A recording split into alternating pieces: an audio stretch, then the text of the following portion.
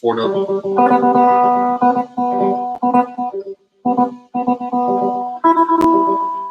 Now you can skip like 2 strings.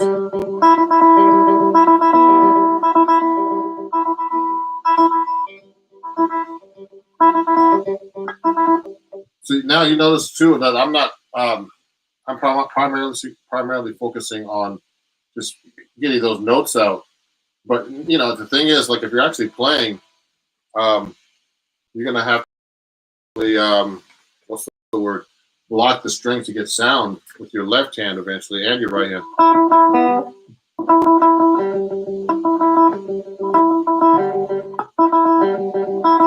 There's a lot of ringing.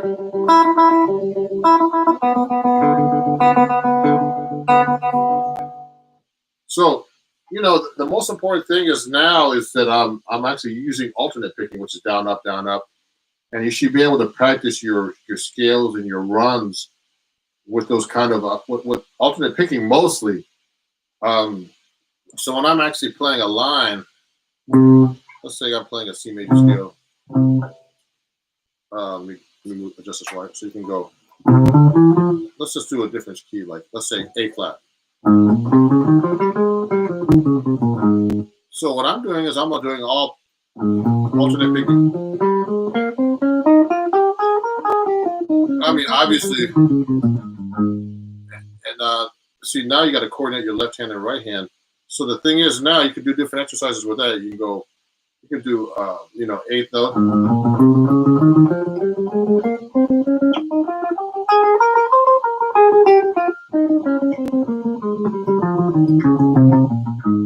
Or you can, now I'm doing, you could make up different kinds of exercises with that. You can go in thirds and go, use alternate picking. Any position.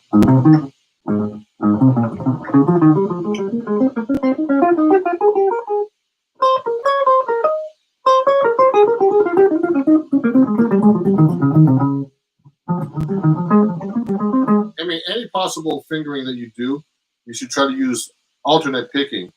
Now, but another rule is, let's say you have an arpeggio. Okay, arpeggios, like let's say like even 2 notes. I can use sweeping now. Sweeping is when you go across 2 strings, 2 or more strings in the same direction. It could be going down this direction, even though the pitch is going up, or going up this way, even though the pitch is going down.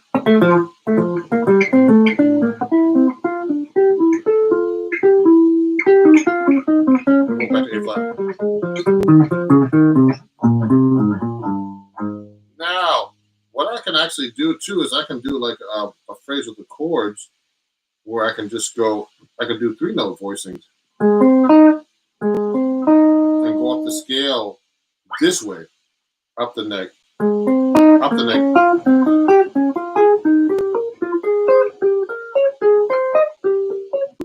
I'm doing diatonic chords in the A flat, just thirds.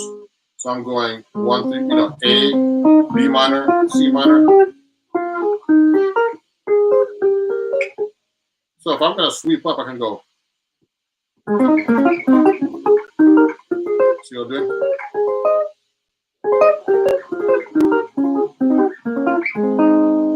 So I can mix them up actually now.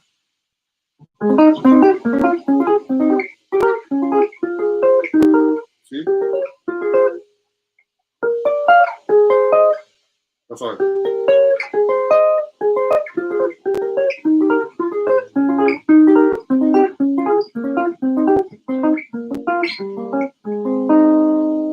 So I'm only going one direction, but you could actually sweep backwards too. You could sweep like this. I'll move the mic a little closer. You can sweep like this.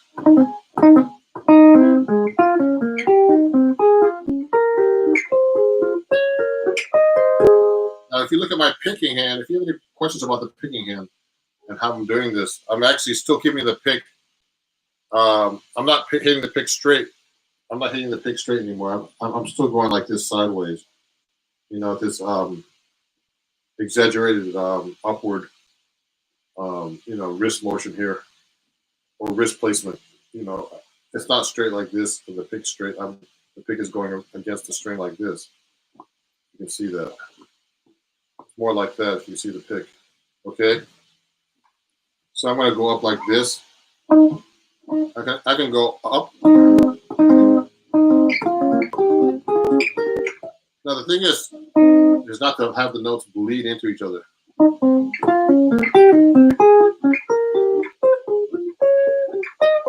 So it doesn't sound like you're actually holding a chord together like this. You want to go. You want to make sure the notes are separated, so you can get cool lines like this. So if you want to mix them up, you can go like this. So I'm going to go down, up, or you can go.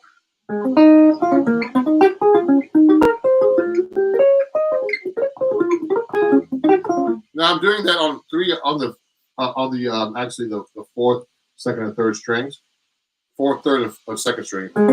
You can do it from any arpeggio. I'm just doing the diatonic chords in the key of A flat. It's a little harder.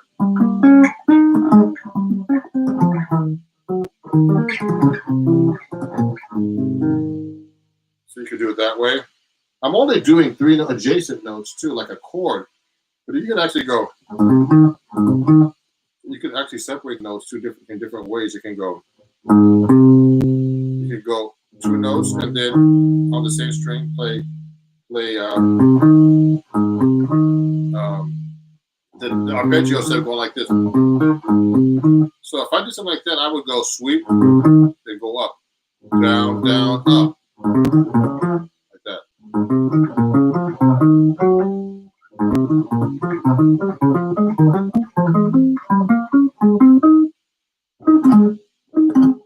Backwards, I would go down, down, up, up, down, up.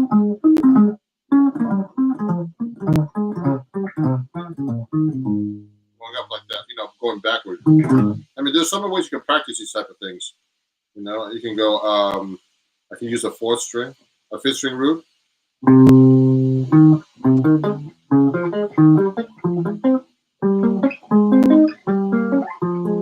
Going down, sweeping. I like that lick here. I'm going. This sweeping lick, I'm actually going sweep, down, sweep, up, like that.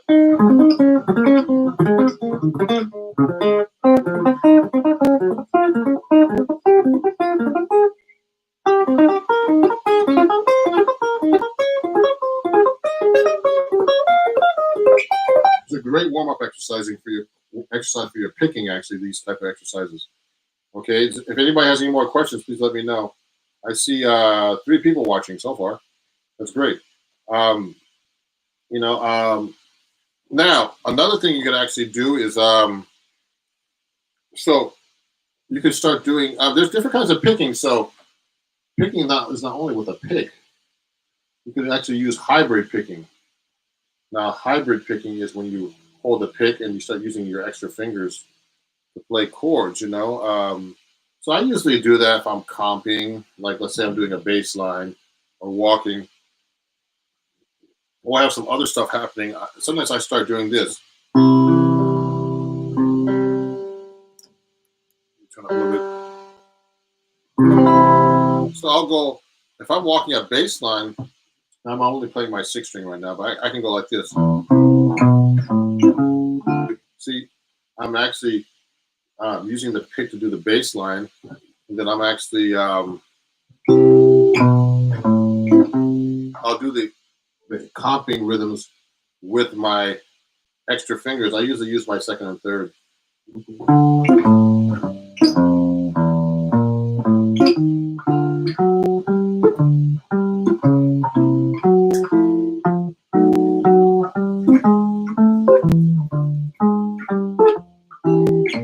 See how I'm using my extra fingers?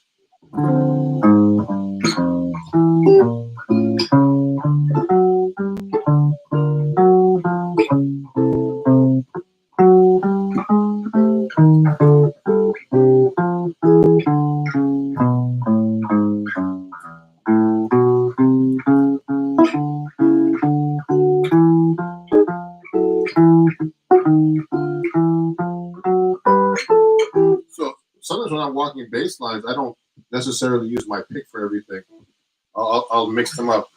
Now you can use your pick for everything, so you have to play right into the melody note.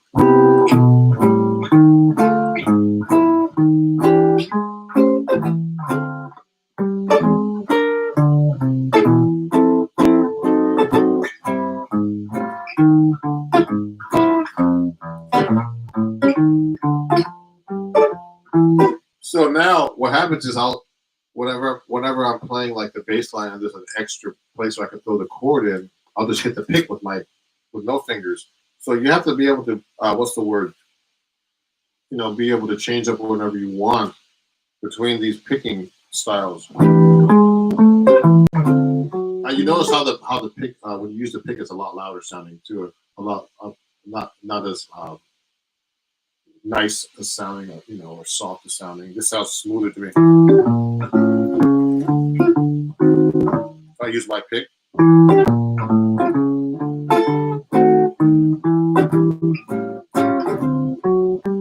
it's more abrasive sounding. So when I'm picking, that's hybrid picking.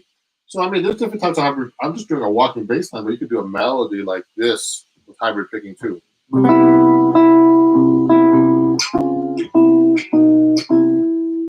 It's coming soon.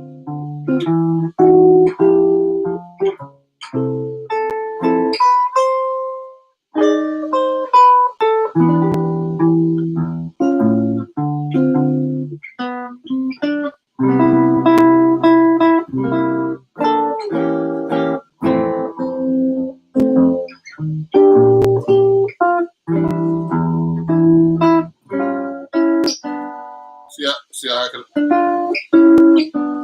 mixing up the fingers now with the picking at the same time. Now, I can still do the same thing with my pick. I have to really play every chord.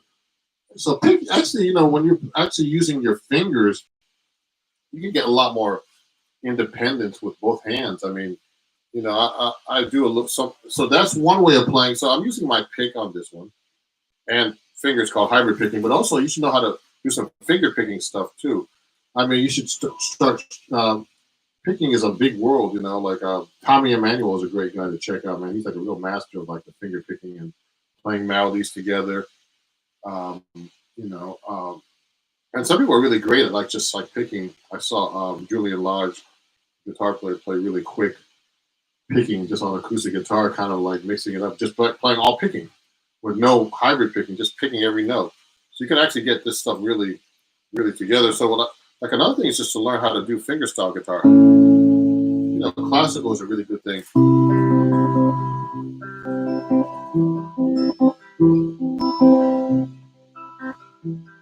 Now that's a whole different world because now you gotta learn how to get every note clean with every finger.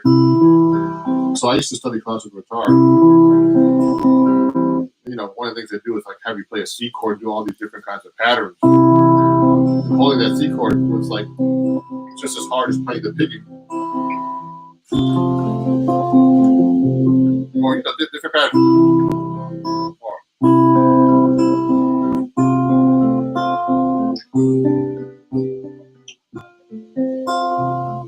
I mean, there's so many things you can do with just finger picking. And another good thing to do is actually like I used to study Chet Atkins, and he was great. You could do ragtime guitar stuff.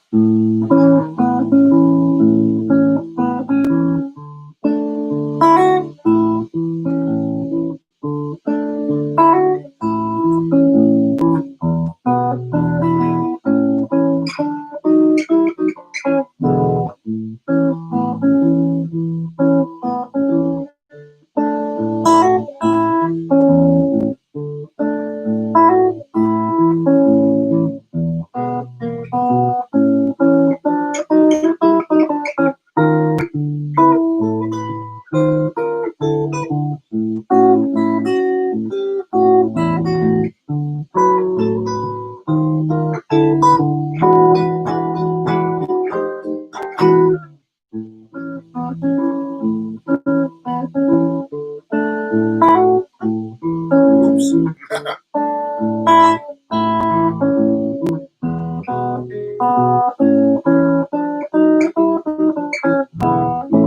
I'm doing like a ragtime figure picking thing. That's one of my old songs called Old Country Road. And I'm into this kind of stuff too. But you got to keep, you have to keep practicing these things to keep up all with all these techniques. Left hand independence. I mean, right hand independence with your picking, left hand at the same time with the bass line going. And sometimes I get like, I have the missing string syndrome, like missing limb. So I play seven string a lot. So as soon as I feel it's a seven string, then I start trying to play it. It's not the right note. So it can get kind of tricky. Does anybody have any questions? Please send me questions. Hold up.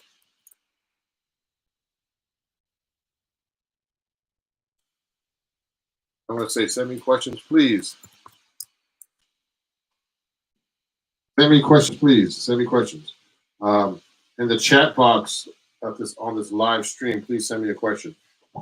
So now, some people ask me, there's some other techniques too to play. Like, picking is really important because sometimes when I'm picking, I don't play every note. I don't pick every note. I also phrase with my left hand when I'm taking a solo.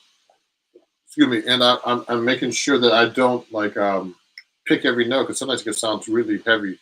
So if I'm playing really fast, I'm not necessarily playing picking every note.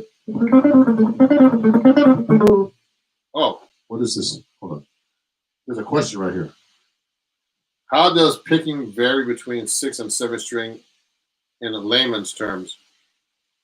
Oh, so when you're picking with a 7-string guitar, I should get the 7-string guitar out. It's a little different. You have a lot more strings to try to block and cover with your right hand too. Now, picking your technique is also learning how to mute strings. Let me get my 7-string out. Real quick. Hold on.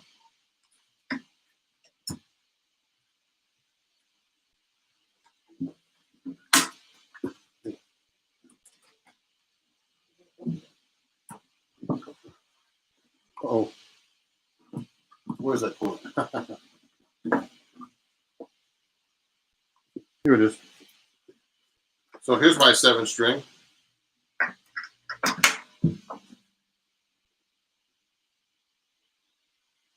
Yeah, that's a good question. So when I'm playing a 7-string, it's a little different because, not technically speaking, but you have to block a lot of strings now. Also, I have flat wound strings on this, so I can play sideways, except for the 7-string, which is, you can hear that scraping sound. On the 7-string is round wound, but the rest, they're all taped. Only thing, the problem is with the 7-string is that there's so many more notes to block. So if I'm playing that ragtime piece with my right hand.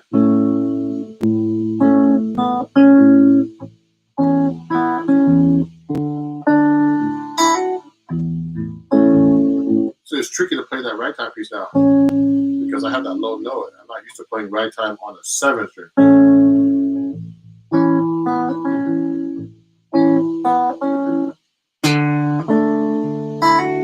So I could actually go up here now.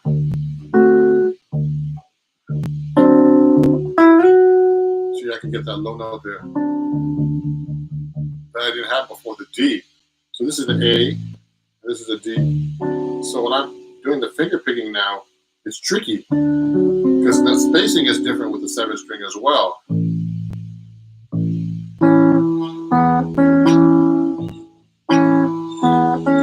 Now,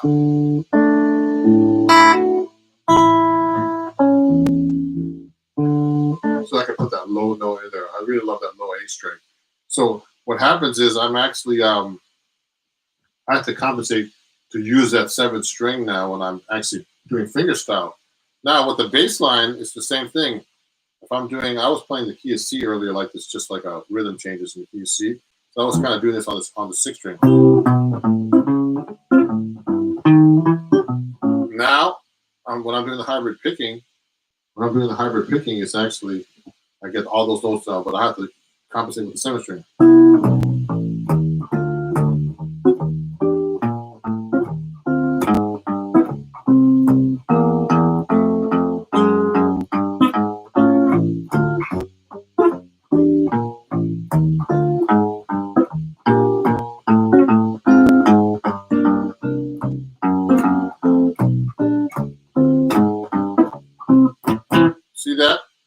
I'm actually have to compensate with the hybrid picking. Now, if I'm going to do the same thing with strumming, I can actually go. I can go.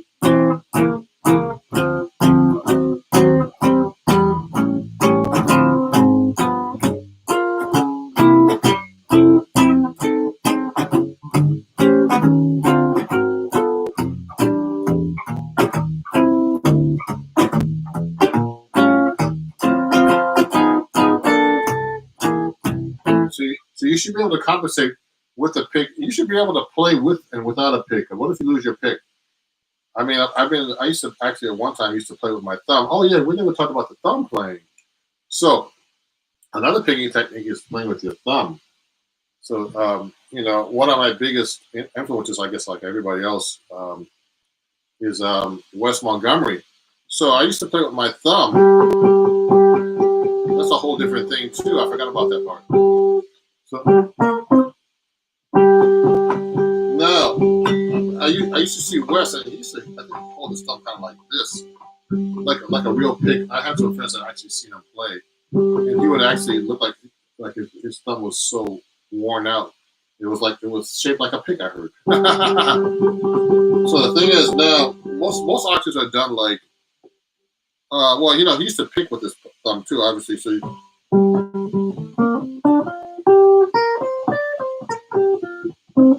So you would actually do the same kind of thing you would do with a pick. You would actually, what's the word? Pick down and up, like alternate picking with your thumb. You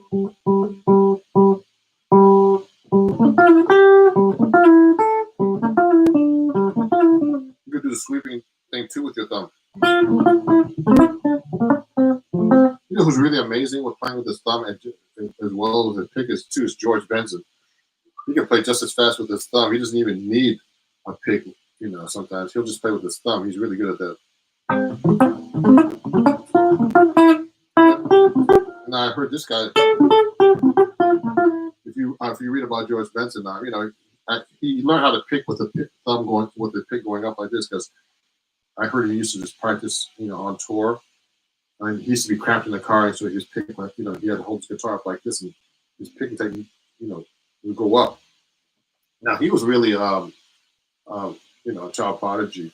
He was playing that good, you know, when he was like, I saw videos of him playing 18 years old with who's that guy? Which organ player? You know, some great organ players back then, you know, and he knew how to pick like that quick. And one thing about George Benson, I was reading an interview with, watching an interview with Marcus Miller. He said that George Benson practices all the time. He has a guitar all over the house and just practices, whatever, all the time. You know, that's why he's so good. And I even had friends who toured with him, and he just practiced all the time. And that's how his picking technique was so good. Because, you know, he's one of those kind of guys, you know, you just keep practicing all the time, and you get so good at it. It just becomes so second nature. He just picks up any guitar, makes it sound good. I've heard him play a Stratocaster, and it sounds good. Or Telecaster, any of those, you know, even a solid body guitar. So, you know, so when you're playing a 7-string, you know, this guitar particularly has these black flat round strings, nylon tape, and they're really good. You know, they don't make any noise when you're playing them. They're just like, you know, they're regular round, flat round string. So there's no, you hear no noise. See that? This string you hear, the 7th string, but the rest are all flat. So there's absolutely no noise. So it's really good for sweeping and stuff, you know, like this.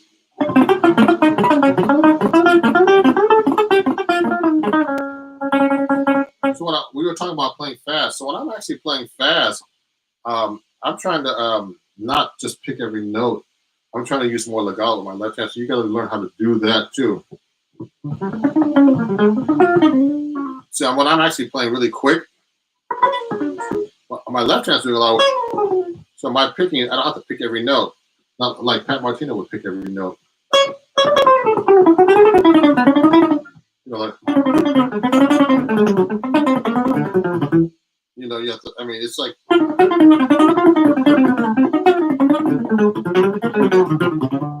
playing that fast, picking every note, sounds too abrasive to me personally. I like to mix it up. I'll go like,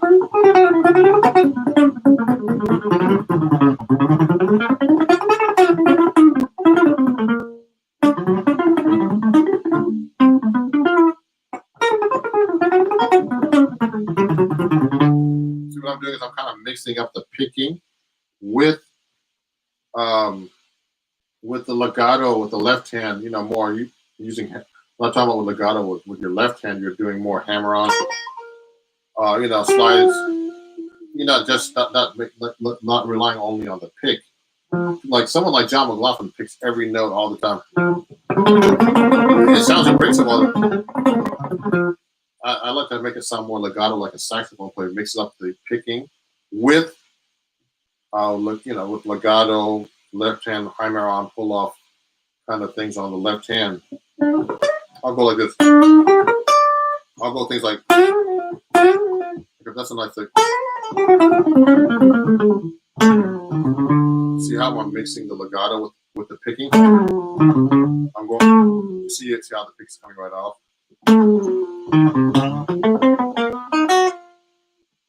I might do a hammer on.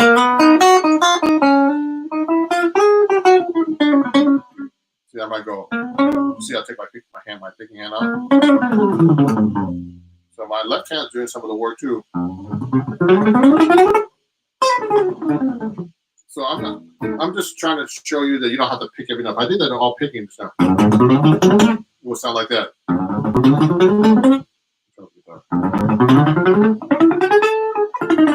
It sounds like when it's picked every note. So you know, you want to get a nice clean sound when you're actually playing. And that's my opinion. Now, some people like the picking sound like that. So I think that's your preference. So let's get back to the thumb a little bit. So when Wes was playing the thumb, so I mean, I was playing with my thumb for a while, maybe 15, 20 years ago, a lot. I was playing with my thumb. So now, I think playing with the thumb has such a warm sound. So I mean, I would just do exercises like.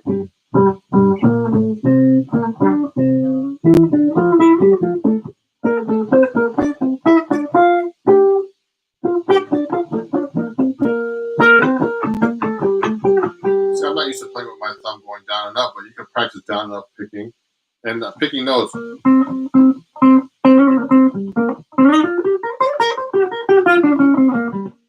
I think a lot when you're playing with your thumb, also you have to rely a lot on your left hand. At least in my case.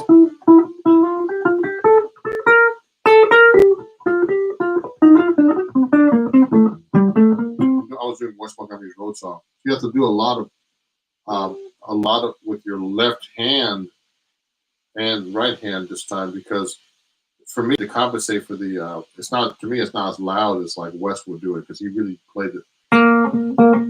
He used to probably flick the. If you hit your thumb like this, you can kind of flick the string and get a more sound, almost like what we call rest stroke in classical. A rest stroke is when you hit a string and you rest on the next string, and you get more of the sound of it. You get the bouncing of the string like elastic. Actually, we never talked about that with the pick, so you can do the same thing with the pick. Sometimes when I pick a note, I'll rest on the next string to get more response from the string.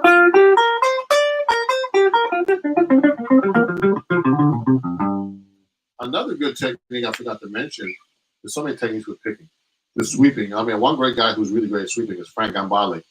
He had this like video years ago that was all sweep picking that I actually have somewhere on a video that can't work anymore. And basically those videos were like, what's the word? You know, eventually get stuck in your video machine. So you can actually order the DVDs now for this stuff, so they're so much more reliable. But he had a great video about sweeping. He did all kinds of weird stuff with sweeping, really advanced stuff, you know. And another good technique is learn how to mute the strings when you're picking, because when you start recording of stuff, you can hear the string. There's a lot of string noise that strings ringing. So one good technique is actually playing like a scale. Like a good exercise I like to do is like to learn how to pick and mute with your left hand, so you don't. But to also play one note at a time. This one good technique is playing the A minor pentatonic. Let's say the fifth position like this. Okay, and I I can just hit every note and every string like this, and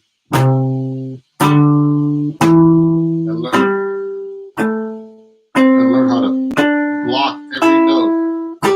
I'm hitting all 7 strings. Oh, this is the hard part. This is the first string. I have a lot more strings to cover here.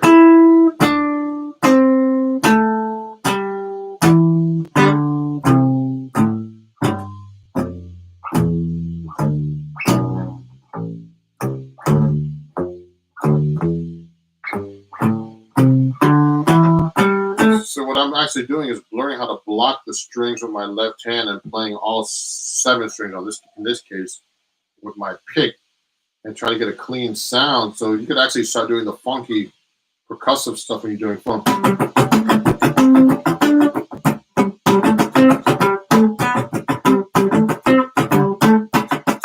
you can actually get that muted sound in between strings. Another good technique for picking is learn how to mute with your left hand when you're picking, like I was just doing.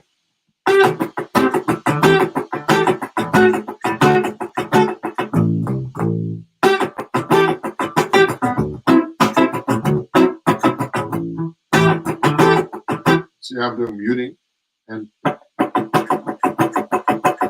kind of stuff. There's so many picking techniques. So let's do a little review. So so you remember the most important thing, Reggie. Oh, Reggie, thanks for the question. Reggie's asking, do you keep your nails in any condition for finger style? You know what?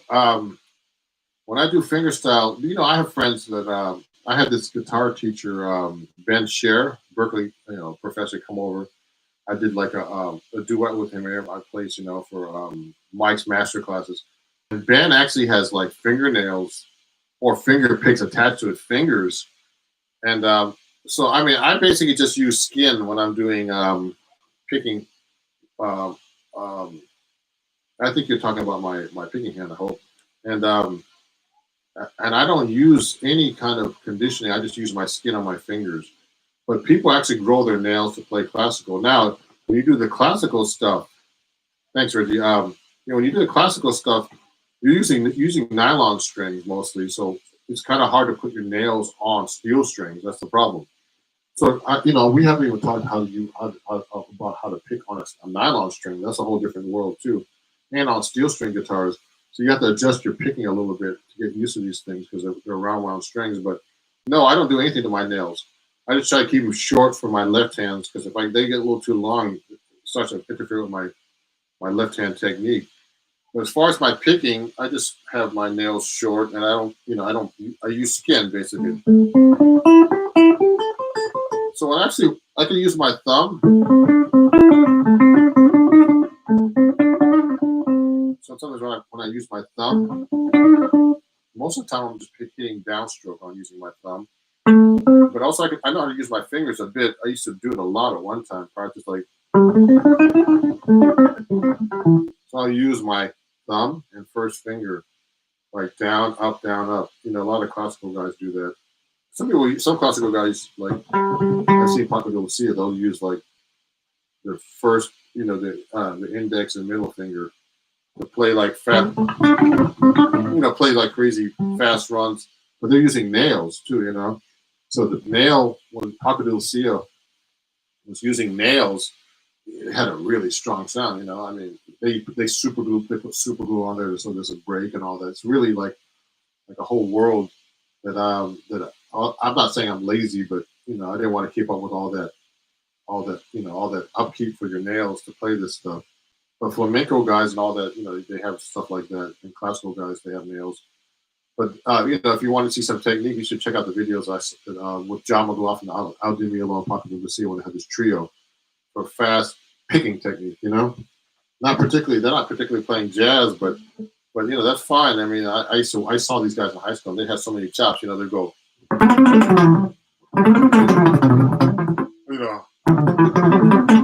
They're doing really fast scales. Stuff like that. Crazy runs. I mean, they're just like scale runs. really played fast, and I really like this.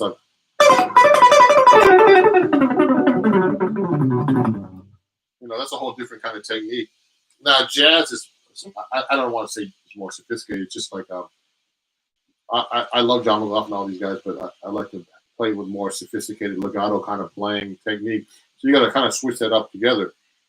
So, I mean, I'm going to be putting some picking exercises on Patreon soon, that I use for warm-ups.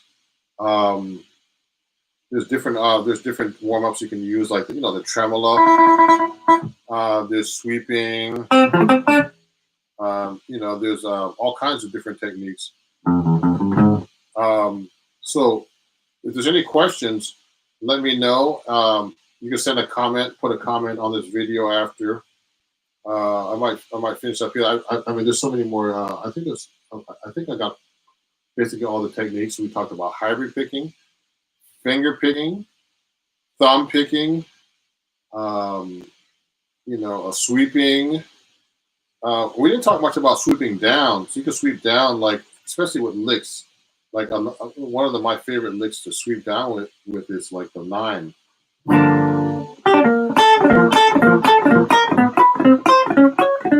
Picking a minor 9, like a G minor 9. It's a great. I like to use that sweeping lick. I like to use it also on the. That's on the first string. I could use it. When I do it on the second string, a lot of the guitar players put that. So you hit that major 7 there, which is this.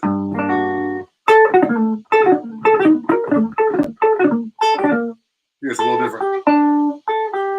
You're hitting the root there. On the second string, you're going. See that? I can do it that way too. So sweeping down is a really cool thing to do too. All sweeping down. Also, one rule that I forgot to mention was that when you're doing alternate picking, you alternate going.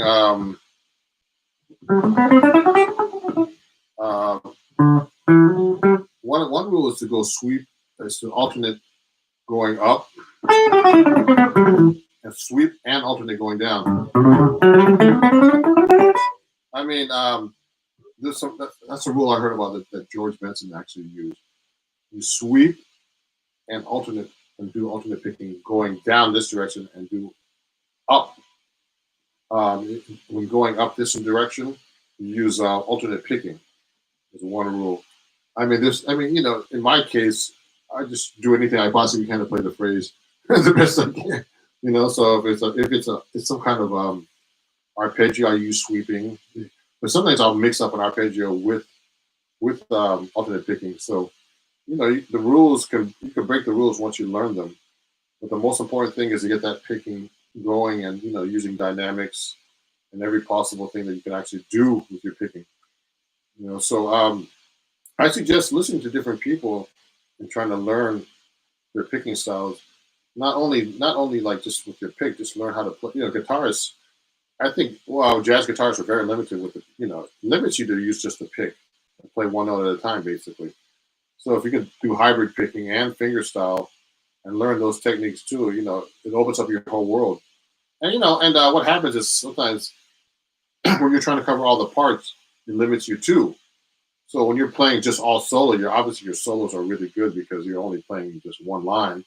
And when you start trying to do a solo when you're playing chords, that's a whole, when I had my guest, Sean McGowan on acoustic guitars, on an acoustic guitar takeover I had about a month ago, Sean's great, man. He does the walking bass lines, the chords, and solos at the same time. Now I can kind of do that, but he has it really worked out. And you can hear it's really worked out too, So, and it's really a skill to do that. But sometimes when you're doing it that way, it limits your soloing because, obviously when you're trying to do everything, your solos can't be as strong, I think. I'm not saying his are in general, but I'm just saying, at least in my case, I can't solo as strong because I'm doing all this other stuff, and I'm trying to worry about playing the bass line, the chord over the, whatever, I'll be going.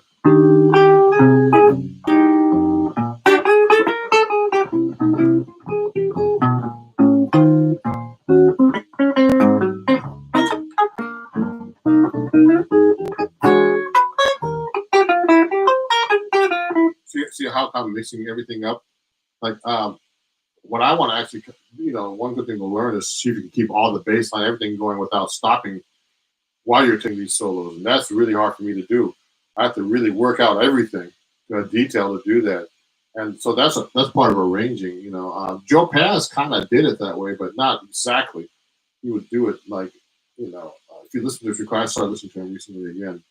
And he was a master of like playing solo stuff, but he's not exactly playing like all the time, like a solo and with the chords and bass line going at the same time, You have to have that really worked out. He had a lot of stuff worked out. Sometimes he would do that, but not all the time. He'd start filling in and just play lines and mix them all up. So, I think I covered a lot of stuff today on picking. And if there's any questions, or after this live stream, please send a comment on the live stream, and let me know if there's any questions there, and I'll respond on the live stream. Who is your favorite fingerstyle picking song? Can you play it? Fingerstyle picking song. What do you think? Oh, I gotta think about it. What is your favorite fingerstyle picking song? Oh, I don't even know. Oh, one of them is I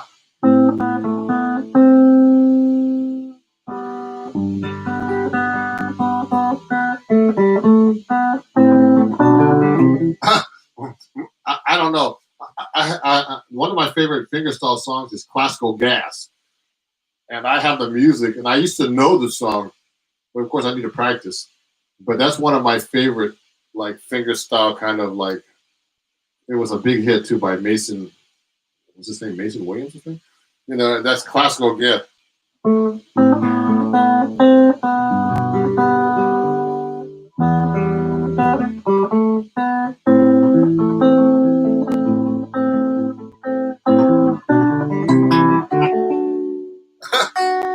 I like this song. I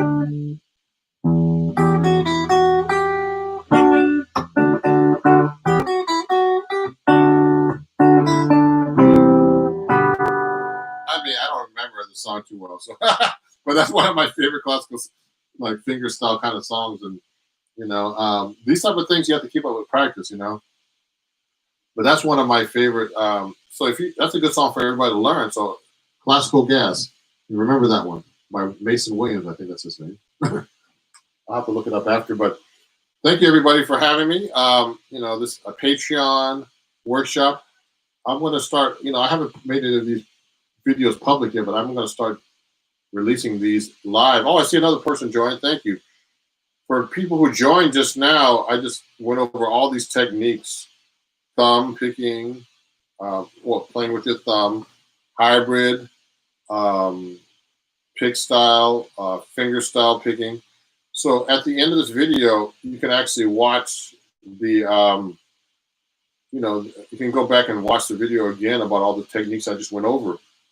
And if you have any questions, please post a comment to the video. Hold on. At the end, hold on. Let's see. Comment on playback.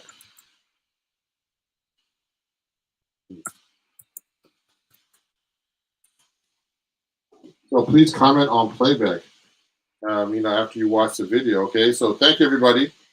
And we'll talk to you soon. Please send me questions on Patreon, and that's www.patreon.com/RonJacksonMusic, and I'll see you guys soon. Bye-bye.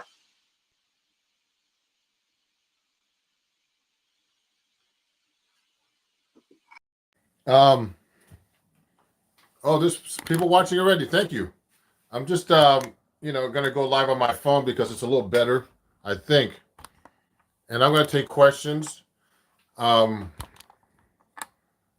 me see. Oh, yeah, I don't want to cut my guitar off, so I'm just setting up real quick. Impromptu live. if you have any questions, please ask them. I'll try to answer them. Let me see if I can see the guitar back here. I might have to lower the stand a little bit here so you can see my guitar. Let me try it right now. Oh, a little low. So how's everybody doing today? I'm going to be trying to do these sessions more often where you can answer questions. So, hey, how's it going over there? Jeremy, I might have to raise my seat up a little bit just so you can see me a little better. Let me do that right now. I'm going to use my stool instead of my chair like this. Let me get that. So, send me some questions right now, everybody. I'm going to be talking about this book that I have out now, Chords at Your Fingertips. A bunch of different things.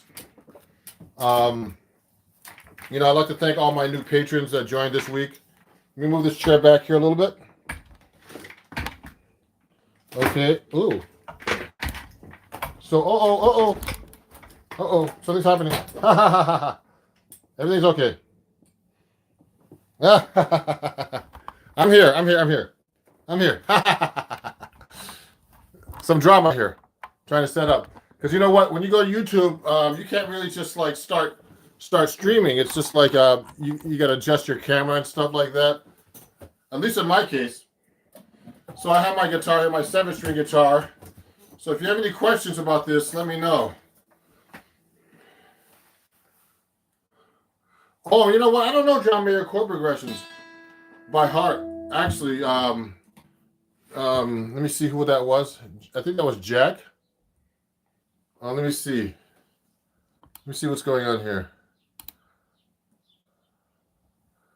I'm going to try to see who's chatting with me. I can't see them all at the same time. Maybe I can go on my other computer. Let me ask my my associate. Can you pass me my computer?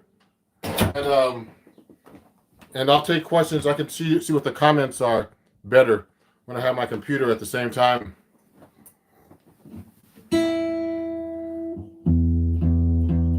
So I'm trying to see the live chat and see who's talking right now. Oh, here you guys go. Hold on, let me see. I got my computer so I can see the live chat. Okay, a good place to start learning jazz guitar is actually, and I'm going to fix my head here. A good place to start playing jazz guitar is with a teacher, actually. So let me go to my live chat here and just look at my channel and look at my live chat so I can see you guys better, your comments better. The phone transmits a lot better, so you guys know. So let me go here real quick and get a stand to put this on. Here you go. So let me see. I'm going to try to take your questions as best I can.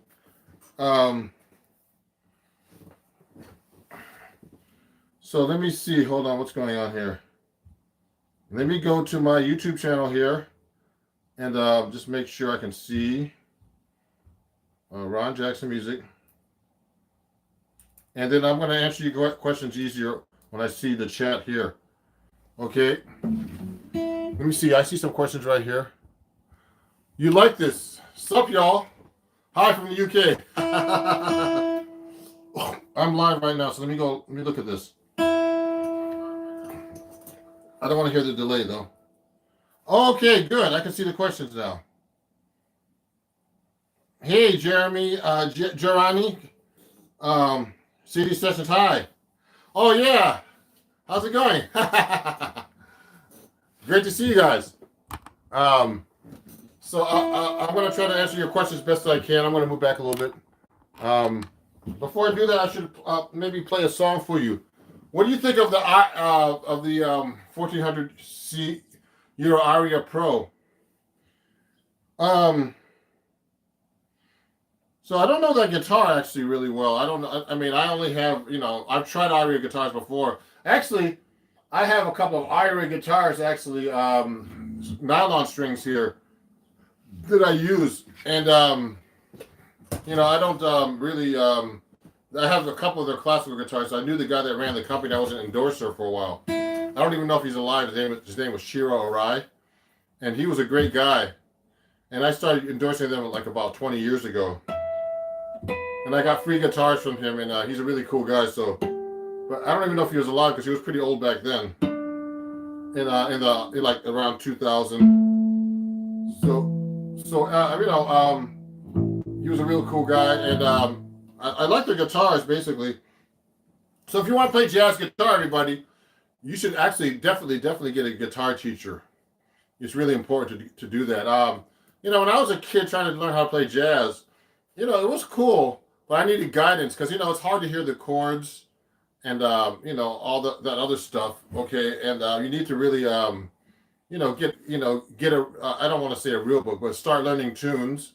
Because a real book is kind of a crutch actually, because what happens is you start looking at all these books, and then you have to remember the tunes. You have to remember what they sound like.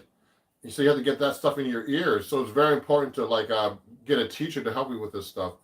So I didn't really have a teacher until I went to Berklee College of Music and got my butt kicked, by all these great guitarists. So I went to see a Joe Pass workshop. He was a monster, that guy. He had a lot of interesting things to say. But the most important thing is to learn tunes, get a teacher,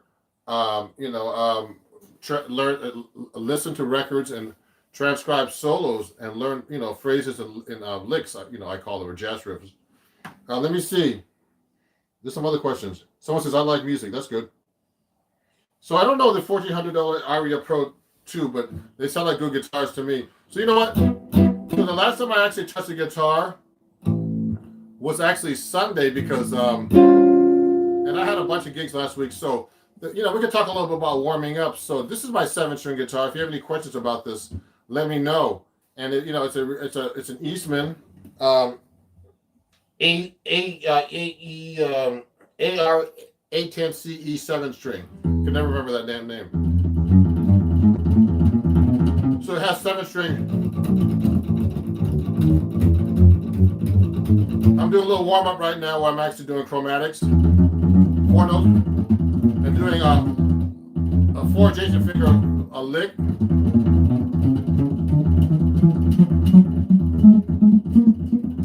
So what I'm doing, and I'm doing a tremolo at the same time.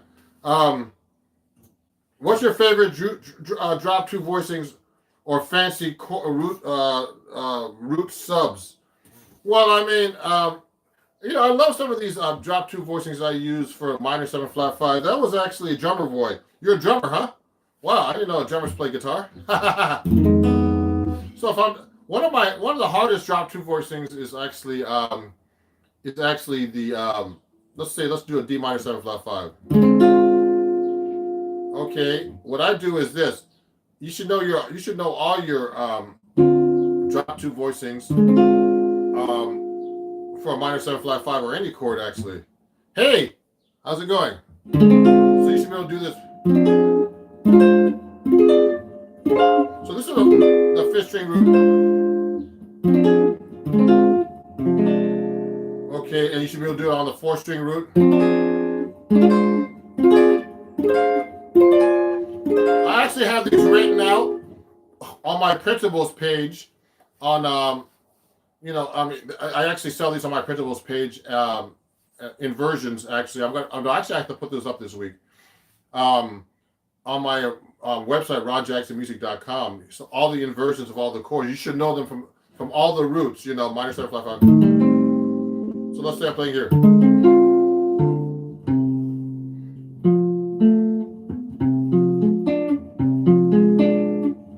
They're hard here. Okay.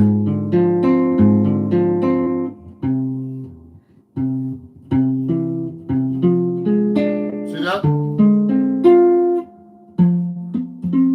They get the weird fingers on the 6th string. Oh yeah, looking great. Sound great. Thank you. So you can use that over that minor 7 flat 5 over a minor 6 or dominant 7th. Yeah, actually, just so you guys know, okay, the minor 6 chord is actually is the same thing as a minor 7 flat 5. Okay, it has the same exact notes. They're the same inversions. 2 names for the same chord.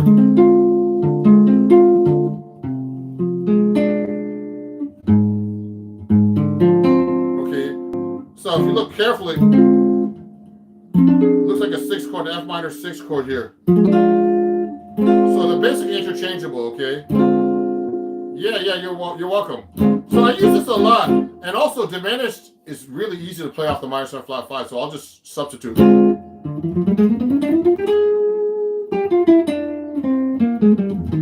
Okay, I like to do that a lot. Or diminished from the roots.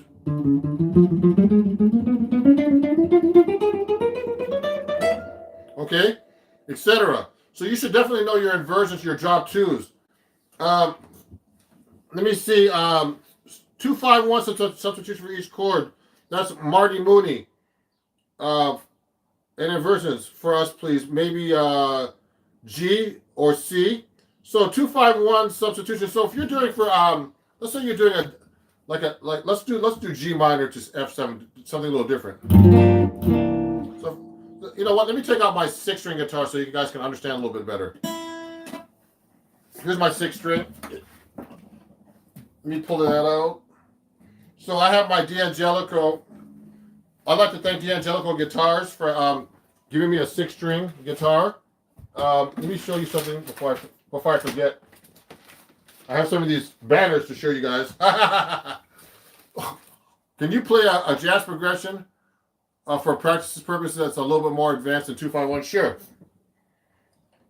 So let me see something here. Let me pull out my guitar first.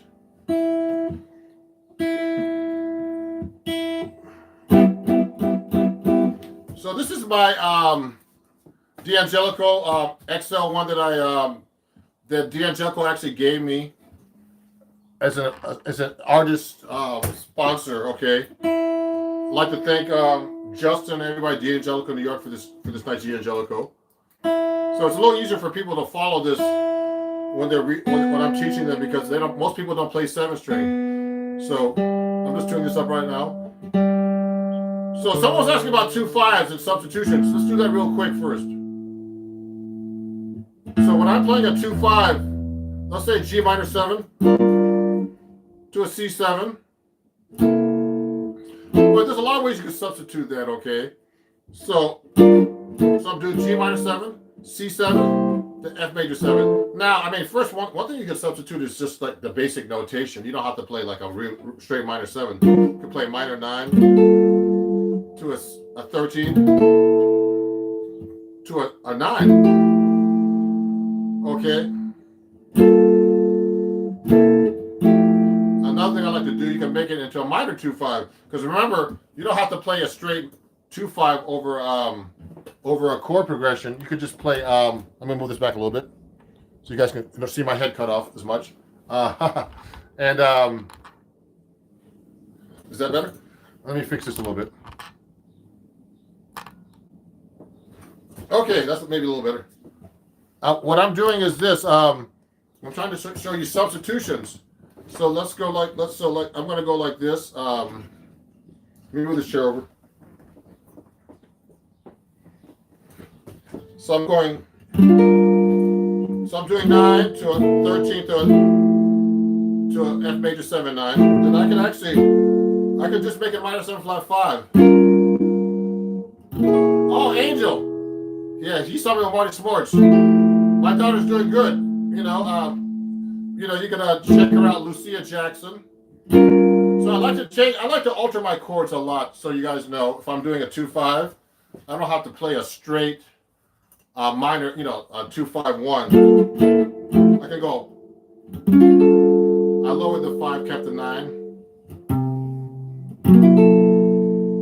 Sharp 5 here. Change that to like a Lydian chord or something, So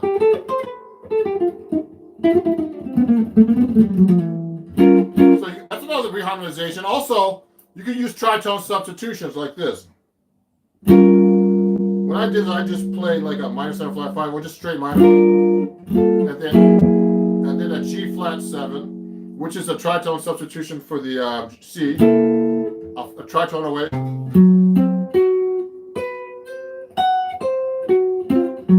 Okay, like that. Okay, you can do that.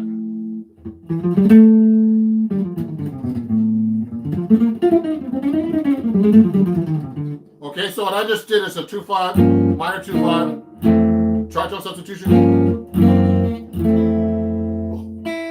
Yeah, yeah, I played fusion before. So let me look at some of these questions. So I'm going to try to do some more complicated progressions in a minute. So some good complicated progressions are like Wayne Shorter tunes, things like that. I'm going to have to pull my real book out to look at a couple in a second. Let me look at these questions first. Oh yeah, what's the uses of classical melodic minor in jazz? So that's a great question, guys. So someone's asking about the melodic minor. Oh yeah, Angel, just so you know, if you want to take lessons with me, go to my website. Angel's asking about that. It's ronjacksonmusic.com. It's actually already on my page here if you want to take lessons, okay? Let me see if I can find those banners. Might have to have my assistant help me here. Oh yeah, here it is. So if you want to take lessons with me, you can take lessons with me actually on Patreon. Okay. I'd like to thank all the new patrons that joined this week. Actually, oh, new patron alert! Oh, thank you for Christopher P. Oh, great, Christopher just joined. Thank you. So yeah, Christopher just joined my Patreon. So it's www.patreon.com/ronjacksonmusic. You can get lessons actually for $3. You get one lesson a month for $3 for free, and then if you get $9 a month, you get like 3 lessons and more. I usually get more. 25, you get unlimited. And I also do workshops because when I do this kind of workshop right now, it's like it's kind of limited. And also, I'm going to be doing a special event this weekend featuring my book, Chords at Your Fingertips, from Acoustic Guitar.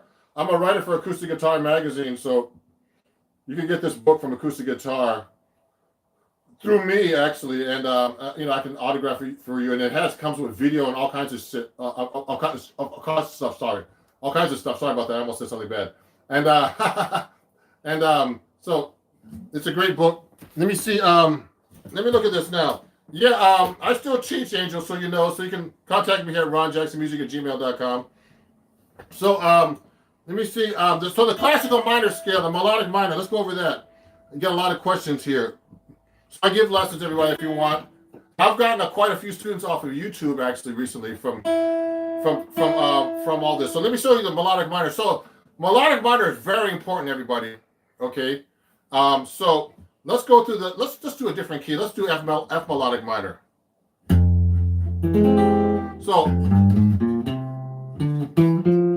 now in jazz, so I'm playing F melodic minor all over the neck, okay?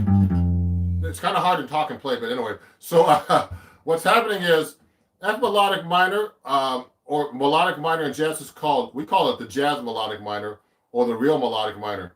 Okay, I had a video that came out a few days ago about this, actually. It goes through all the melodic minor modes.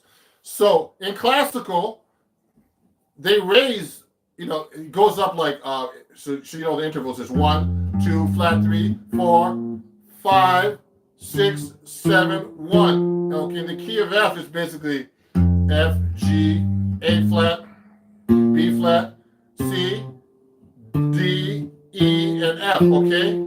And now in classical, when they go back down, they lower it, which I think is kind of strange.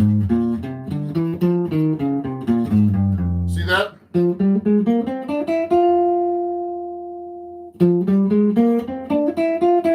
Now backwards they go. Now, but in jazz, we keep it all the same.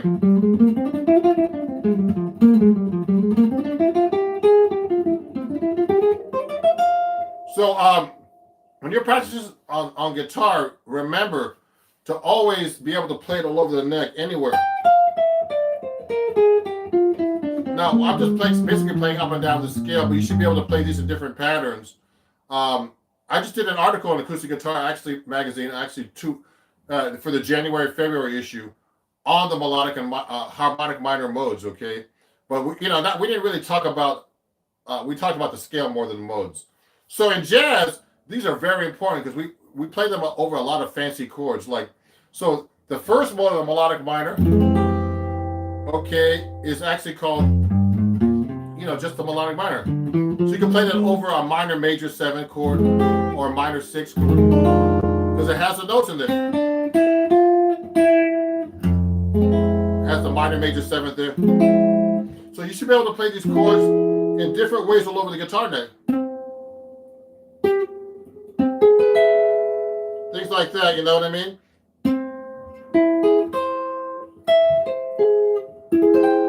Every kind of voicing you possibly can. Not only from the root, but from from any kind of interval or anything like that. Okay. So a classic major scale. Oh, that's a good question. This comment, here's the thing, everybody. In classical, you're limited to the way your scales are played. So here's a typical C major classical. I have to think about this. I haven't played the guitar in a couple days, just so you know. Doesn't really matter. I just need to get warmed up a little bit. So the classical C major is like this. I should do a video about this too, man. It's like this.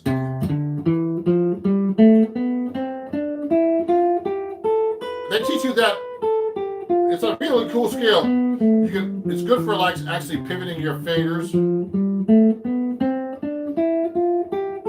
I used to practice this just for technique, for pivoting my fingers. Okay, but what happens is when you want to play, really learn how to play the C major scale, you gotta be able to play this all over the neck like this.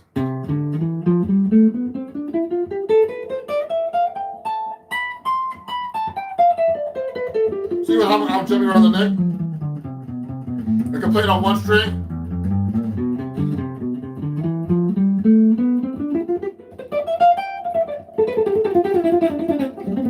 I'm just basically messing around. So I'm just basically playing up and down the neck. They don't teach you how to play the C major scale in classical like that. So I have this system that I learned from Berkeley where you play all 8 fingerings. There's 8 fingerings that connect up the neck like this. Let me show you real quick. I'll do it really quick. But so here's 1.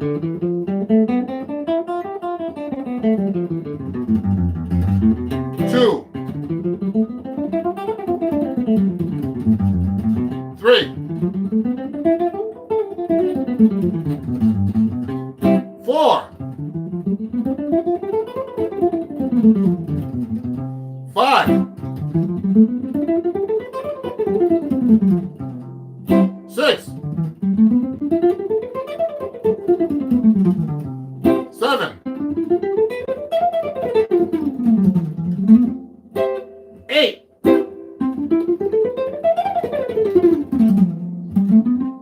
And they double, okay? So that covers the whole neck. And I actually have that written out. If you go to my website at www.ronjacksonmusic.com, those are all the 8 fingerings. It's a lesson that I teach. It has the tabs and everything. You can learn all 8 fingerings. And if you go this week, you get 20% off my website until the end of the week on everything, including my books and everything. And it's use code Sunday, okay? Use code Sunday, and you get 20% off everything on my website, including this book, Chords at Your Fingertips, okay? That's very important. You have to be able to play your scales up and down the neck without getting lost, okay? So let me look at some more questions here. And that's only the key of C, just so you know. So you're going to be able to play this in any key. So in the key of F. Sorry, I'm talking too much. Key of F, key of, any key. I mean, in jazz, you play a little in different keys. So let's get back to the melodic minor. There's a bunch of questions here. Let me see what's going on here. So the melodic minor, we're going to get into that some more a little bit. I'm 50. I really want to learn jazz. Where do I start? So that's a great question. I'm going to answer all your questions a little bit in a second. So one at a time. So if you're 15, get a teacher and start listening to records. Like I always tell people, when I went to Berkeley, the first thing that taught me is the real book. So I have the real book right here. Let me show you the real book. So the real book is really cool. It's a cool book, but that doesn't teach you how to play jazz. You're just looking at tunes. And most guitar players these days don't even know how to read, unfortunately. I know how to read notation, And the reason why I use tabs is because I need most of my guitar students don't know how to read, so it's important to learn how to read. So I have the William Levin book. I don't have it handy right now, but it's a great book. That's how I learned all my reading skills and chords and everything. And it's a great book. It's important to know tabs just to show you somebody how to play something, put the finger on the right string. But the most important is to get a teacher, because when I was a kid, I was self-taught. So I thought I knew how to read. I knew all these chords, but I really didn't. When I went to Berkeley, I got my butt kicked. These guys from Japan going in there, going crazy. I was like, oh my God, these guys are playing giant stuff. And I was like, oh my God, I gotta practice. So I would practice for hours and hours and hours and hours, and I used to practice about 5 to 8 hours a day, and I had good teachers, and I still study actually. I study with a drummer right now, and I studied over the years with. I took a workshop with Joe Paz. I had some great teachers at Berkeley. I studied with Rodney Jones. I've hung out with George Benson. Studied with Melvin Sparks, Bucky Pizzarelli, Pat Martino. Man, who else? There's some people I could have studied with, and I didn't. I should have taken that up, like Jim Hall. There's a bunch of people I could have studied with that I should have studied with too. That I regret not studying with. They passed away. So it's good to learn from teachers. That's the best thing to do, actually. So if you're 15, start like that. Now let me see. Do I ever play jazz fusion? Sure. You're getting your first bass. Okay, let me answer the next question. Then I'm going to get to your question too. So, I love BB King, so you know. And so someone, Greg Hollins was asking about that. Masha, how many hours a week do you recommend practicing? I recommend practicing as many hours as possible.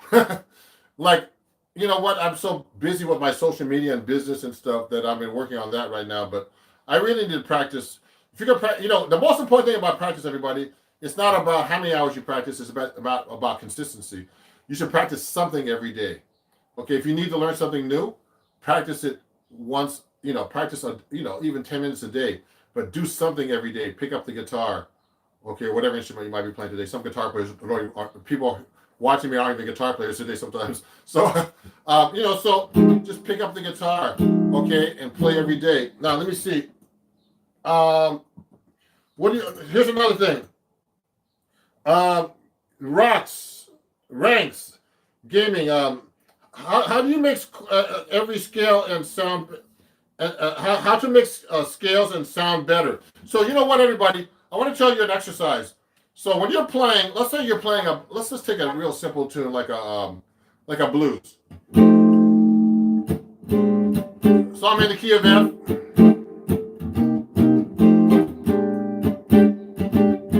So when I'm playing through a song like that, now I have a lot of options, but what I like to do is I like to do this thing called the continuous scale exercise.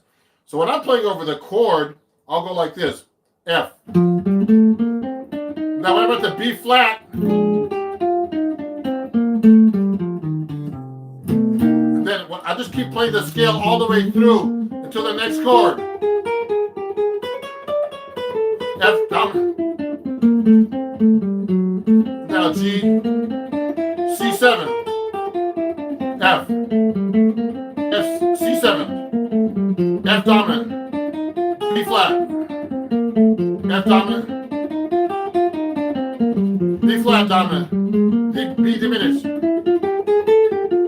D7, C7. What I'm doing is I'm doing a continuous scale that goes to the chords. I need to get my assistant to help me set up the sound system here. Hold on one second.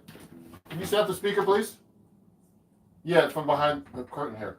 So, everybody, what's going to happen is I'm going to try to show you how this is actually done with the play along to my computer. So, basically, if you want to mix your scales up, you got to be able to go, through the chords and just change them. Change the chord scale during the song without getting lost, okay? So, so someone's asking, this is a good question. I'm going to get the other questions too. So when I'm actually going to the next chord, I'm not. It doesn't matter which note I'm on. I just want to make sure I get to the right scale. I'm not really targeting any kind of other notes. You know what I mean? I'm just actually going. When I get to the B flat, same on F7. Now when I get to the B flat, I'll be on the 13.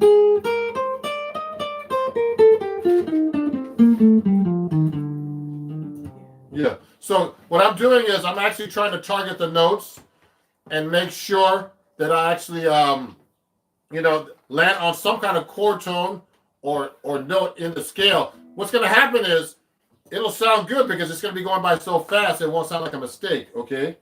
So give me that. So we're setting up my speaker so you can actually hear how this is actually done. So that's a great question. So that's how you play through scales. Let me see some of these other questions. There's a lot of people watching. Thank you for watching, everybody. And do me a favor. Please follow me and share this stream with your friends and fans. Remember, I'm giving you information, and it's a live stream. But the most important thing is that you practice and you get a live teacher, okay, a real teacher to help you. And I teach as well, and I have students from all over the world, all over the country now. So I appreciate you guys. You guys are great. I'm trying to give you the best information and to help you play as best you can. Okay, so cool. Yeah, that's great. Yeah, so I'm going to show you how this is done. Let me answer a few more questions while I set up the sound system here. So, let me see. What do you think? Do you think it matters to use the cage system or 3 notes per chord or any other position system? So that's a great question. Kyan Hallows, thank you for answering that question. It's very important to know the cage system, everybody. Just so you know. You should know all your open string chords. I've had students that study with me, even recent students actually. They're like, they don't know their open string chords. I'm like, you don't know open string chords? Like, you don't know 1-800 for kids. No, I'm just joking. I'm just kidding. So anyway, you don't know the open string chords. So what I'm doing is all your bar chords come from open string chords, and they call that the cage system. So if I'm playing a C chord, you should be able to play that as a bar chord. What do? Take your 3 fingers that you play the C chord, switch them around, okay, to the 2nd, 3rd, or 4th finger, and then move up 1 fret at a time. Okay, so that's the cage system they call it. I don't know. So there's different names for this. Okay, so your bar chords are very important, and your open string chords are very important. And you should know all your open string chords. D chord, make it a bar chord. Make it a bar chord. E minor, etc., etc., etc., etc. So, thank you. Someone's laughing about 1-800 College for Kids. Thank you. That's a hit song. So, thank you all the 35 people watching. So, you have to know how that works. So let me test out my sound system real quick. I might need my charger too, so it's in there somewhere, but we'll get that in a minute. So let me charge this, guys. I'm gonna go watch this. Computer charger. So let me see if this works. It's not on. Yeah, so we're trying the sound system to make sure it's working. Yeah, so we're trying the sound system to make sure it's working. Okay, you have to mute your computer. Oh, I see. That's the problem. No, you have YouTube in there. Yeah. So mute it on. Oh yeah, let me mute YouTube right now, everybody. So we don't hear me.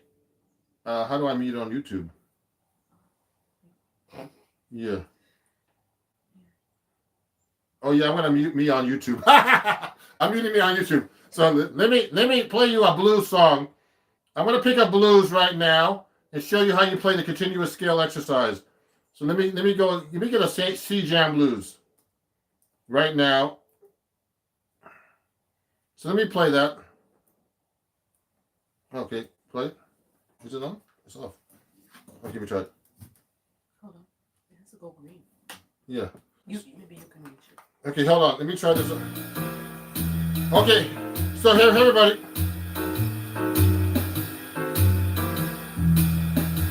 So here's a C blues. Here's a continuous scale.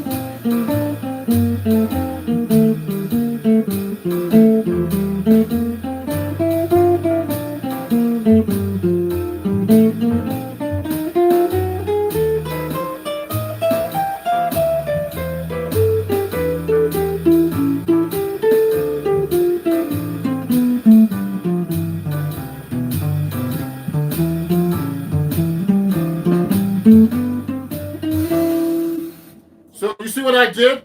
I actually just played through the scale, through the changes, just like that. Okay. So that's an exercise I actually teach my students. It's called a continuous scale exercise. So you're actually playing through the chords. Now it's just an exercise. It teaches you how to play the changes and hear the changes, and also change your scale when you get to go through the changes. Okay. Let me adjust this phone a little bit. So it's a really cool exercise. I mean, I learned that. I don't know who I learned that from, but it's a really great exercise if you really want to get your scale playing together and your chord scales and all that stuff. So let me look at some more questions here. Thank you everybody for attending my impromptu workshop here. Let me see some more questions here. First starting base, you got your first base. John Prescott says he got his first base a few days ago. To start, he's excited to get practicing. So what routine would you first do for a first month practicing 1.5 to 2 hours a day? John, work on your scales, okay, and start learning tunes. And also work on technique. I actually play bass also. Work on alternate, strumming with your fingers. These are your two main fingers when you use bass, okay? Play banjo. Yeah, I play banjo too, but not really. So yeah. And also work on your scales on the bass. I have a bass over here, but it's kind of hard to take out with all this going live right now. So that's a great question, John. Paul Smith. Well, this is a surprise treat. Thank you, Paul. Now let me see. That was John Prescott. What scales? Okay, hold on 1 second. Let me see if this is a question. What scales work for every chord? Is there a go-to scale for every chord? Okay. Now let me pick a more complicated song. Okay. Someone's asking me about more complicated progressions. So let's pick a song like a Wayne Shorter song. Okay. Let's pick Fee Fi Fo Fum. If you have your real book out, go get it out. That's like a kind of a complicated jazz song that a lot of New Yorkers play. Fee, Fi. Here it is. So Fee Fi Fo Fum is has a lot of chords in it. So if I'm playing first, depending how fast the chord is going by, this is very important, everybody. A chord that goes every 2 beats is really hard to play over because it's going by so fast. So when I usually play a chord that goes by 2 beats, I have to usually arpeggiate or something over the chord. Or just keep a note there because there's not much time to do anything unless you play double time, okay? And then so I like to do double time because I hear noise. So so what I'm gonna do is I'm gonna play Fee Fi Fo Fum. It's a really cool song. I'm gonna get the real book out. Let me show you what it looks like. There's a lot of chords here, and it should be in the real book here. So look at this song. It has a lot of chords in it. I'm going to play for you. And what happens when I improvise over a chord progression that's this complicated, what I actually do is I actually do a lot of arpeggios and stuff. So I'm not going to do any exercises right now. I'm going to play over this. But what happens is I'm going to play the melody first. Then I'm going to actually improvise over this to let you know how I approach this. I might just break it down to make it simple. I might do arpeggios. I'll do different kinds of phrasing so you get an idea how to do this. So let me start out Fee Fi Fo Fum. Here we go.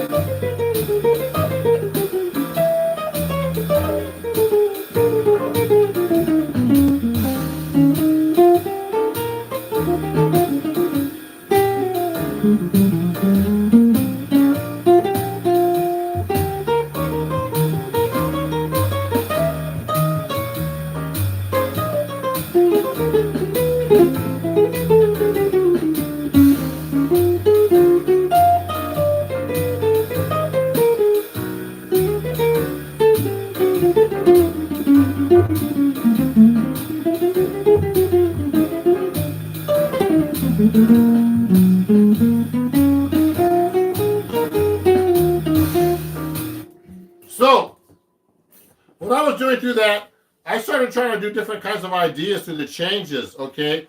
First, I started doing arpeggios, because there's a lot of chord changes and they don't make sense actually sometimes. It's kind of like a giant steps kind of song. So the song I'm going over right now is Fee Fi Fo Fum, okay? And there's a lot of chord changes there. And some of it's kind of like a giant steps progression like this. Yeah, so it's a kind of a really cool song. Let me look at some of the questions. And what I'm doing is I'm using different techniques. Since there was so many chords, I started using double time phrases instead. So you can use like eighth notes, quarter notes, half notes. Hey. And what's happening is what I do is I start actually doing double time phrases through that to make it more interesting. But if you listen to Wayne Shorter, when this song came out, it wasn't an easy song to play back then in this, in the 60s, I think this came out. And so you have to kind of play more melodic through these kind of changes. But if you want, a lot of guys now just burn through the changes like this. Let me see something here. Let me see some of the questions that are coming up here. So everybody, just to remember, if you're enjoying the session, I'd like to thank my new Patreon today, Mr. Chris P. He just joined my Patreon. So, you can learn all these cool techniques, on my patreon.com, which is www.patreon.com/RonJacksonMusic. And, please join my Patreon. I'm starting to get a lot of fans and followers on there. And if you want to learn guitar and jazz guitar and help with everything like that, let me know. I teach as well. Also, if you like this guitar, this D'Angelico, so I have this on my Amazon store. I sell D'Angelico guitars on my Amazon store. Go to my Amazon store at www.amazon.com/shop/RonJacksonMusic, and you can pick up my guitar there. Thank you. Someone's saying I have really good. My shorts are really good. I want to answer all your questions right now, everybody. So this is like an impromptu day. So let me do before we keep going. Let me do Fee Fi Fo one more time. Fee Fi Fo Fum. And, that's based on the Pinocchio series. So I'm going to show you how to do some techniques through those chord changes. So let me turn that back on for a second. There's a lot of chord changes there. So what you do to play over difficult changes, you have to be able to make sure you change your scale. So how long have I been playing guitar? I've been playing guitar since I was 11, a long time. Look me up on Wikipedia.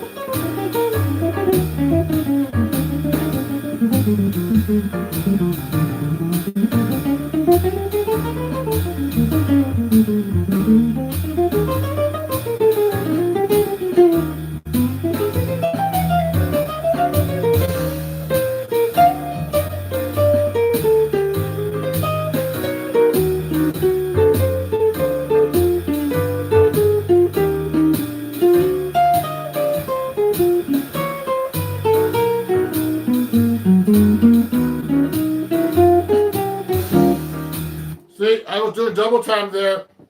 Then I started doing arpeggios.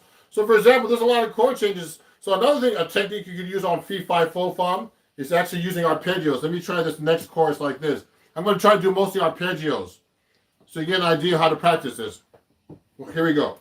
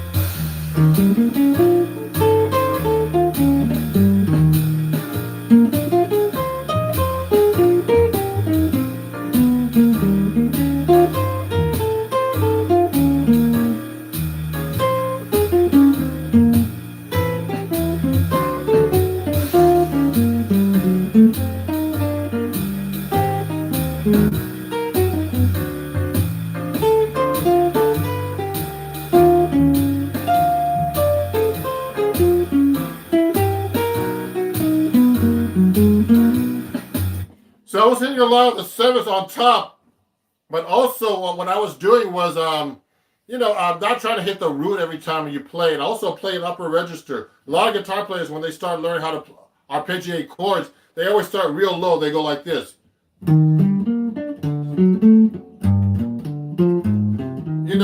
So it's good to do that if you're a beginner, but you have to be able to play the higher register on the guitar to be able to learn the guitar neck. And also you start playing all over the neck, etc. Okay. Now let me look at some more questions. So I have a ton of questions here I need to answer. So what scale works? Okay, can you show 8 shapes of the major scales? Hey, actually, Alvin, I actually showed that earlier. So go to my website.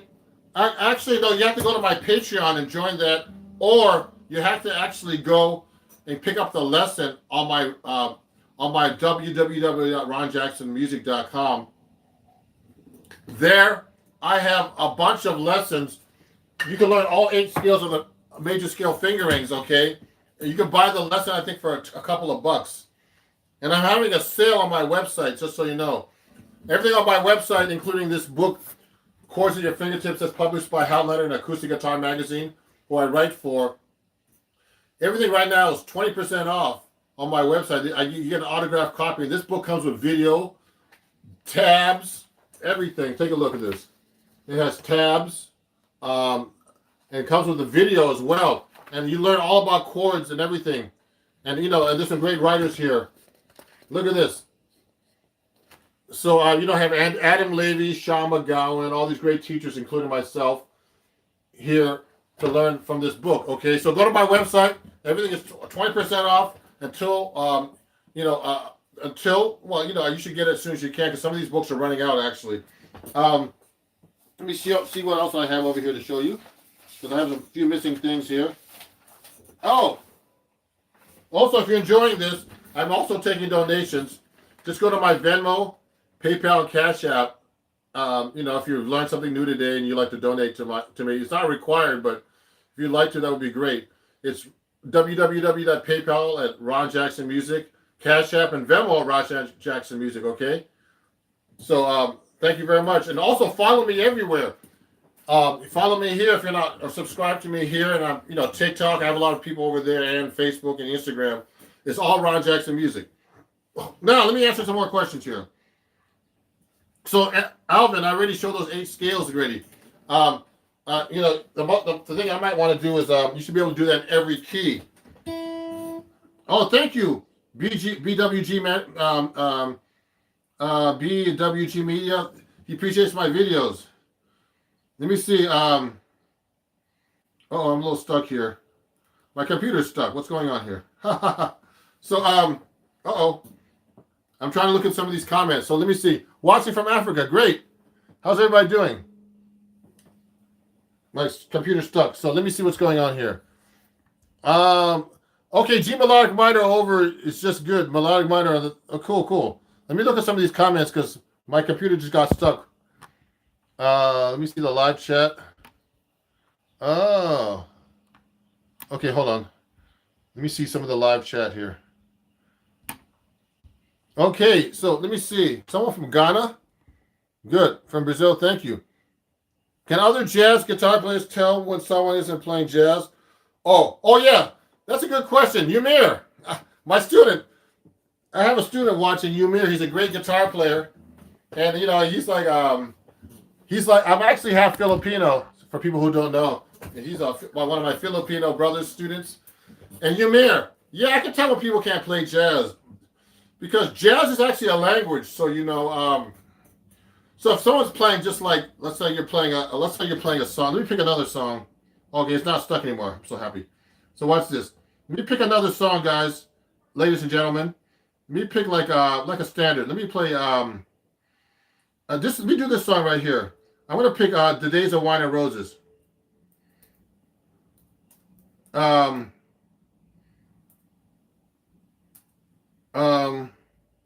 hope they have it here. Oh, let me see that. "Days of Wine and Roses." I'm gonna pick a song for you guys, and I'm gonna play it like kind of medium up. Let's put it like a 160.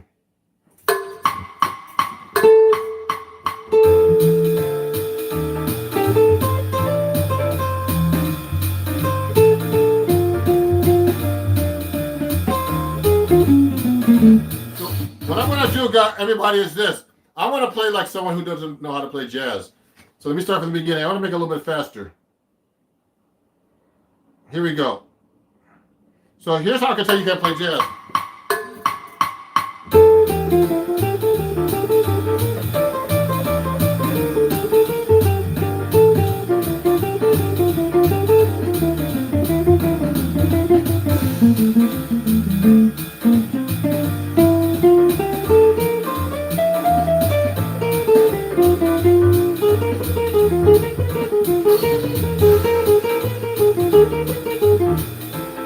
I'm kind of exaggerating, but what happens is, what am I doing here? When someone's not playing jazz, they're actually just like, they're not playing over the chord changes. So they're playing the same scale. I was just playing an F major scale over there are all these chords going through the song of Days of Wine and Roses. Days of Wine and Roses has a lot of chords. Let me see if I have it in this book.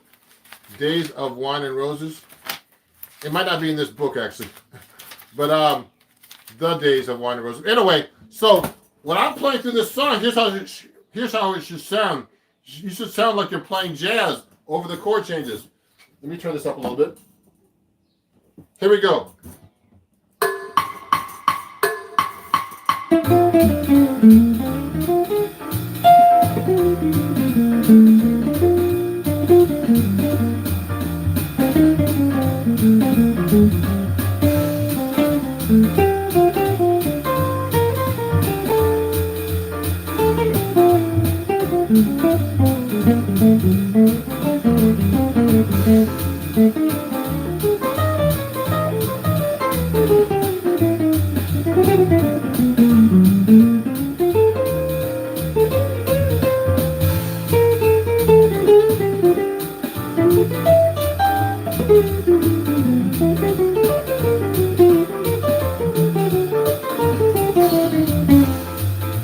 So what I'm doing there is I'm basically just playing jazz lines.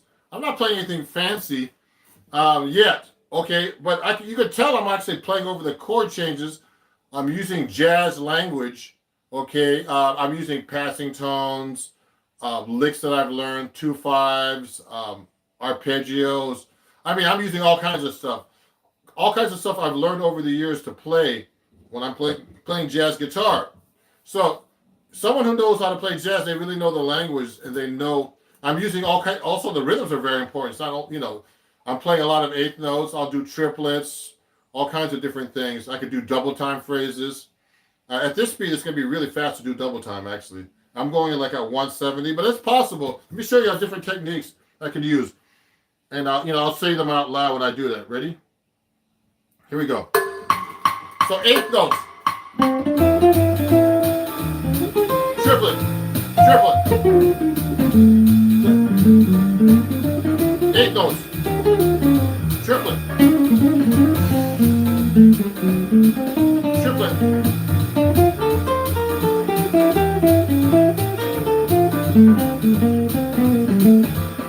Bebop scale. Bebop. Arpeggio.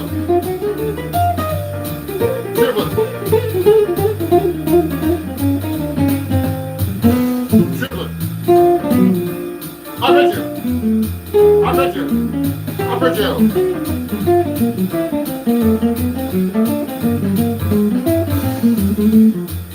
So see all those techniques I just used? I was doing arpeggios, triplets. I also do extra things. Of course, I can't. It's kind of hard to say everything when you're playing, but I know what I'm doing. You know, and I know when I'm not playing stuff correctly. I know, you know, if I play a wrong note, I know it the most. People might not even notice it, and some people might. But to me, I'm my worst critic too, and you should be too. So let me get back to the questions before I finish up here, because I got to eat lunch soon. But this has been a great live session, everybody. Now, if you enjoyed this, definitely please follow me and subscribe. You know, join my Patreon. We had a new patron today. I appreciate you, Chris P.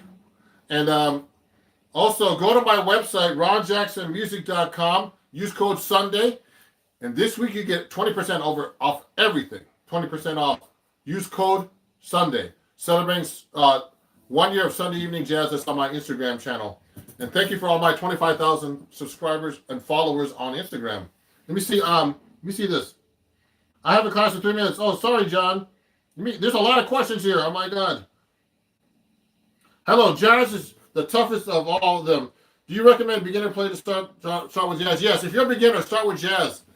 I would start with jazz because, you know, there's nothing wrong with starting with jazz.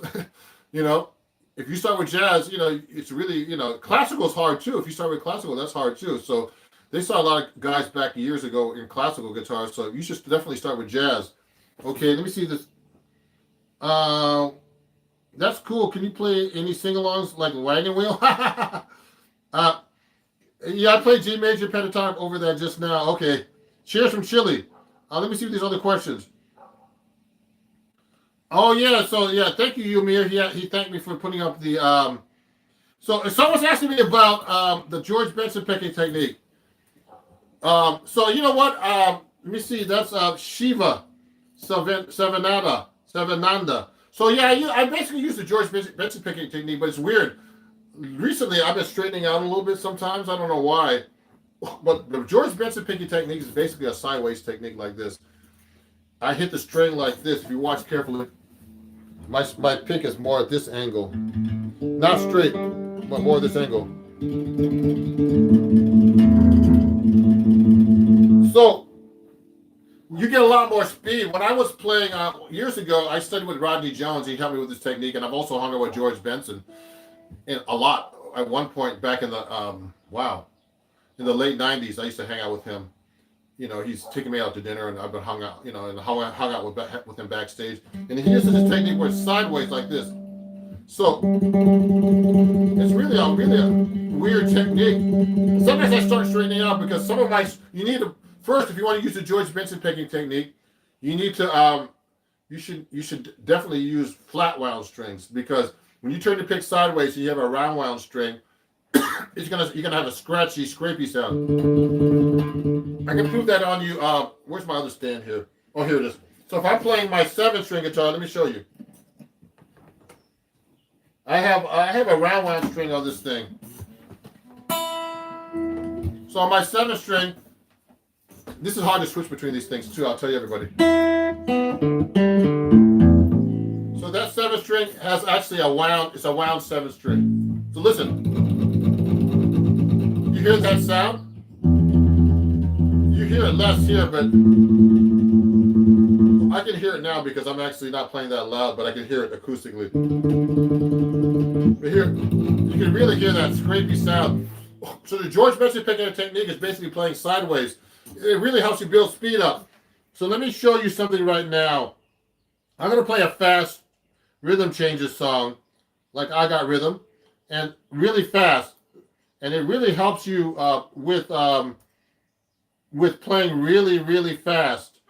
I'm going to put this up pretty high. Not that. That's slow. I'll put it up to 300. Okay, I'm going to play this at 300 metronome markings per minute. And this technique really helps you play with up tempos. And that could be faster. That's not even that fast. So let me show you.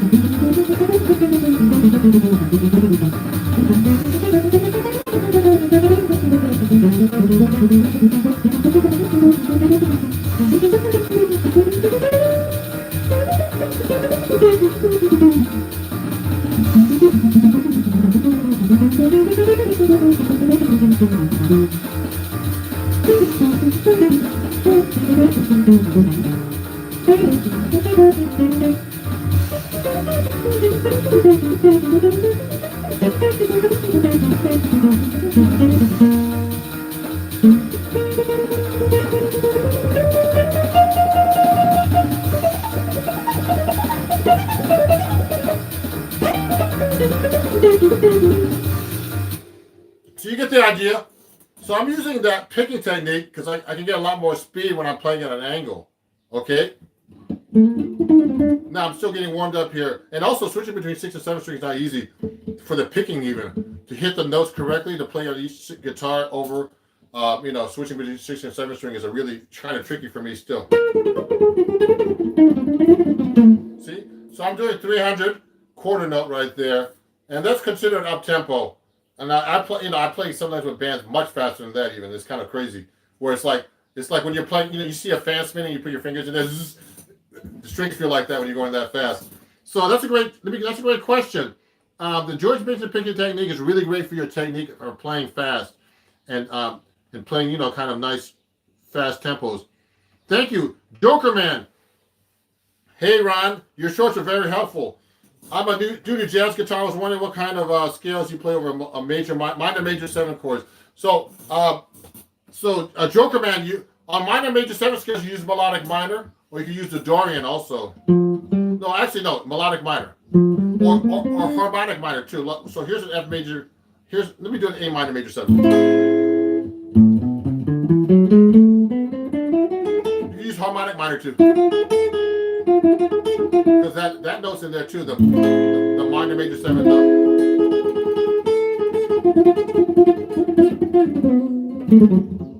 Okay. Oh. Now let me see. John Smith. Sounds great, teacher. Thank you. Hello from Brazil. Watching from Africa. Greetings, everybody. Now let me see. Do you begin to incorporate chromatic system in my solo? How do you? So chromatic system. That's an interesting question. Chromatic notes can be just random notes as well. But in jazz, we like to use chromatic passing tones, chromatic approach notes, all kinds of things like that. So I like to do that a lot. So you can start doing that over like chord tones, between whole steps in your scales, etc. Okay. I'm starting to get real tired now. So everybody. Informative and inspiring. You're welcome, Jonathan, and thank you, Santiago. Can he slap? I can slap on this thing actually, but I don't do it much. So anybody. So there's so many questions here. I can start jazz right away. So thank you everybody for watching. Again, I'm gonna finish up now. I gotta eat lunch. I'm getting tired. But if you enjoyed this, please join my Patreon here. Let me show you this. I have so many banners. I can't keep up with this stuff. Here we go. Oh, also, if you enjoyed this, I'm taking donations of $1 or more. It's not required, but it'll be great. To help support me during this time of no gigs. And mostly teaching at home. But so if you want to donate $1 or more to Ron Jackson Music, please do so. PayPal, Venmo, and Cash App. Okay, thank you very much. I'm going to finish up in a second. If I really help you out today, that would be nice. And also, what was I going to say? On my website, ronjacksonmusic.com, I have a sale, 20% off everything. Use code Sunday. Hurry up before the code expires, okay? So you get CDs, you get this book here, Chords at Your Fingertips for 20% off. It's signed and autographed. Also, if you want to join my Patreon, you just go to patreon.com and it's called it's Ron Jackson Music, and join my Patreon, okay? So thank you very much for watching, everybody. It was really great having you. I'm going to be doing at least I'm going to be doing these live sessions at least once a week or twice or two or three times a week. Just answering questions, okay? But there's nothing like a real workshop when I present a workshop where you can actually play and or taking a lesson with a guitar teacher like myself, okay? And looking forward to hearing back from you guys. And please follow me. Please share this channel with all your friends and family. And I'll go all over the place and follow me there too. TikTok, Instagram, Facebook, wherever. Twitter. Have a great day, everybody, and thank you for watching. Okay, bye-bye. Here you go. Let me see if I can fix this up a little bit better. I'm doing my live stream here. I'm trying to make sure the camera looks good, and I go back a little bit. And, waiting for people to join me. I know this is very last minute, no impromptu kind of, fast-paced live here. I'm going to be talking about the 7-string guitar and how it's used in jazz. And, people are asking me these questions all the time about, let me make sure my seat's correctly put up here because I have all this crazy stuff here. People are always asking me about the 7-string guitar and why I use it. So just so you know, if you have any questions or anything, please send me a chat. Also, let me see what the chat relay is here. I want to see what the messages are if there's any questions. I know this is like really last minute and people are just like checking me out. I'm going to put this up a little bit higher. See if I can turn this a little bit so it stays up here. Good. So I'm going to just show you how I warm up on the 7-string, if you have any questions like that. So for example, I was trying to C major scale. I mean, what's happening is I'm trying to really learn the 7th string instead of using it. It's just a low note that accompanies me. I'm trying to really use it in my soloing. So if I'm playing a C major scale, so you got that low A note string here. And I'm trying to play it up the scale. So there's a big space between when I go down to the G, F, and E. E is here. So it's a big jump. So to get to the D, it's here.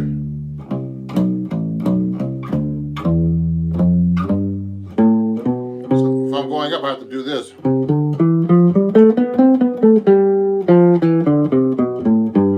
So I have a choice of going this way. I can hit that F or this F. So I have to really think about that still. So that's a real pain. So, but this is just the key of C. So I'm trying to do that in different keys.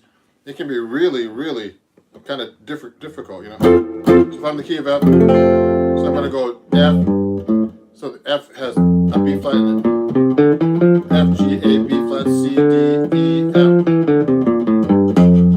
So that's an E. Then I have to hit the D. Then I have to hit that B flat there. That, so I have to do that.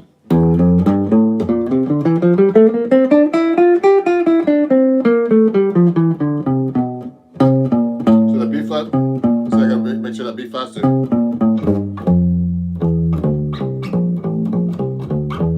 So this can be confusing if you're not a 7-string player.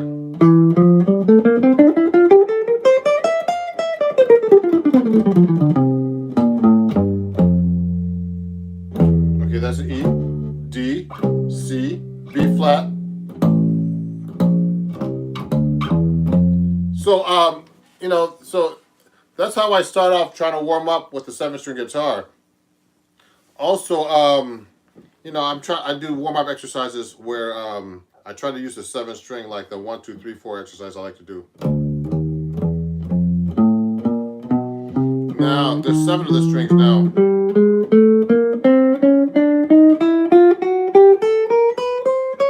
Backwards. Now, what's confusing is when you start doing the different patterns.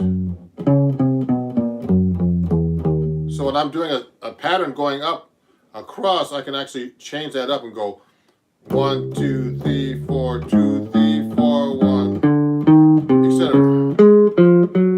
1,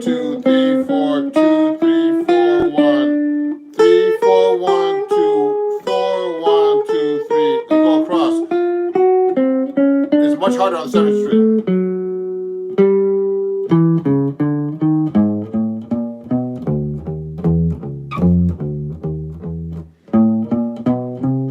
I'm gonna do slow. It's easier for me to play it on 6th string.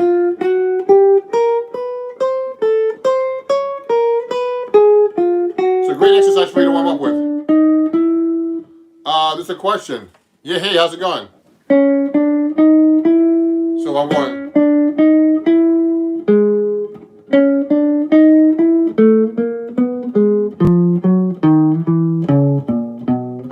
So this pattern is really good. Now the thing that's hard is just being able to switch position.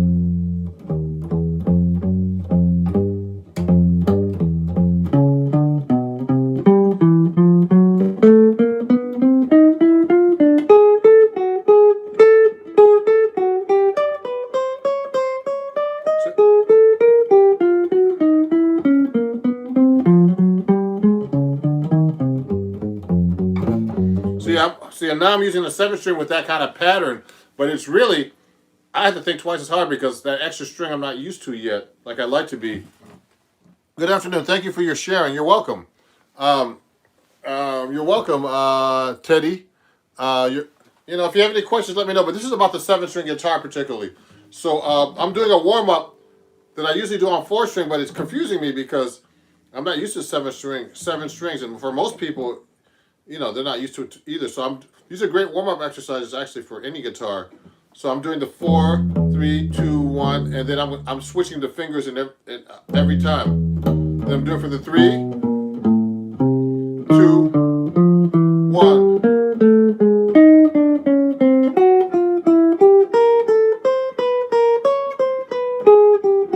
Then I'm going.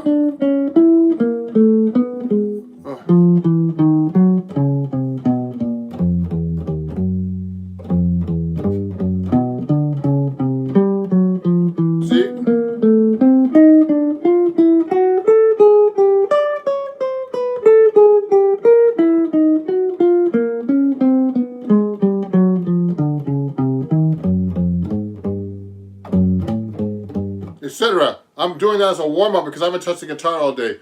So this is a 7th string guitar for people who don't know. I'm doing a workshop all about that today. So with the 7th string is the hard part. I tune to a low A.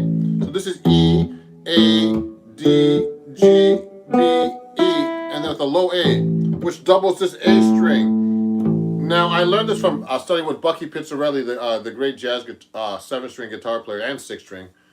He started playing. He died at 94 last year from COVID. Okay, unfortunately, and he started playing his guitar, the 7th string guitar, in his mid-40s until he died. And you know, he called it the new guitar. So I mean, I was studying jazz comping with him. You know, like Freddie Green style, like this.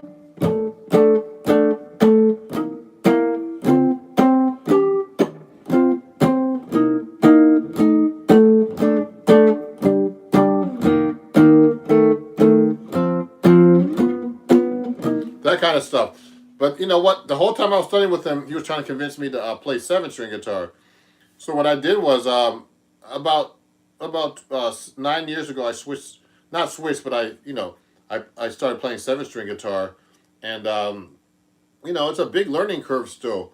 So when I started playing it, he told me that I was tuning it to a low B. This is an A string, and Bucky told me double your A string. So that's what I'm doing. I'm doubling the A string. So what's really cool about that, well, is that you get low notes lower than any 7th string player. Brazilians play with a low C. Rock guys, rock musicians, you know, progressive rock, they play with a low B, and jazz people play with a low A. And I get those really cool.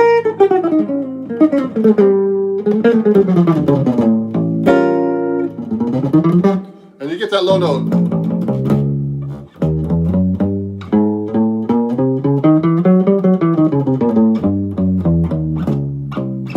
You get that really note. Pause. Okay? So you get that really low A note, and it's really cool for certain things, like really.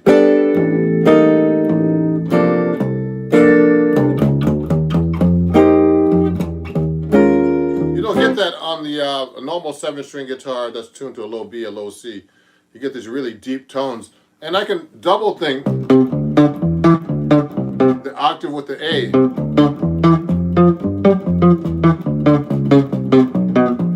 And that's really cool too. So, I mean, I really like using this. Hold on, I'm going to turn the heat up a little bit. It's a little cold in New York.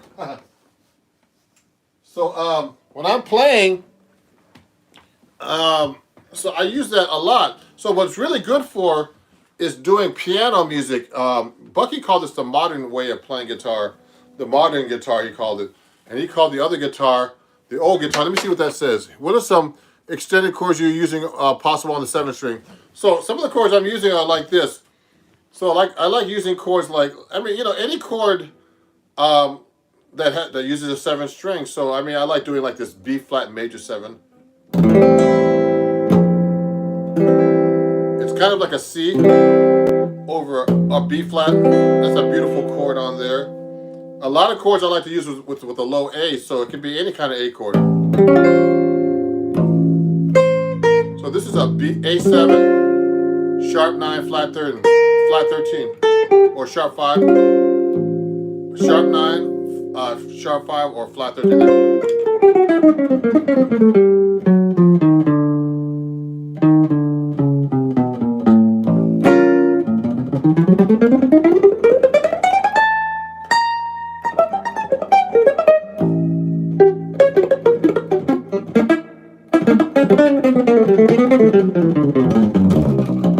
So I like using that low string, do the chromatics. Okay, I really like to use that extension of the A note. So any kind of chord with the A in the bass.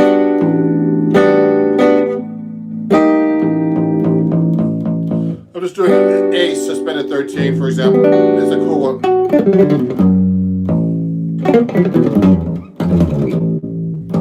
So, you know, it's what the hard part for me is actually incorporating that low note in my solo.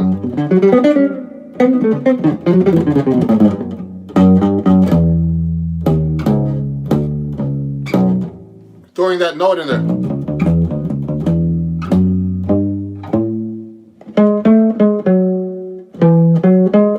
So if I'm doing an A major scale,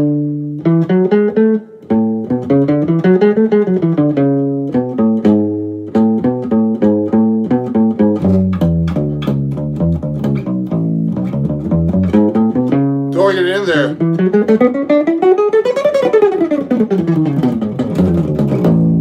And, you know, getting that really low note in there is hard to use, actually. Let me see if there's any other comments and questions here. Let me see.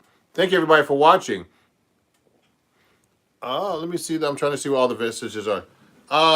Yeah, thank you. Good afternoon, and thank you for sharing. You're welcome. Emery, yeah. So, you know what? So let me play you a song using the 7-string. Bucky Pizzarelli, when I studied with him, he gave me this song, Lush Life by Billy Strayhorn. And he used this as the model song for a 7-string because he always said that the 7-string is great for playing piano music. So what's happening is, Lush Life's in the key of D flat, and with this low string, that D flat's right there, okay, and it doubles the A. So I'm playing a song like Lush Life, I get those really low tones that I can never get before.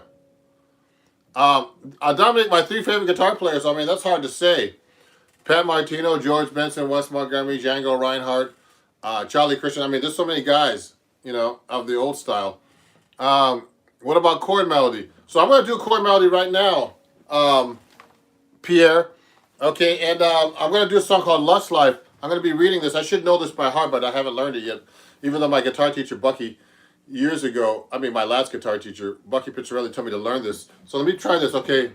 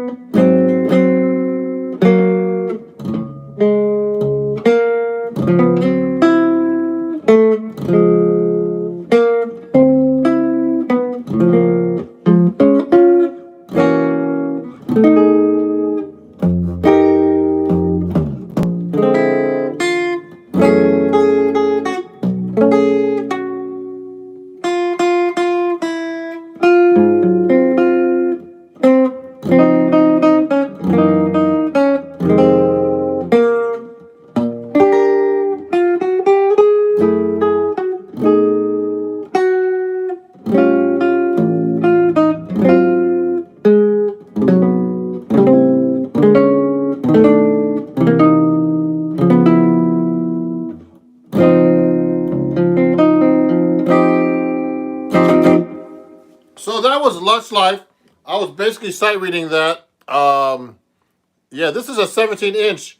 So guitar right here. Okay. What can I learn if my guitar is not for me? For example, my friend is hold on, let me see that chat right there. Let me see. I gotta see that one. If my friend is borrowing my guitar, something that doesn't involve guitar. Let me see what you mean by that. I'm just trying to answer that question. Let me go to the chats here. So, what can you play on Done by Guess Who? I don't know that one, but I'll try to answer some questions if I know them. What can I learn if guitar is not with me?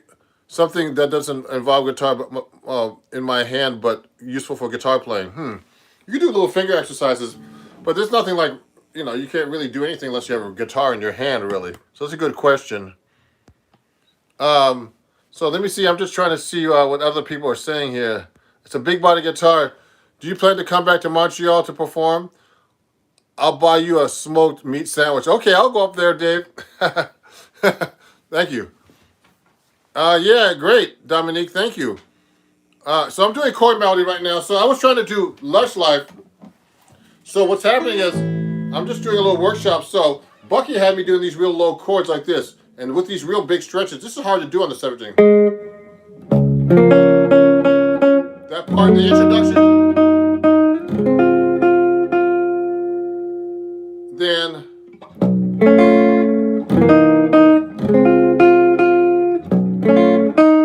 so I can do a little inner voices here going up. See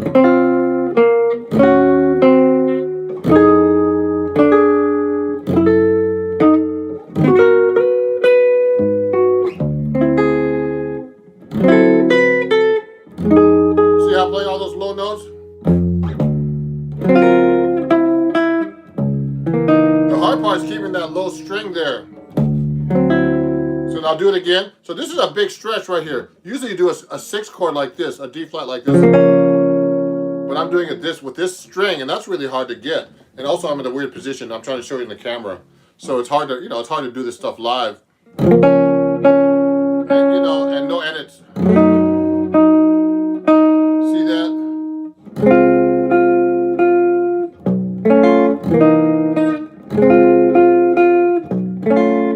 So I'm going more harmonization, I can go. See, I'm trying to put that melody in there.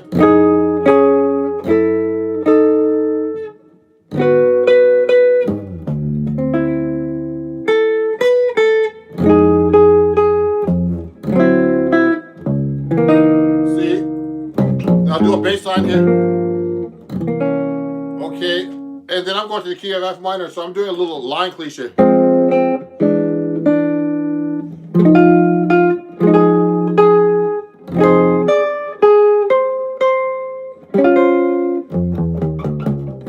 I'll put that little bass line in there. Then the little thing.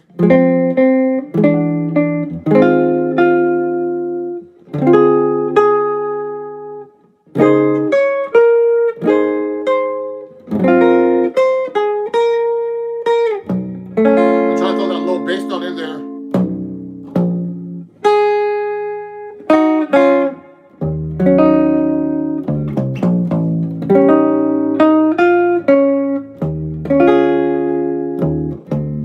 Now this part is really hard to play. All in D flat and no open strings. I'm doing all bar chords. So this is Lush Life, and then I'm going. So I'm trying to play that melody with this low bass note here. Now Bucky was trying to show me how to do this. Bucky Pitcher. See that? There's a lot of accidentals here. A lot of sharps and flats.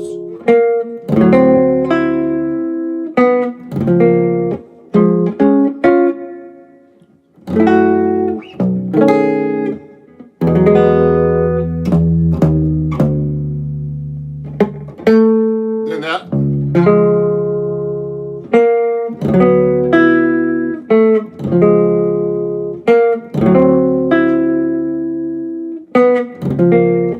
Thirds.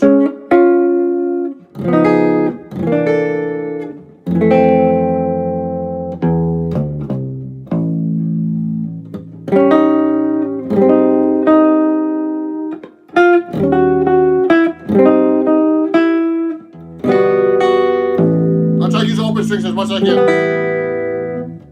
A low A.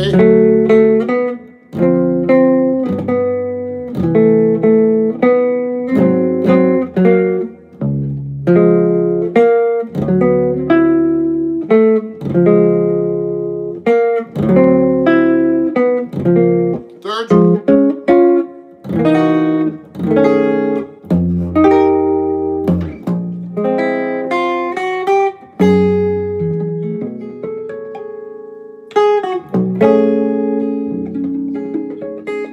Octaves, harmonics.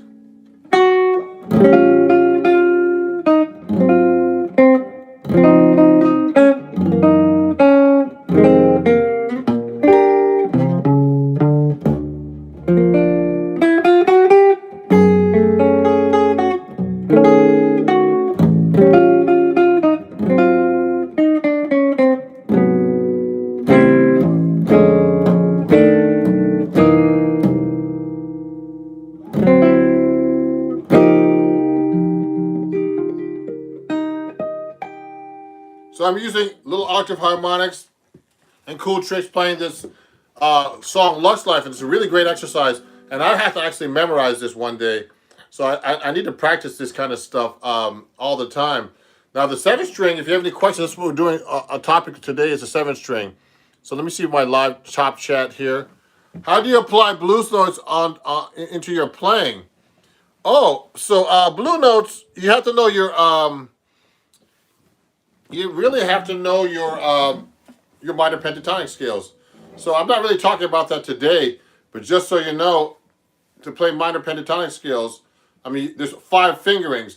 Now, you can go to my website, ronjacksonmusic.com, okay, and there you can find some printable music for only $2 about all the 5 fingerings of the minor pentatonic. Actually, you know what? You reminded me. Thank you for asking the question. I have to put like a series, like a printable lesson that's only for a couple of bucks about adding 1 note to the minor pentatonic. Wow. Yeah, wrist fatigue. Well, my wrist is hurting me right now because I'm playing 7th string, so it's much harder. Plus, everybody, I'm playing a 14 on top, just so you know. And these are heavy strings, guys. Let me show you.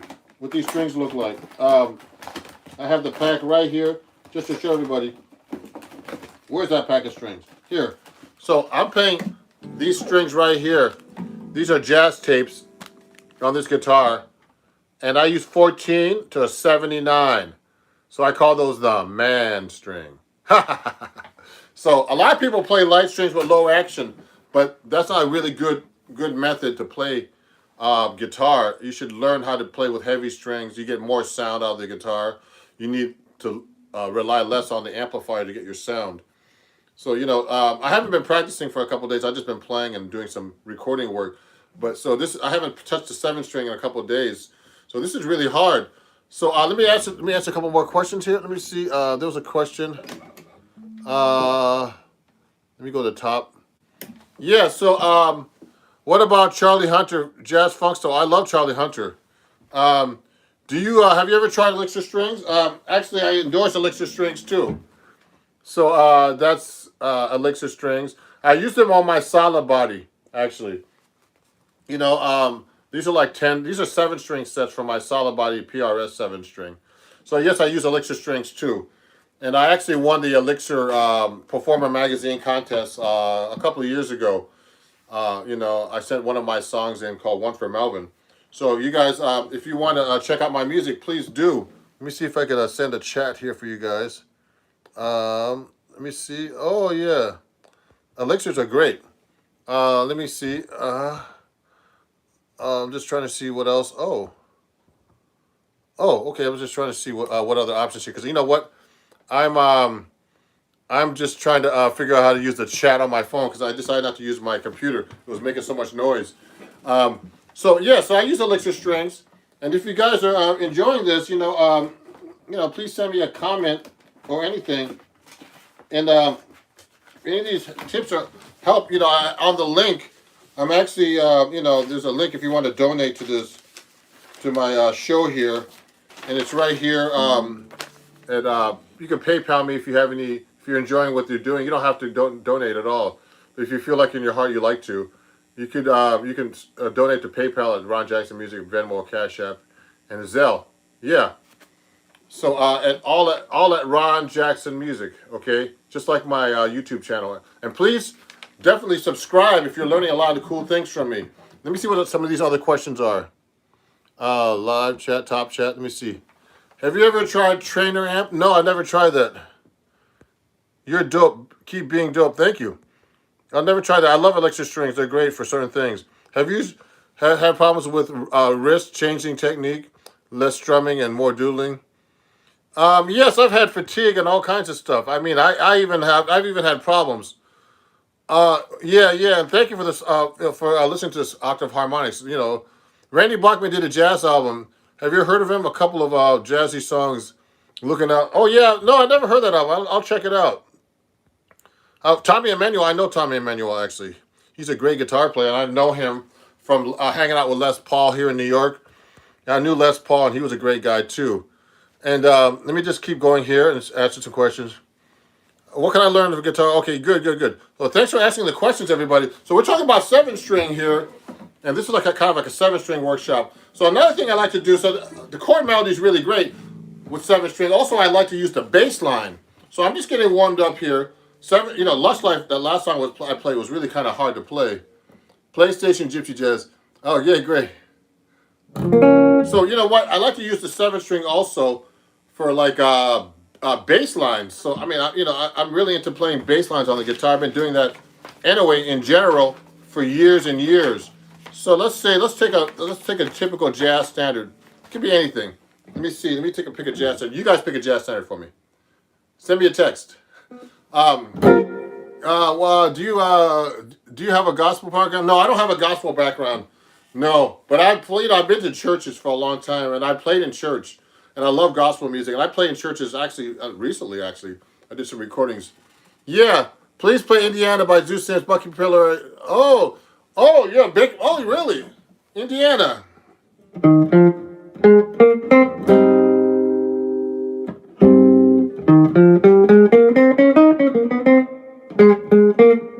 Oh yeah. Oh, Indiana's based. Actually, It's based on Donnelly. I could do that for you.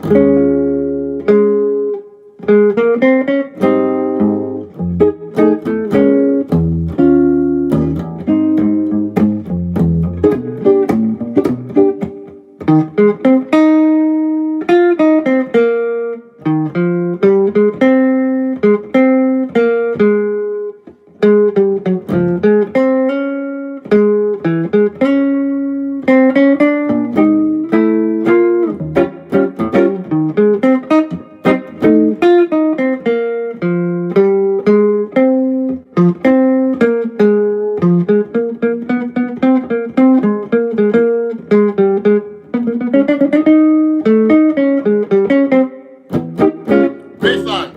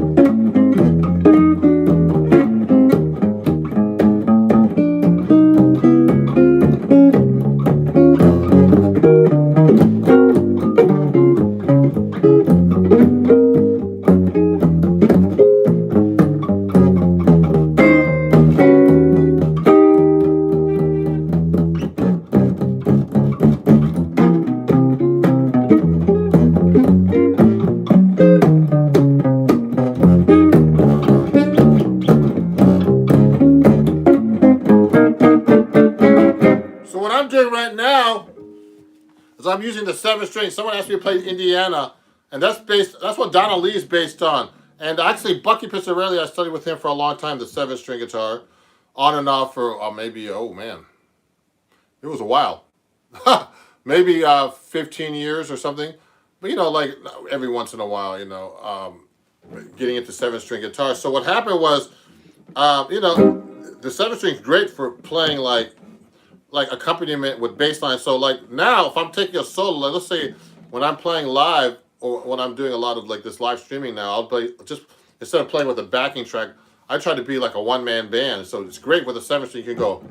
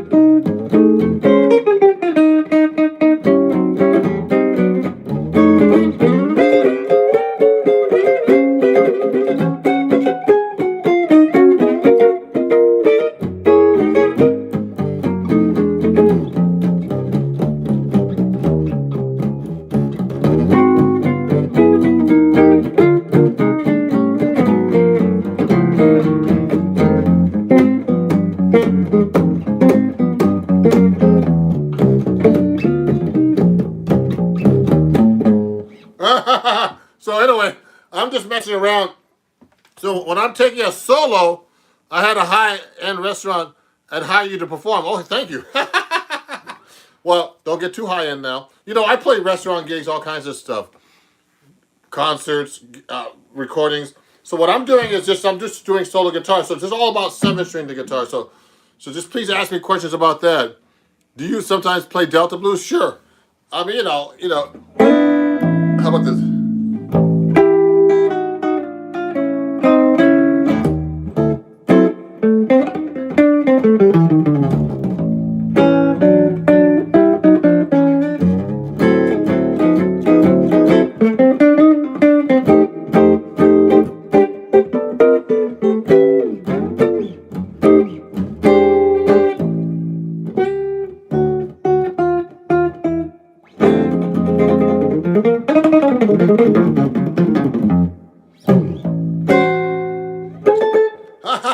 it around, guys. Yeah, thank you everybody for watching. You know, I know it's in the afternoon, but I'm trying to actually do more live sessions here because sometimes I don't have time actually to like edit all these videos. Sometimes it's just great to go live and answer some questions and talk about some subjects. Thank you. Oh, thank you. Ron's my favorite. What's your favorite thing to utilize with a 7-string? So I like to do all kinds of things with the 7-string. You know, like particularly using the 7-string, and you could do some cool soloing stuff too. So let me think about that. I'm kind of half asleep today.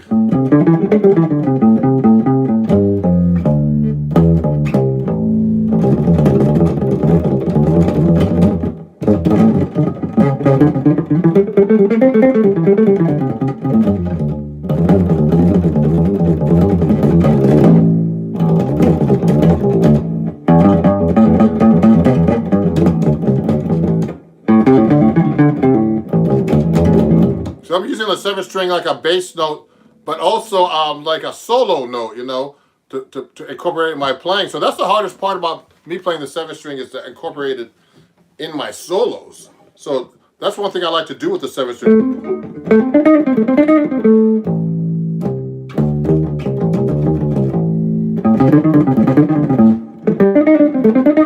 So I can do all these octaves. So I'm using the 7-string like a solo thing. Let me see. Someone had some questions here. And that's a really cool thing to do, actually. Let me see. Oh, hey, man. Hey, Australia. How you doing, man? Great. Thank you, guys. Oh, man. What's your favorite thing? Oh, Ron is my favorite. Thank you. Do you have a low B? Oh, no, this is a low A. So everybody keeps asking me the same question. This is actually a low A. So this doubles my A string here. So I learned that, I got that from George Van Epps, actually from Bucky Pizzarelli, who I was studying guitar with. And George Van Epps actually tuned his guitar just like that, okay, with a low A string, okay? So that's kind of cool, isn't it? Let me center this a little bit better. Okay, so the low A string is really a cool thing to use. Let me put my head up a little bit so you don't cut my head off. So yeah, so the A string is really cool. And it's the lowest note, on the 7-string you can get. So the thing that's confusing is it doubles the A. So I can do.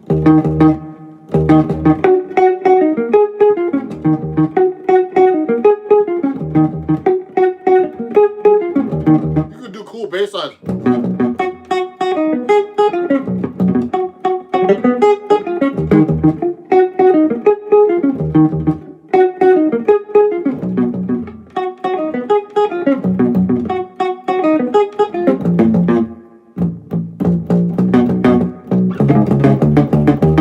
You can do really cool bass lines like that, like I do a little pop stuff too.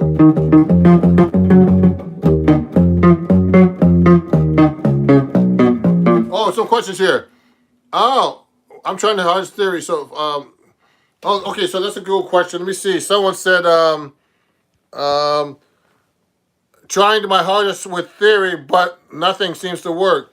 You know what? Theory, you have to really try to play it on your guitar or an instrument to really understand it. And then you start listening to how things will work. That's the best thing to do with theory. Okay? And let me see what else here's here. But new to hollow electric guitars, do they work like acoustics or different? So this guitar can be played acoustically. It's not as loud.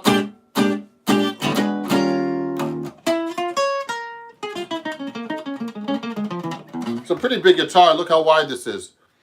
It's like, oh man, probably 5 inches deep or 4 inches or 6 inches actually. It's a 17 inch wide guitar. So it has a pretty acoustic guitar. I have it all hollow. When I play live gigs with this though, I have to put foam because it feeds back. But you can play it acoustically pretty good, you know what I mean?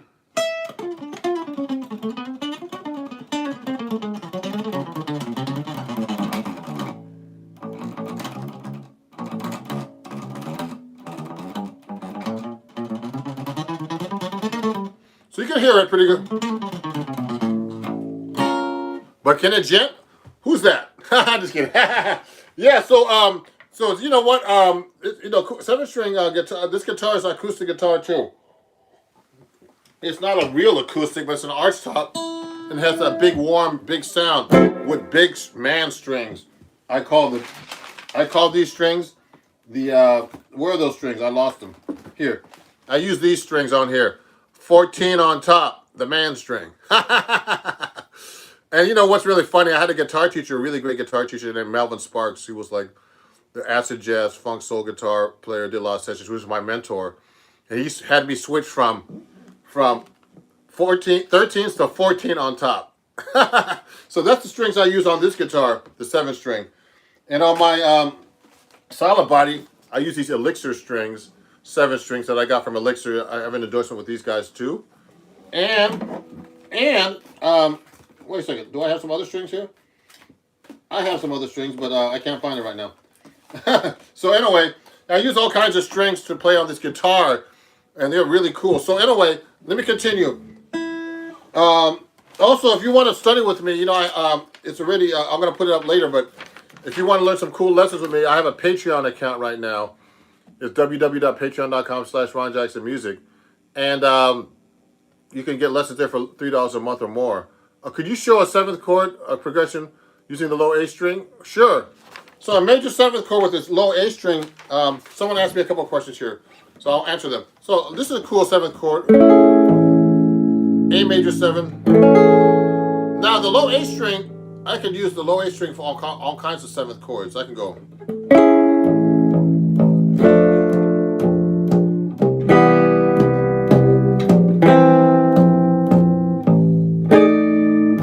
Sorry. No, that's minor. Sorry about that. Now you could also use the 7th chord in all kinds of voicings like this. Let me see. So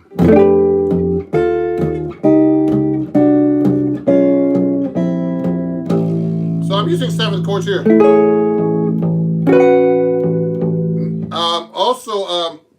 So this is a low A, but I could use it on all kinds of stuff. I do it all the time.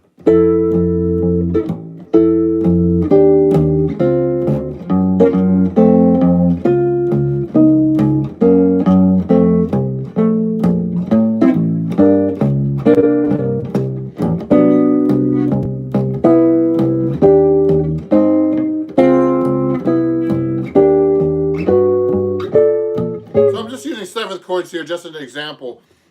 I mean, there's all kinds of things I could do with the 7th string and 7th chords and other kinds of stuff, you know. But there's you know, what I like about the 7th string is that it gives me that possibility of playing all those cool low notes that you can never do on a 6th string. So you know, there's an advantage to that.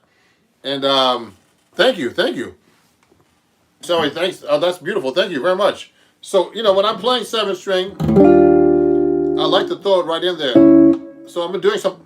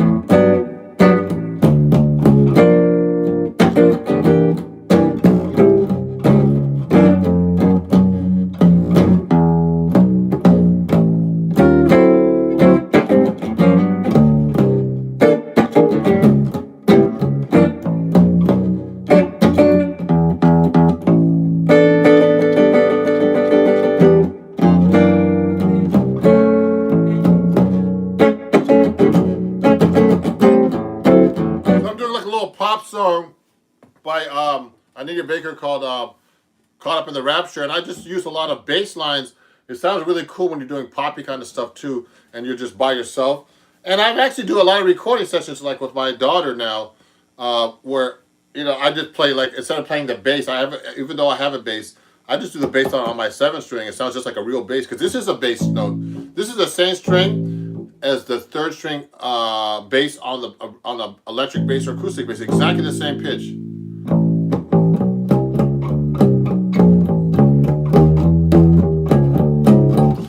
cool thing, cool effect you can use actually on the 7-string is actually the slam Stewart sound. I learned this from Bucky. So when you play the 7th and the 6th string together, it makes a cool slam Stewart sound. You know, like it's a 5th. So this is actually A to E. So you get.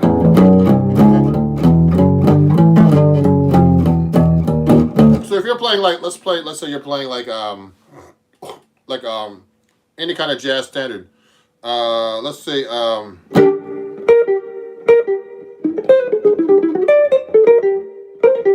I'm going.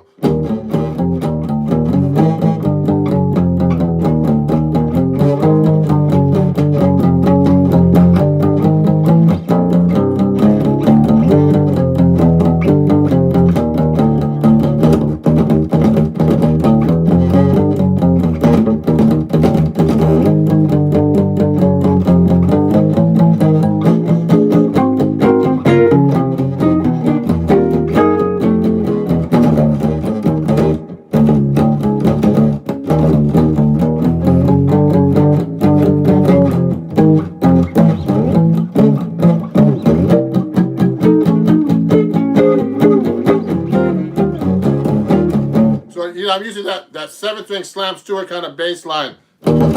It's really cool. I could do 3 of them. Sounds like I'm singing with it, but I'm not really singing. I'm just going.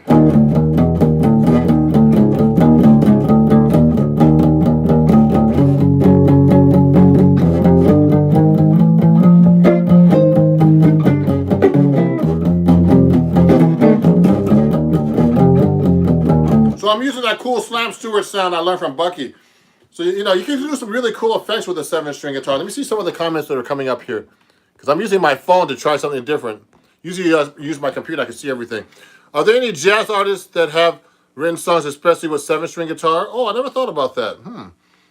No, I mean, the best, you know, I mean, Bucky, when I studied with him, he had all kinds of arrangements. I have an arrangement for 7-string guitar. Now, writing specifically for 7-string guitar, that's possible, and I do it myself. You know, hey Dave, how many times have you played in the Montreal Jazz Festival? I've never played there, unfortunately. So bring me up there. I would love to play at the Montreal Jazz Festival. You know, I would love to go back to Montreal. I played there quite a while ago. I love it. Oh, great. I actually knew that one. Okay, let me see. What's the best jazz warm-up exercise? Someone asked me, would you most like to perform today if you had a choice? If I had to play with an artist today, Dave, I would love to play with Herbie Hancock. I would love to have played with Chick Corea too. And I've had friends that play with all of them, but I mean, I never had a chance to. Okay, great. Okay. Oh, thank you, Dave. I think he had to go. Someone had to go. One of my top friends. If you're enjoying this and you're, you know, please. I have this ready on my description, but you know, I'm taking donations today too. You know, if you feel like there's no requirement, but it would be great if you can. If you can, it's okay. You can donate to me at PayPal, at Ron Jackson Music, and Cash App and Venmo at Ron Jackson Music, and Zelle at ronjacksonmusic@gmail.com. You know, and help us support us musicians stuck here at home, not having any gigs. I appreciate it. Thank you. If you're learning a lot of cool things today about the 7-string. And what was I going to say? There was another question I wanted to ask up there. Answer. Let me see. Oh, hey, greetings from Moldova. Pleased to meet you. Your sign. Really? My sign's backwards on the camera? Let me see. No, that's right. It's not. It's backwards? Oh, it's supposed to be Ron Jackson Music at PayPal. I don't know why it's backwards. Is this the right way now? It should be. This looks like the wrong way to me. Is that the right way? Please make a comment. Yeah. Oh, you know what? Double locking tremolo. I don't know anything about that. Can you slap? Let me see.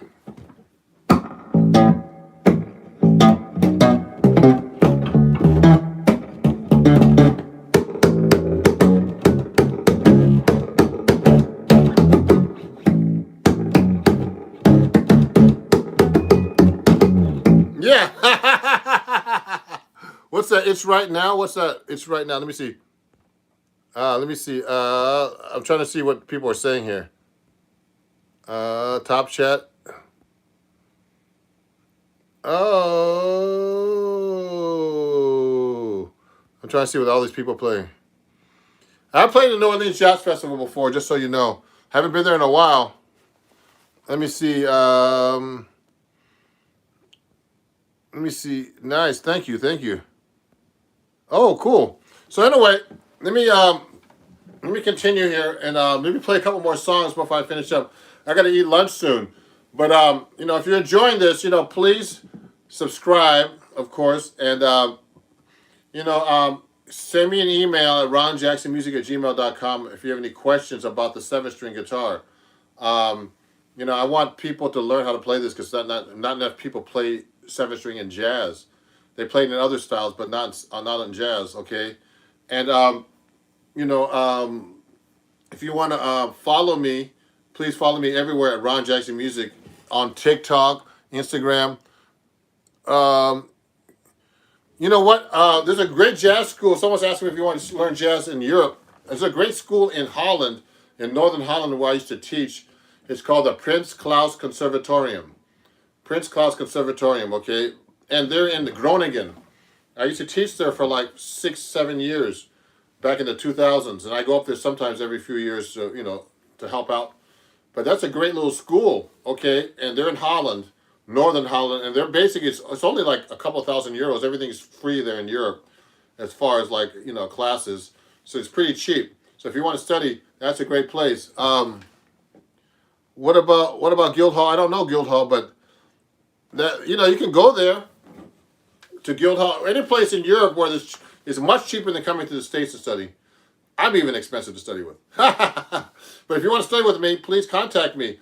I have some new printables on my website too, with all these little lessons about 7-string, jazz guitar, scales, everything. Go to my website at ronjacksonmusic.com, ronjacksonmusic.com.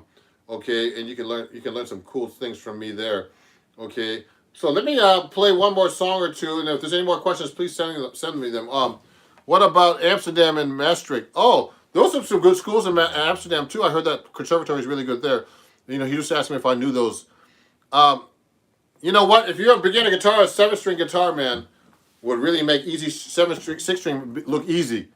Oh, Dublin. Oh, there's a place in Dublin. Cool. You're in Dublin.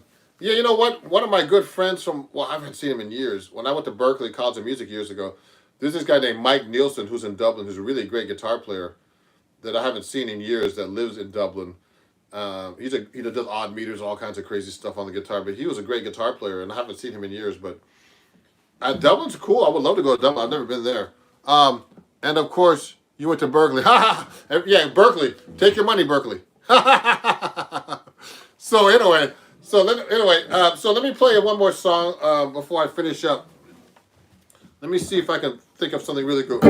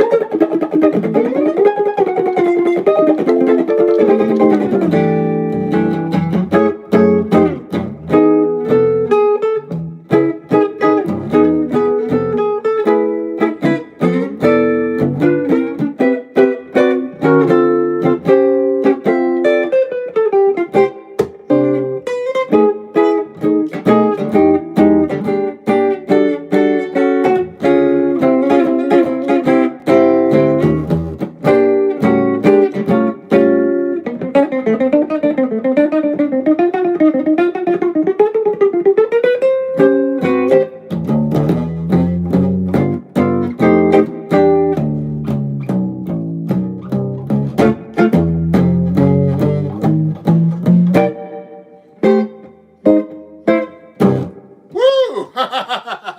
Whoa, everybody.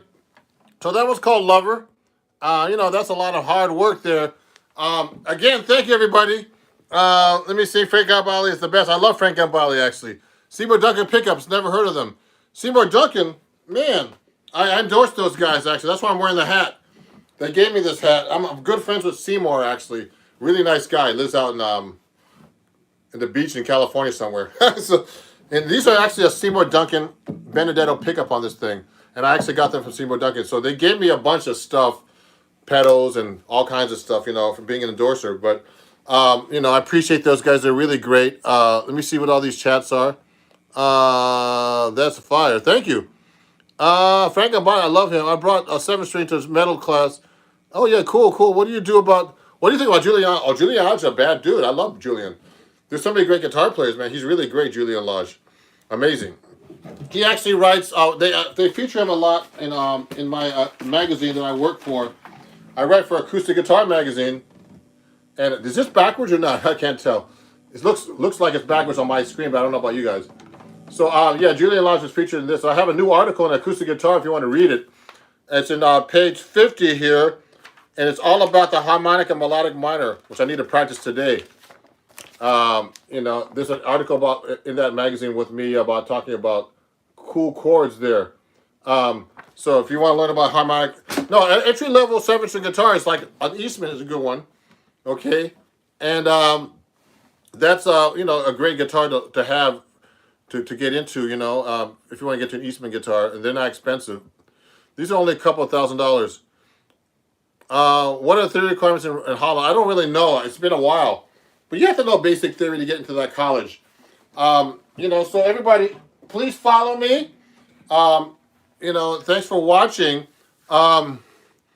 When you showed your website, was it backwards? I don't know. Let me see. Let me show you something. So this is my Patreon account. Can you see this? Does it look backwards? Send me a message. So you can follow. This will look backwards here. This is like mirror image.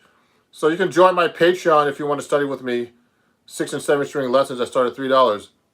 Yeah, okay. And it's www.patreon.com/Ron Jackson Music. It's backwards. Let me see. Okay, let me send it to you. So this is not backwards then. Is that backwards now? Okay. Why is the magazine and not the magazine? Why is this back? The magazine was not backwards. Okay, so this is my Patreon. Okay, good. So that's my Patreon. If you want to join my Patreon, good. This is weird. It looks backwards to me, but it's not on your side. Okay, so that's my Patreon. www.patreon.com/Ron Jackson Music. If you like the show, please donate $1 or more. If you don't have to, but it'd be great if you could. For all the cool things I showed you today.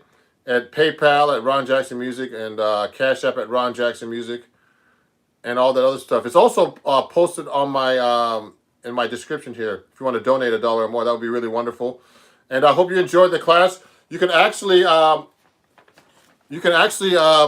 watch the playback of this after if I might check it out myself for this live stream. And I really appreciate you guys watching. I'm gonna go eat lunch now here in New York, and thank you very much for supporting my page.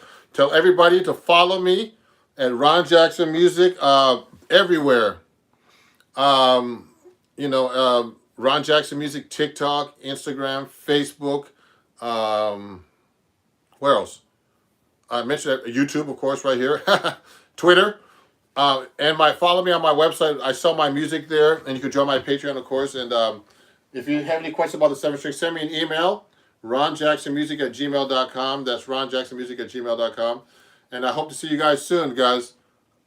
Hasta pronto. And thank you, guys. I'm going live right now. Hello. Hey, everybody. It's Ron Jackson.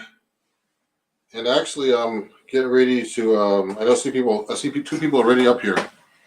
I'm just gonna adjust the camera and make sure everything's get ready to go.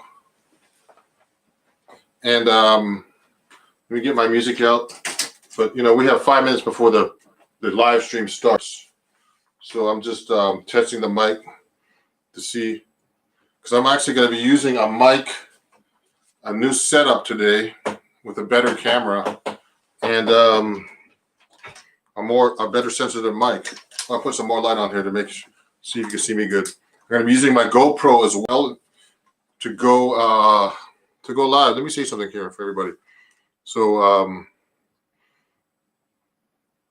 if you have any questions, please ask me. Please send in chat. Okay. Let me put the GoPro on here. So I met a lot of you on Instagram, and I'm going to be going on in about a few minutes. I'm just testing everything. I'll be filming. If you need any music,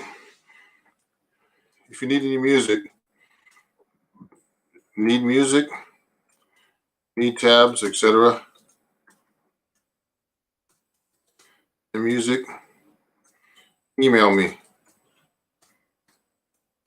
at ronjacksonmusic@gmail.com.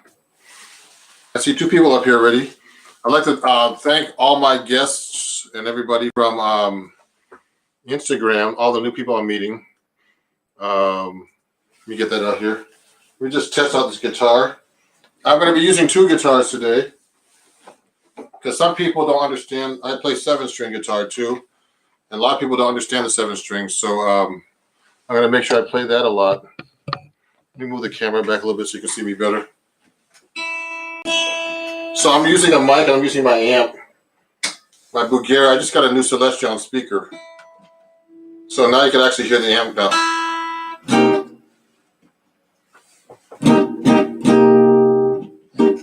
So you see me play this a lot on videos. Okay. I'm going to turn the amp up a little bit. So I'm using a different mic.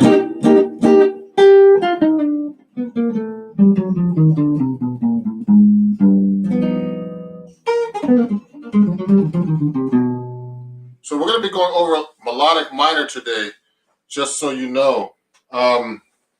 This guitar that you see me play is actually a cool guitar that I got. I'm going to adjust the camera a little bit more, move back a little bit. Uh-oh, let me fix this. I'm still haven't quite started yet. I'm just going to move the camera back a little bit and tilt it forward a little bit so you can see the guitar. I have a new camera, and I want to make sure you see me really well. Oops. Hold on, let me turn this a little bit and turn it down.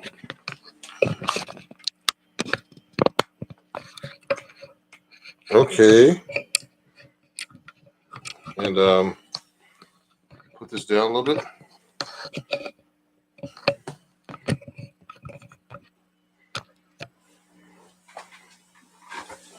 I hit something by accident here. So make sure you can see me good. Oh, that's much better. So let me put this back on. So I see people up here already. Thanks for watching. So we're going to be going over the melodic minor today. So I like to use a melodic minor for certain things. For a lot of things, actually. And it's an advanced jazz scale. But if you have any other questions, please send it through Instagram chat. Okay? And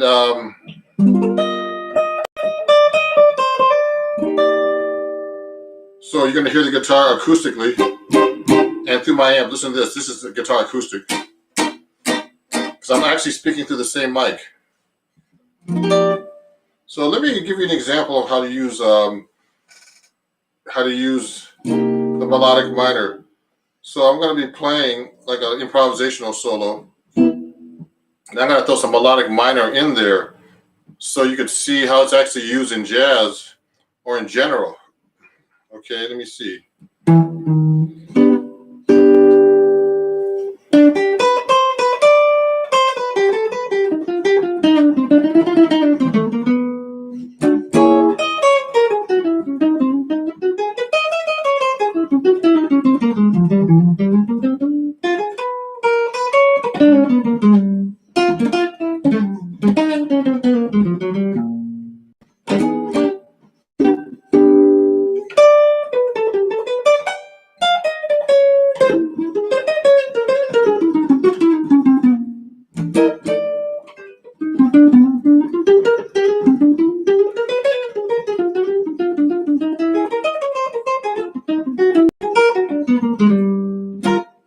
So what I'm doing basically right now is I'm actually just doing a 1-6-2-5 in E flat, okay?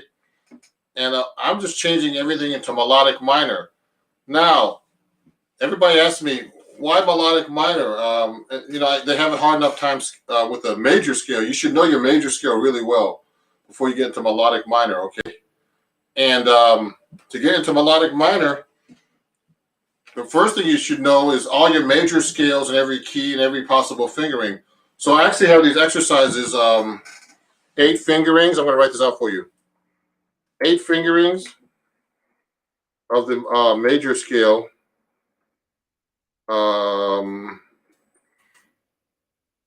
In C, okay? And you should know that all over the fingerboard. You should know that all over the fingerboard already. So, like the C major scale is like, the major scale is the mother of all scales. So you should be able to play it all over the neck. All the way up across.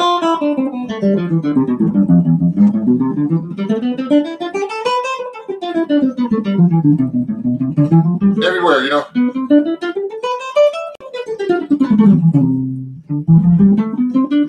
Let me see.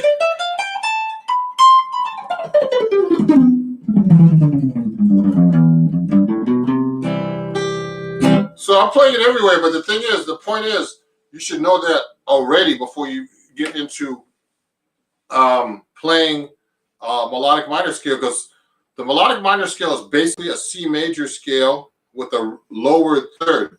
So I'm just going to take the same scale. I'm just going to lower the third note, C, D to E flat, which is 1, 2, flat, 3, 4, etc.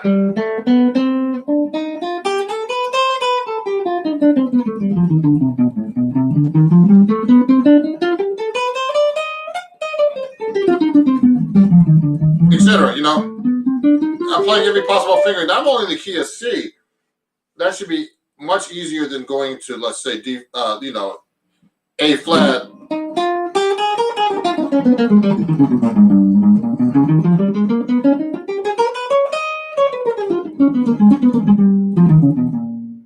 Okay, so what I'm doing is I went to A flat melodic minor. But you should know the A flat major scale. You should know all the possible, all the accidentals for those keys. You should definitely know all that stuff really well. Okay, and then so the point is to really know every possible fingering, and then let me see who else is up here. There's some other people checking in soon here. Okay, so the next part is getting to the next level of learning how to play the melodic minor scale. So just so you know, this is weird, but I know people on my Patreon account that they melodic minor actually won the the contest, because I was going to talk about harmonic minor, melodic minor, and sweep picking.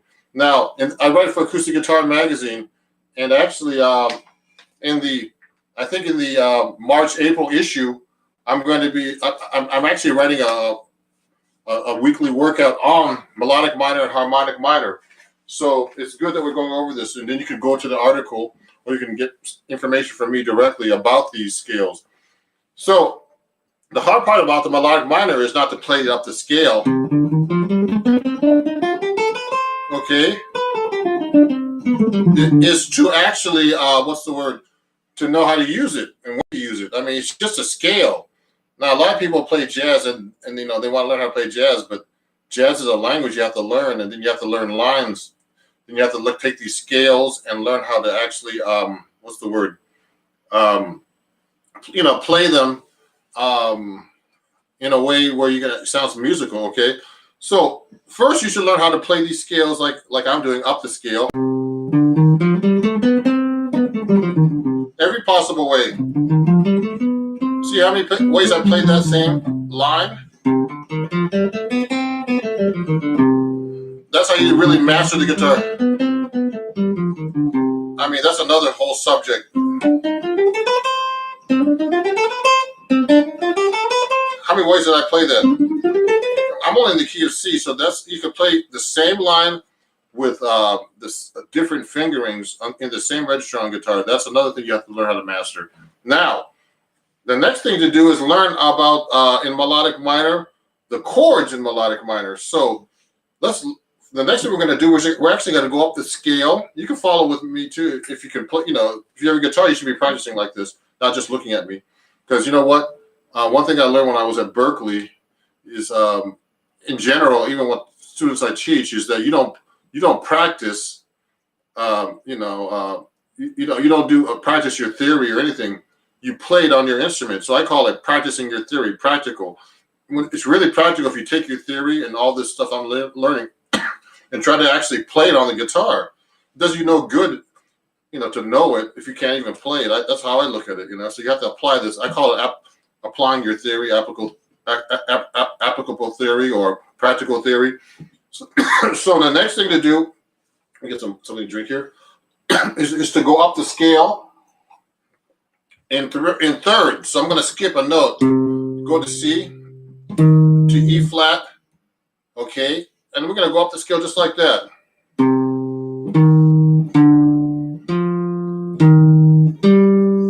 Now you should be able to do that in melodic minor, any scale, skipping every 3 notes. Now you notice I'm not playing in the same position. I can stay on the same string.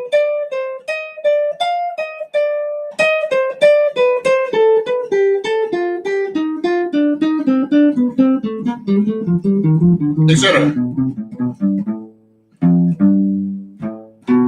Okay, you should be able to play everything in thirds, every possible finger in every position. It's going to take you hours to learn, but that's how you really master your instrument. Now, the next thing we're going to do with the melodic minor, okay, you should be able to do everything in thirds up the scale, okay? So, you got to also be conscious about the intervals when you're going up these scales to know about these, because we're going to be making chords. So this is a minor third, flat 3, minor third, major third, diminished, major, major, diminished, diminished. Okay, now we're going to go up in thirds, like this, 3 notes at a time. So we're going to make actually triads now. So the thing that's going to be hard for you to learn now is you're going to learn what the diatonic triads are in melodic minor.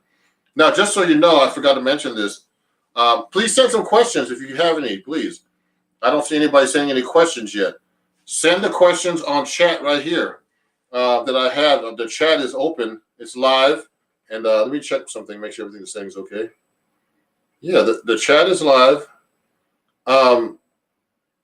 So please, please send a chat if you can. Okay. Let me see this. Just making sure that that it's up. Okay. Please ask me some questions so we can interact. So I'm going to go up the scale right now, and it's going to be the first chord is going to be actually C minor, then D minor. Okay, D minor triad, and then it's going to be augmented. Okay, then major, then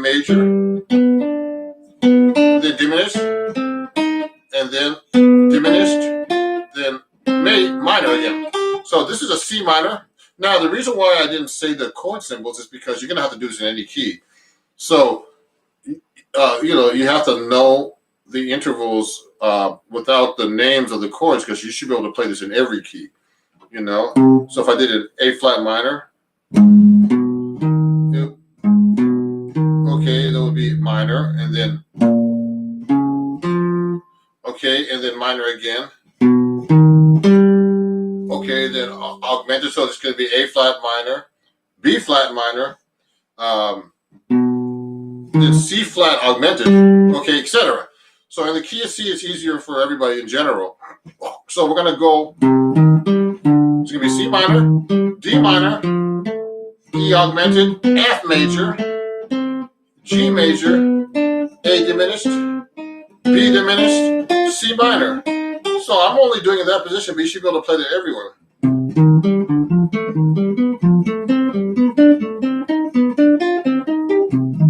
See what I did? I changed position.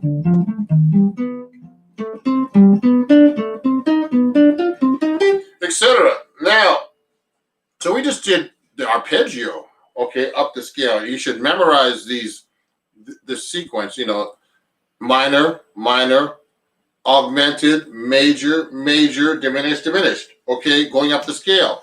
Now, the next thing you have to do is be able to play these as chords. So, I mean, on the guitar, it's fairly simple. We're going to actually play it as thirds, because thirds are easy to play across 3 strings on the guitar in general. So we're going to go C minor. So for people who joined us, this is the melodic minor. We're going to go C minor, D minor, E augmented, F, G. These are triads when I say that, okay, just major triads. And then A diminished, then B diminished, then C. Okay, you should be able to play that up and down there. See what I did?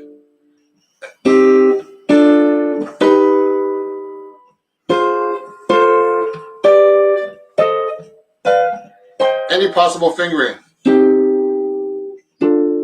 See that? Keep going up the neck. See what I did?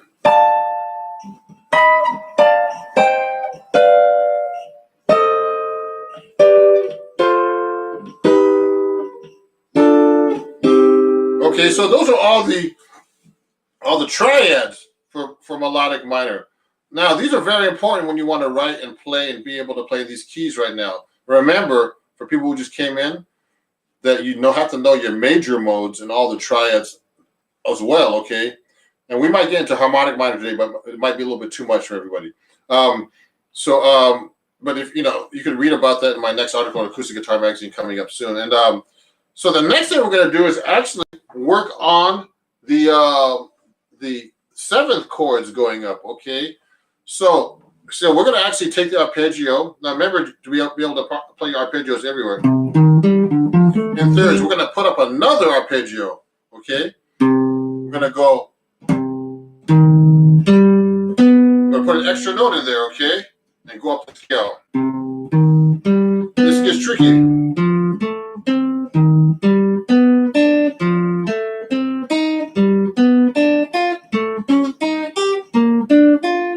Oops. Made a mistake there.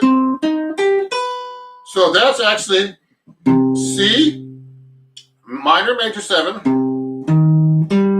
Okay, now this gets to a whole different level. Now, D minor 7, then E minor major 7, then F7, then G7. Now we're going to get to A minor 7, flat 5, and then B minor 7 flat. Then C minor major 7th again. So you should be able to play that all in position, for example. Let's start here. Give myself a challenge.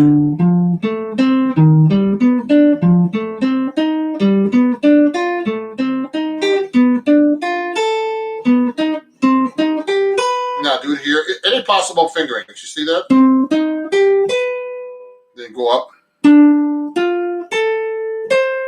Then mistake.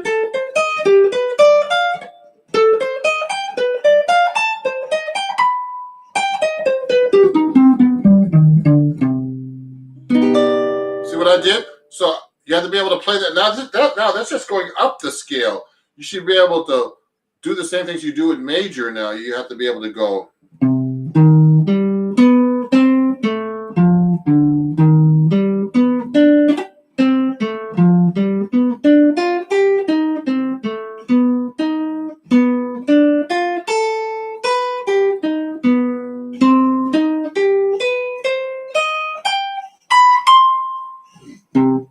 So that's tricky to do, actually, to do a pattern like that in melodic minor.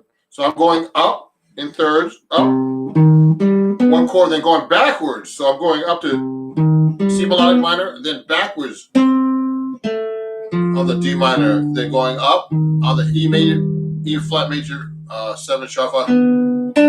Okay, then backwards on the F dominant. Now I hope I'm not getting too many people with this. Okay, so those are the arpeggios. Now you're gonna have to learn the chords as chords. The best way to play that is to use a drop 2 voicing, because we can't play the chords. I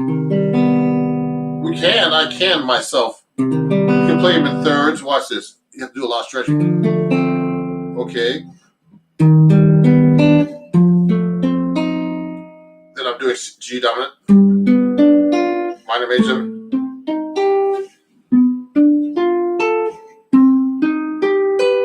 Now, I knew a guitar player here in New York City who was actually from St. Petersburg, Russia.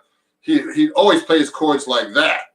He'd be playing chords like that. I'd be like, oh, I would have pain watching him. So you can actually play the guitar in thirds like that, but it's much harder than a piano. Okay, that's an F7 chord if you want to play it like that. Okay. Now this guitar is a little easier physically for me to play than my 7-string guitar, which I'll show you in a minute if you have any questions about that. Now, are there any questions? Please send me something. Everybody, I know you're watching, but you got to send me a question if you have any questions about this. If it's way over your head, just let me know. I'll also be taking questions about anything else, picking, technique, anything you want. I just woke up, so I'm still getting used to teaching this early. Okay, so another way to play this is to use a drop 2. So, actually raise. I'm going to raise the second. Okay, this is a drop 2 voicing right now. I want to play the C minor major 7 like this instead. It's easier. Okay, and then I'm going to go C minor major 7 like this, then D minor 7, excuse me, E flat major 7 sharp 5, or augmented they call it. F7, you can do it that way. G7, A minor 7 flat 5, B minor 7 flat 5, then C minor major 7. Okay, so that's another thing. Oh, there's all the chats, man. They're all coming up right now. Why are they delayed like that? Jerry. Okay, cool. So, okay, fellow Berkeley alumni is here too. I have a guitar in hand. Good. Jerry, what's a good way to mix melodic minor and blues licks? With blues licks, interesting. Oh, interesting. That's a great question. So Jerry has a question. How do you mix melodic minor with blues licks? So let's say, okay, let's play blues in B flat. Just a different key because I'm always in C for most of my students. So if we're playing a blues, like, okay, one good way to mix melodic minor is to make the blues scale like a B flat melodic minor. I mean a B flat, minor pentatonic scale. Okay, and then I could actually make that into an altered chord. So we didn't get to this part yet. The uses for the melodic minor. I've just been showing you the scale, but I use melodic minor for different improvisational settings. So for example, if I'm playing over a B flat dominant chord of any chord, now that implies going to an E flat. It's like a 5/7 of the E flat. So I might use altered. So if I'm, instead of playing like just a regular blues scale with passing tones, little notes in between. Let me turn that a little bit. I'm going to use. I'll start using B melodic minor, which makes altered. So basically, it would imply a B flat 7 with a flat 9 and a natural 13, or a sharp 9, okay, of those variations, or sharp 11.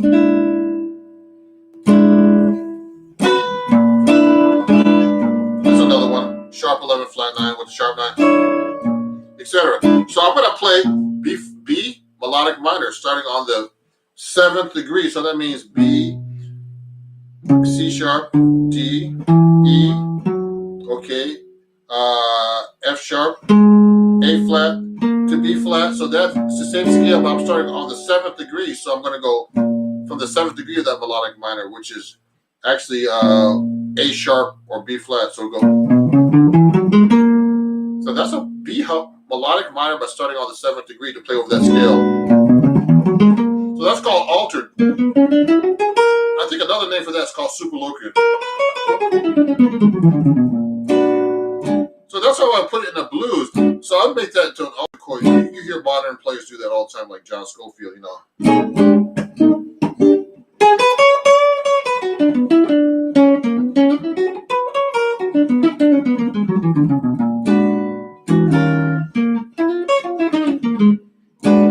So you got to know how to use that sparingly. Okay, so that's a good question. Oh, Ragul, hey, Ragul, I like that name. From Iceland, I saw that. What's a good way to play a mixed melodic? Okay, another thing you could do on blues actually is if you're playing a dominant 7th chord, let's go to a different key. Let's go to G. I want to change keys because I'm sick of playing different keys. So G. So you're playing a blues. Now remember, on a blues you can actually use also mixolydian.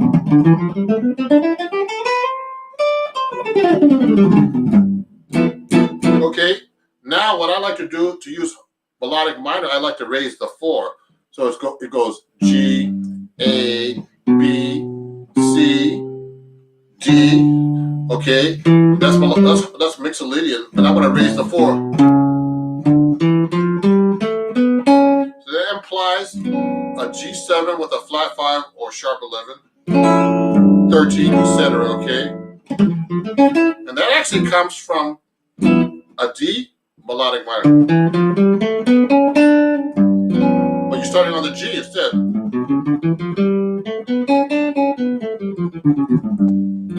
Okay, so what I did was I just raised the 4. So it's called the Lydian dominant, that scale. Okay, so let me write these scales down. So you have the altered scale, altered scale. Okay, I'm writing these down for you guys so you can see them. Okay, and then you have the Lydian dominant, we call it, or mixolydian flat 5 or sharp 4, Lydian dominant. Now you have to know what these are before you have to know what the dominant is. The dominant is the same thing as actually a mixolydian scale. You have to know your major modes before you get to this stuff because this is advanced. And we haven't even talked about harmonic minor yet. Okay, so Lydian dominant is called, it's like a Lydian scale with a flat 7, you can call that, or you can call it a dominant scale with a sharp 4. So hard for me to follow. It would be helpful to have tab exercises you just showed. I've got some, but surely will not be able to reproduce from memory. Yeah, I'll get that to you, Dave. Dave is actually, let me tell this. Thanks, Dave. So Dave was asking about memorizing this. Yeah, this is on my Patreon account, everybody. And I gave some. I'll send that to you. I'll send him some stuff. To you. Now Dave is actually a Patreon, so he gets lessons from me, free because he pays a monthly fee. So so you know, I'm going to be selling these lessons about melodic minor, etc., for $1.99 or more. So just DM me at ronjacksonmusic@gmail.com to get the physical copy if you're not a Patreon. So let me see. There's some other questions. So I'll get that to you, Dave, when I get a chance. Okay, some lessons, and I'll try to put it on Patreon actually. So are these things in tabs? Yeah, Amura. Yeah, these are in tabs, and I sell these things in tabs. So for $1.99. So I sell these You see, I'm gonna write these down. Sell these for $1.99 and up. Okay, and up on tabs. In tabs. Now, everybody, guitar players, just so you should know these things by heart. Okay, and you should learn how to read. Not use tabs. A lot of guitar players are using tabs these days, and those are one of the basic things I want guitar players to get out of is learning how to use tabs. You should know you should know where your notes are, and then tabs do you no good if you don't know what it even sounds like. So that's the problem with tabs that I have. I'm a real I don't know what to say traditionalist, but a modern guitar player knows how to read anything. I can read tabs, but also I can read notes without any tabs. And so this is a good way to do that. Let me see. There's another question. In E flat augmented seventh, in E flat with an augmented seventh. Oh no. So Jerry's asking if the E flat augmented it's an E flat major augmented seventh. I'm playing. Okay. So that's actually a minor major seventh. Is a minor chord actually. So here's a minor major seventh on an E flat right now. E flat minor major seventh.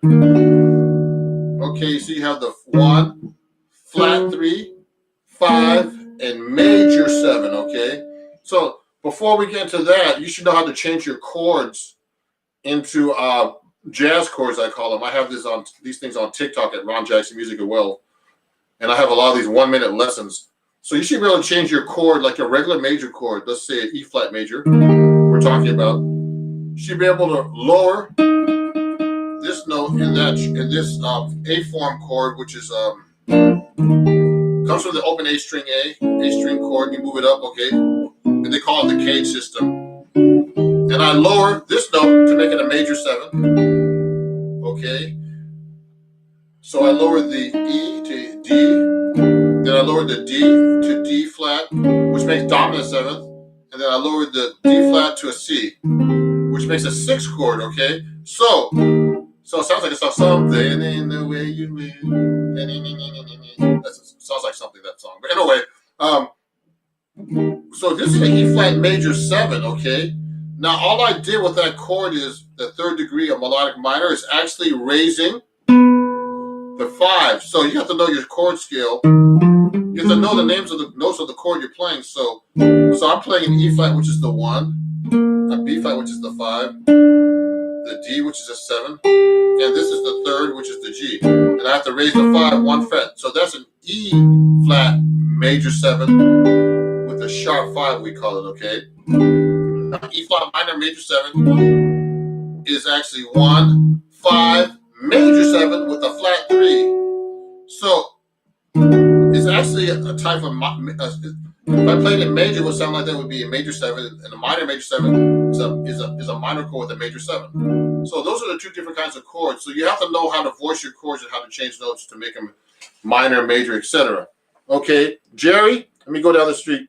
Let me go down the list. Jerry has a question. Or is the 1 chord the same as the flat 3 chord? No. Oh, because Jeremy, sorry, I'm sorry, Jeremy. I keep saying your name wrong. Jeremy, we're in melodic minor, so it's a little different, okay? So C melodic minor has a different set of chords than major. So you have to really know your major. So in melodic minor, the flat 3 chord is not like related like in the same way, okay?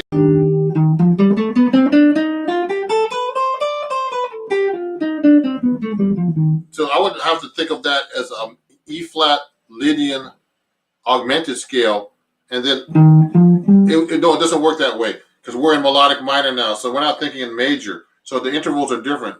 So it's not the 1 chord and it's the flat 3 chord. No, I'm sorry about that. It's melodic minor and the chords fall differently. Okay, let me see. Now, there's another question. Is Lydian dominant for non-diatonic only? Oh, so Reggie asked me about Lydian dominant. So let's say I'm playing an A blues now. We're playing. So I'm playing a blues in A, I could throw in and raise. I could throw in an A Lydian dominant, raise the 4, which is a mixed Lydian scale or dominant scale. 1, 2, 3, 4, 5, 6 flat, 7, 1, and then raise the 4. So I could do that if I'm a jazz musician. So I like to alter things. We call it reharmonization. So I actually changed the 4 to a sharp 4 to make it more interesting in my solo. Now, also, when you're playing a jazz standard rule is, I mean, you can always break the rules too in jazz. Standard rule is to play a Lydian dominant or a mixed Lydian or dominant scale with a sharp 4 if it's not a chord in the key. So if I'm in the key of C, everybody knows in the key of C, the 5 chord is a G. Now, if I play the chord in the key of C, then I'm soloing, and then the chord shows up as a B flat in there. So that's a non-diatonic dominant 7th chord. Now, non-diatonic means it's not in the key of C. Only dominant 7th chord in the key of C is G7. Okay, I usually would play a dominant chord with a sharp 4 or Lydian dominant, which comes from melodic minor. Now, this is over the head for a lot of people. This is kind of advanced, but this is a technique we use in jazz. So usually a non-diatonic dominant 7th chord, you would play a Lydian dominant, which is from the melodic minor. So a B flat dominant chord, okay. The Lydian dominant is actually F melodic minor. You hear that? Do, re, mi, fa, sol. Now remember, the melodic minor scale is a major scale with a flat 3. Now in jazz, we play up and down. Up. In classical, they go back down. Oh, sorry. They lower the 7th and the 6th down.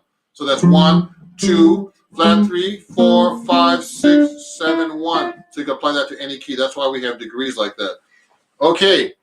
Oh, Jeremy, contact me I see Jeremy's question. I'm going to go down the list here.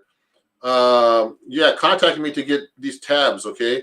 My PayPal is ronjacksonmusic@gmail.com and Venmo is Ron Jackson Music. I'll put that all at the end, okay?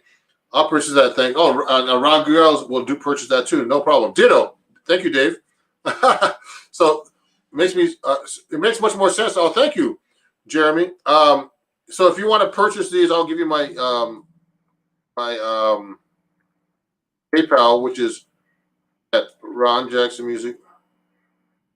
It's my email, ronjacksonmusic@gmail.com. I'm going to keep going here. I want to take other questions about my 7-string. I'm going to pull that out in a second at gmail.com. I'm writing this down. Sorry, guys. .com, PayPal.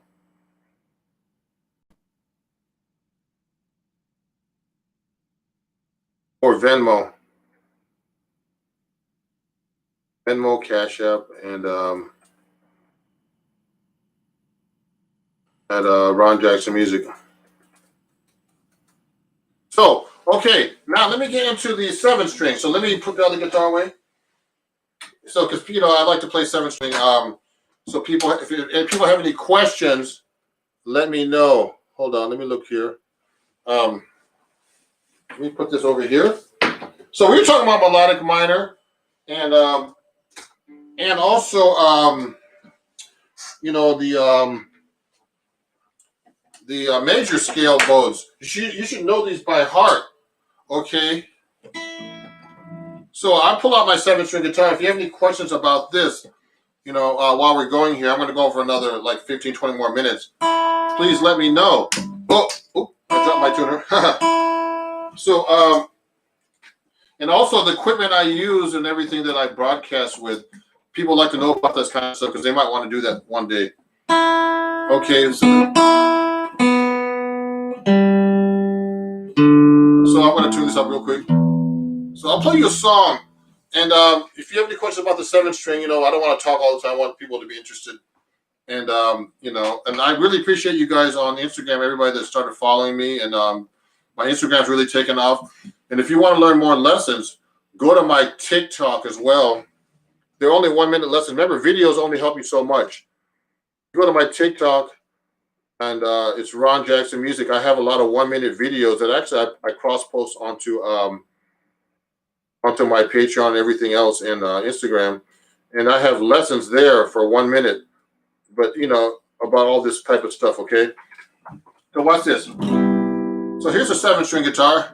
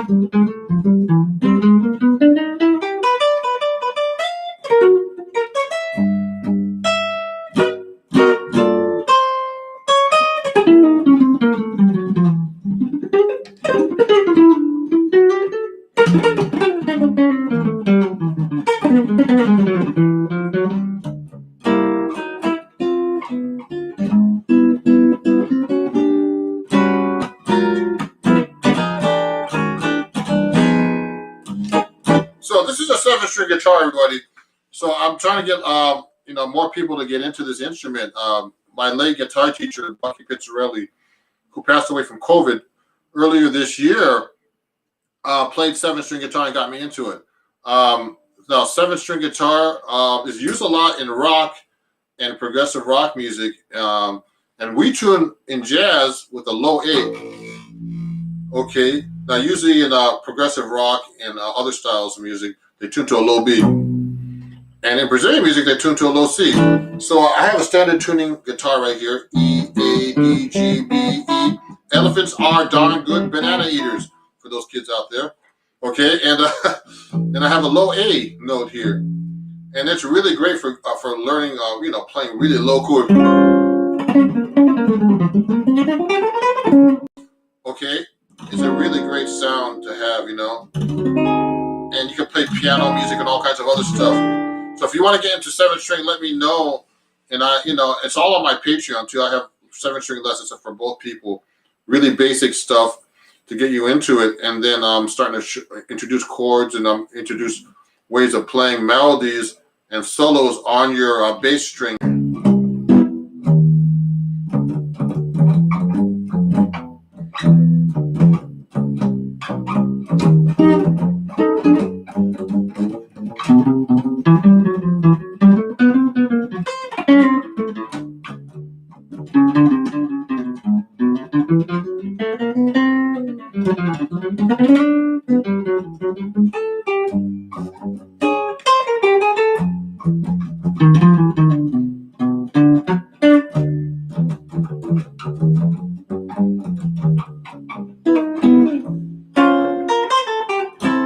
I'm playing something really basically with the bass lines, actually, and using the bass string as a solo instrument, as a solo line kind of approach to it. Now, when I'm actually, most 7-string guitar players don't use a 7-string for soloing, so I'm trying to incorporate that more in my playing. It's great for accompaniment and other things like that. Okay. Oh yeah, Jeremy. Thank you, Jeremy. Yeah, I'm sorry. He's sorry to hear Bucky. Bucky was a legend, man. He was 94, and he died on April 1st, right when COVID was coming out. And when that happened, man, it was really devastating because 2 days later, I heard from Frank Vignola, the great guitar player. We were on an acoustic guitar live event on Facebook, and he told me that he died on there too. So he died. His wife died 2 days later, unfortunately, and I didn't know that. Jeremy, I use these Labella black strings. So let me show you guys. Here's what they look like. I got a pack back here somewhere. These strings are special strings that Bucky told me about. Let me get them right now, so you can see. I don't have that ready. Look at this. So look at this. Oh, look at this. So these are Labella jazz tapes, okay?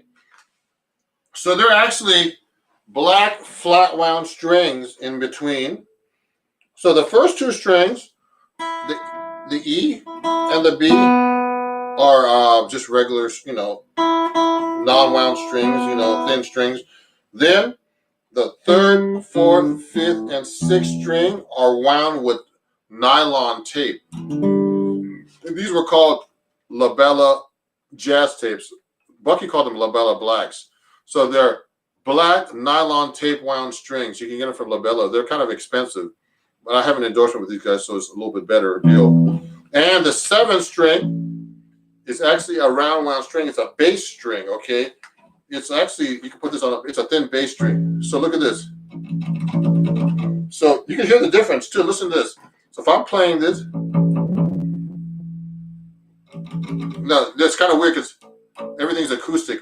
My mic's picking up my amp. So listen to this. You hear the scratching from the guitar from that too. If I scratch sideways, I play the George Benson picking technique. So on a round wound string, it doesn't work too well. You have to hit straight. But the rest of the strings are round wound. You hear the difference? So it's a 7-string round wound. Yeah, these are awesome. Yeah, they're good strings. You play 7-string, Jeremy, I guess. Yes? I guess so. If you play 7-string, let me know. I mean, I'm looking to help other guitar, have other people study 7-string with me to get the word out, especially in jazz. Okay, now let me. So this is a 7-string guitar. So I wanted to show you guys that a little bit during the live lesson here. Now let me get back to the melodic minor and see what the uses are. I'm gonna remember to review your major modes, etc. before you get to melodic minor. Okay, it's a very important scale. So I want to show you a couple of different ways I use melodic minor in my soloing. So let me get back to my 6th string here. So when I'm playing melodic minor, hold on. So let me take the strap off here. So let's say I'm playing like a song like My Shining Hour. So when I'm on the E flat major 7, now that's when I like to use melodic minor. So like I like to go on a major 7th chord. When I'm a jazz musician, I can actually play like a regular major scale on this E flat major. I like to raise the 4th to make it Lydian,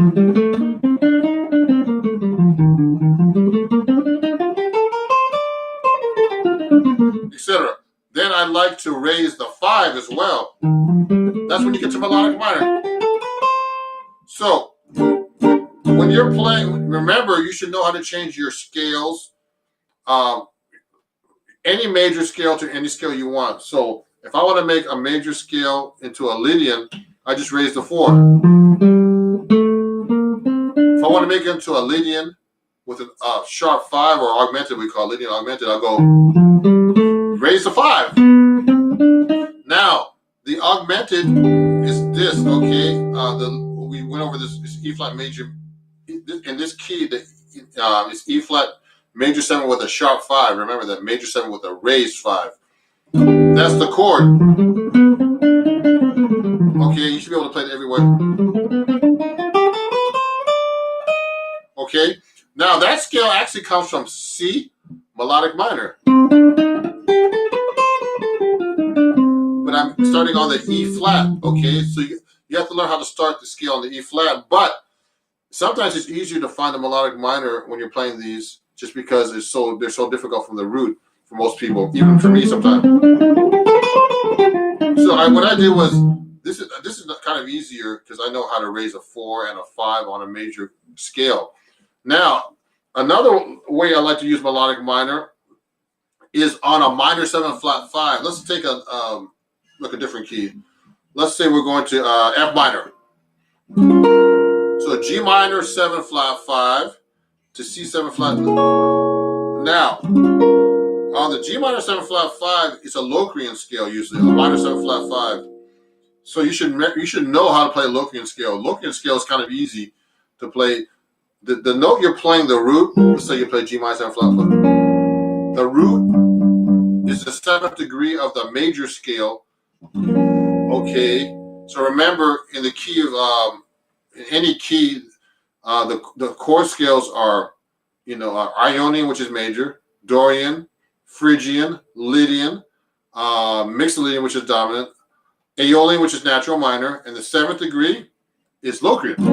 So you could take a Locrian scale like a G minor flat 5. That G is the 7th degree of A flat. So A flat major scale. Now the G minor 7 flat 5 is the 7th chord of the A flat major scale. So it's A flat major, B flat minor, C minor, and this is all diatonic major chords. D flat major 7, E flat 7, F minor 7, G minor 7, flat 5 to A flat major 7. So that scale is Locrian. My point out about using melodic minor is this. I like to use this scale called the Locrian natural 9, which you raise the 2nd degree and make it an A instead. So that scale is actually, in this key, is a B flat melodic minor starting on the 6th degree. So it's B flat melodic minor.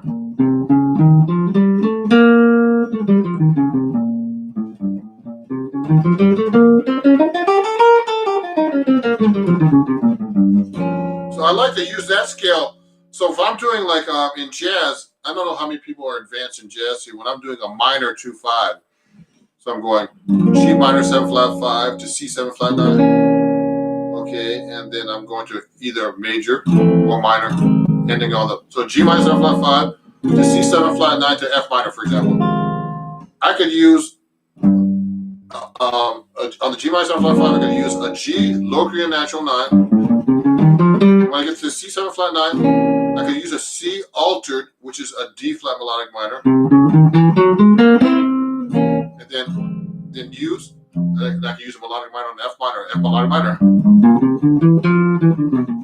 So that's very common to use melodic minor on like a minor 2-5 progression, which is minor 7 flat 5 to dominant 7 flat 9, 2 minor 7 flat 5, 5 7 flat 9 to 1 minor 7. Okay, that's a 2-5. So remember that. I'm going to write this out for you guys anyway. I have some lessons about this already, advanced. So that's a very common use of the melodic minor, okay, in a jazz, for example. So we talked about a few different things. We talked about the melodic minor used on a major 7th, okay, and raising the 4th and 5th. Okay, that's a type of melodic minor, which is what they call it a Lydian augmented.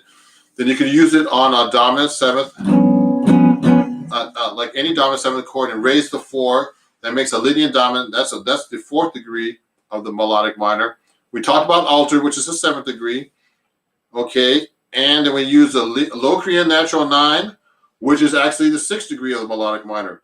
So, and these are used on different kinds of chords. Let me see if there's any other questions. I see some. Oh, I'm sorry to hear. Okay, I will have to give me. I said that's awesome, Jeremy. For rock and metal, but never approached it for jazz. Oh, cool. So, Jeremy, you play rock and metal. Cool. I'll check you out. Cool. Now, so we can. So we went into. Let's just review real quick. So remember to know your melodic minor scale in thirds and know the triads. Okay. So it's 1 minor, 2 minor, 3 flat 3 augmented. These are just your triads. 4 major, 5 major, 6 diminished, 6 diminished. Just the triads.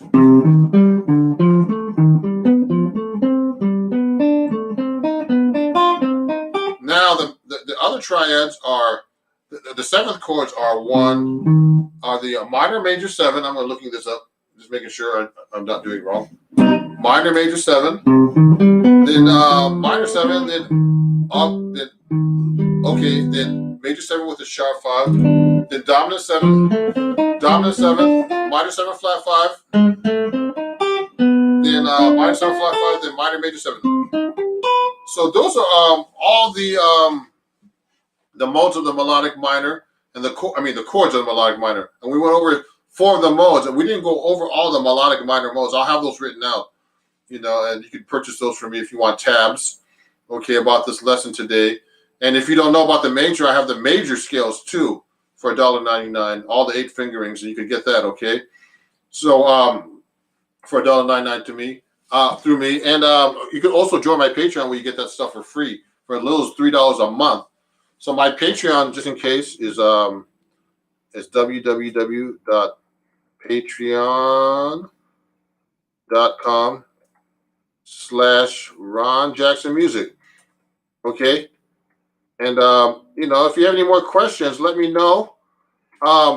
You can just send me an email directly at ronjacksonmusic@gmail.com.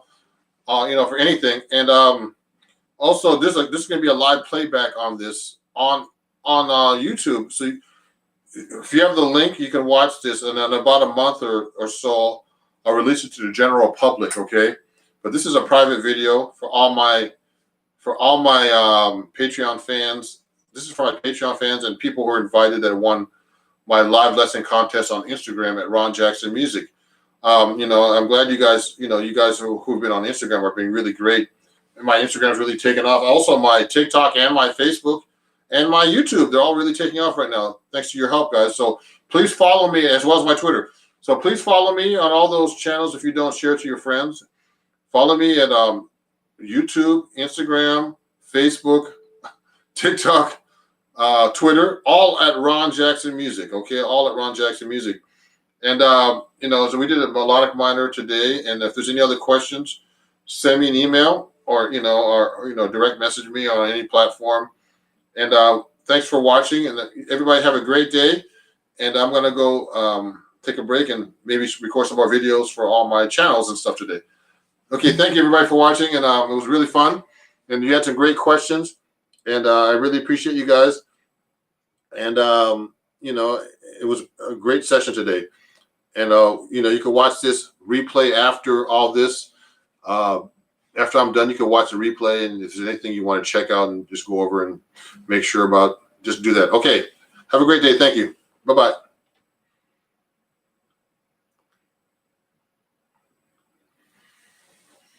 So I'm going to be streaming to 2 different platforms. Let's see how it looks. Ooh, I don't look too bad. Hey everybody on YouTube, it's Ron Jackson. What's going on? And I'm going to make sure I'm muted here so I can take questions. And I'm going to go live as well on Instagram. Let me put this on. Yes. So, how's everybody doing? I'm just, live right now. And, just going to play some tunes and take some questions. And, it's great for me to go live, so I can get some engagement with my fans and things like that. I want to go live right now on Instagram, too, in a second. Just making sure everything is adjusted correctly. If you have any questions or anything, hey, Matt. It's good to see you, man. I'm doing good. I'm going to play a little bit for you guys. I've been studying myself. And I'm really inspired. I took a lesson with a great Mike Stern on guitar last Sunday. I'm going to be taking more lessons. Come in. And so if there's any questions, send them to me or any requests. Good to hear from you, Matt. And I'm going to go live right now on Instagram as well. I'm going to play a song for now to get started. Let me go live on Instagram too, because I don't want to leave them out. So let me do a song right now because it could happen to you.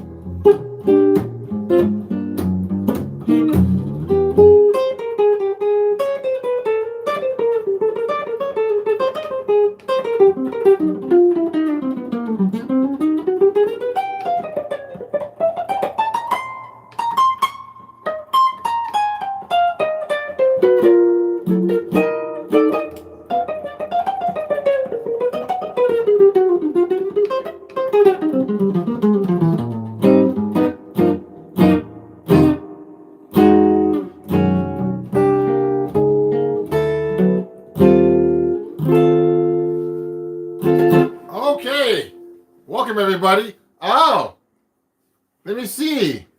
Oh, there's a bunch of questions here on YouTube and some comments. So Aiden says, "What's poppin'?" That's pretty funny. And what's your favorite jazz album of all time? Oh man, I can't decide that. What's your biggest influence in playing jazz? I play psychedelic pop garage band. That's from Matt. And my favorite jazz musician is Chet Baker. Man, I have so many favorite jazz musicians I can't keep up with them actually. You know, some of my favorites are Miles Davis, Freddie Hubbard, guitarists like George Benson, Wes Montgomery, Pat Metheny, Mike Stern's one of my favorite too. And there's a lot of guitars, you know, that I like. All the greats, you know. So let me just see what's going on here. I'm just trying to see what Herb Apple's a great trumpet player. Yeah, he's great. He has a jazz club out in California too, I heard. So an awesome bass for a jazz is precision bass with tape wound strings. Yeah, this is a tape wound string guitar here. So thank you for watching, and thank you, LH. Gotta love some Wes Montgomery. Yeah, LH says that. Let me see what's going on here on the Instagram. I'm also broadcasting to you guys, and I just want to let you guys know on Instagram. Thank you for watching, everybody. Just to let you know, Instagram, that Instagram wants me to let you know that that you can buy a badge from me to help support my channel, and they're encouraging me to do that. So this is actually probably backwards on YouTube, but you don't need it for YouTube. So if you'd like to donate a badge or more to me, to help support me and my channel, just you know, buy a badge off your Instagram page, you know, for 1 or 2 or 3 hearts, and that'll be great. Okay. I'd like to thank everybody who attended my jazz improv workshop this past weekend on Lively. You know, I made an announcement on YouTube and on Instagram, and it came out to be a great turnout, and appreciate it. And if there's any any requests or anything, let me know. How many strings does that have? It has, so Yazze 1. This has 7 strings on it, so you know. This is a 7-string guitar. Charleston. Oh, duh. Charleston. Ymir's talking about Charleston, huh? Thank you. Ymir's one of my students. He mentioned that. So yeah, my guitar has 7 strings. Yazze 1. And let me see me wave some people now on Instagram and say hi to those guys. And thank you for watching, Instagram. Let me see who else is. If there's any other questions, if you want to send me a question too on Instagram, let me know. So I'm just waving to some people here. Thank you for watching. Who's ever watching? I know it's a funny afternoon. So someone on Instagram said it's nice that he varies a little, I believe, but yes, I think he hybrid picking during the chords. Yes, I'm doing hybrid picking, everybody. I know how to do a little bit of everything on the guitar. Hybrid picking, finger picking. It just depends what context I'm playing. When I'm playing jazz, I usually do hybrid picking. Is this hybrid picking just getting into the guitar? Yeah. So hybrid picking, I'm gonna do some examples for you right now. Someone's asking about that on Instagram. So hybrid picking is a combination of picking and using your fingers, holding a pick with your hand. So let me show you right now.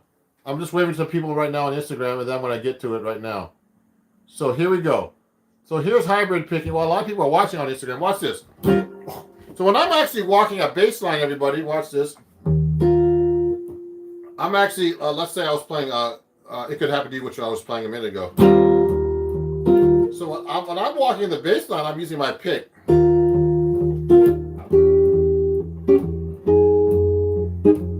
So I'm using my first, well, I'm actually using my second and third fingers on my picking hand. You know, the middle finger and the ring finger, they call it, the little finger. And I mix them up.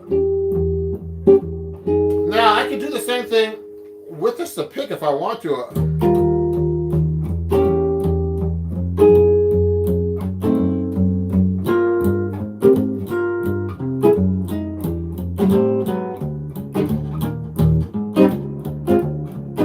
I can do it with my pick too. It's just a little harder to actually execute. So I kind of mix it up. I'm not even thinking about it. I'm actually trying to just execute my lines and my chords when I'm playing like that. So if I'm taking a solo, like I'm doing, if I'm playing a solo and I'm accompanying myself, I'll do something like this.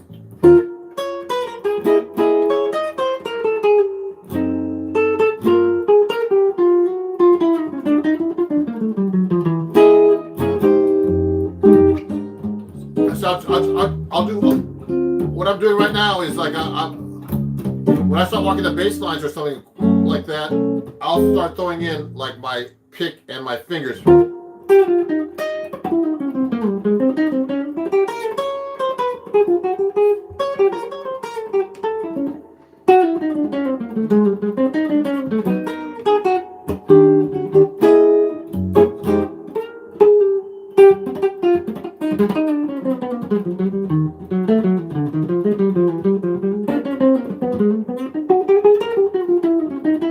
Also, what's happening is, since my guitar is a big body guitar, I actually have to mute the strings a little bit so they don't ring. So that's what takes a lot of work too. With my both hands actually, with my picking hand and my fretting hand, I have to go.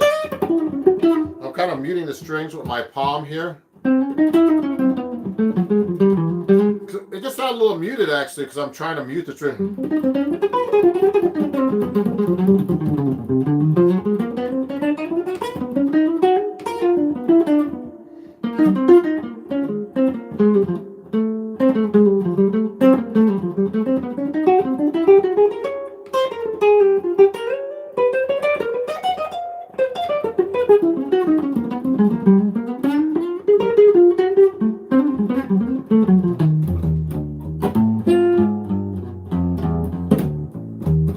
See, I'm doing heavy picking now. And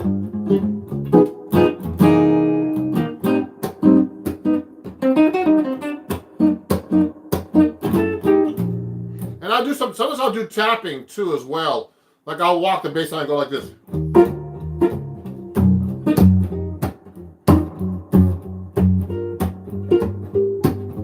So I'm using a tapping and I'll do all kinds of percussive things that I used to practice now comes out naturally in my playing.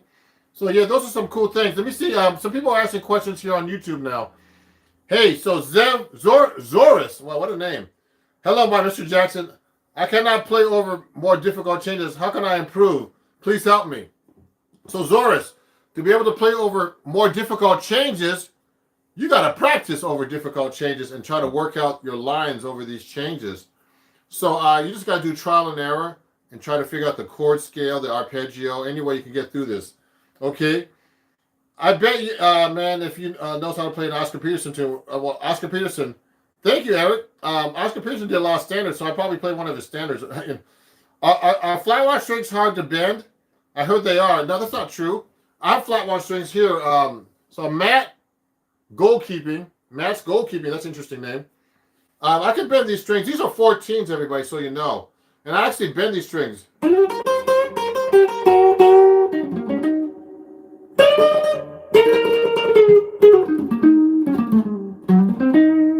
Now my action's pretty high too, so I can bend these strings.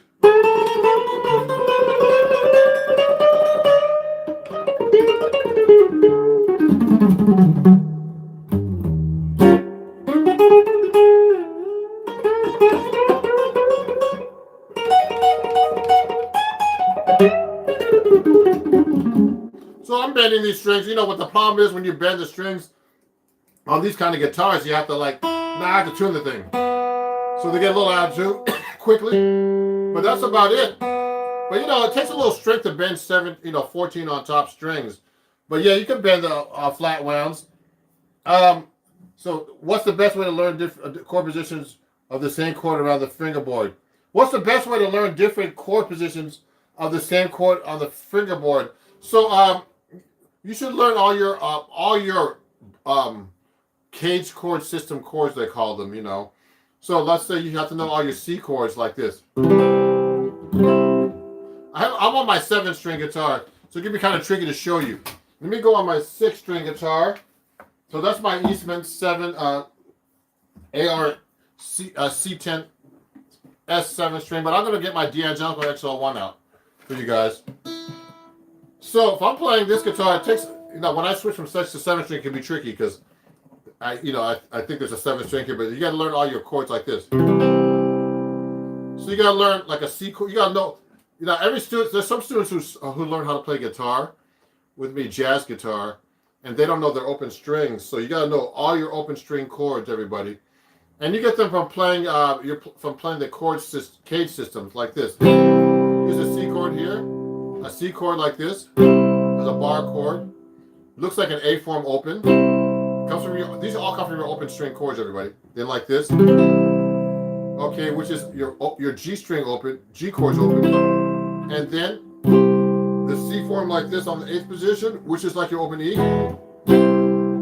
And then this form, cage form, which is actually your, looks like a D chord on this fret. And then this form, which is like the C chord open. So once you know all these forms, you have to make them into minor, diminished, and augmented triads. So you learn how to change them.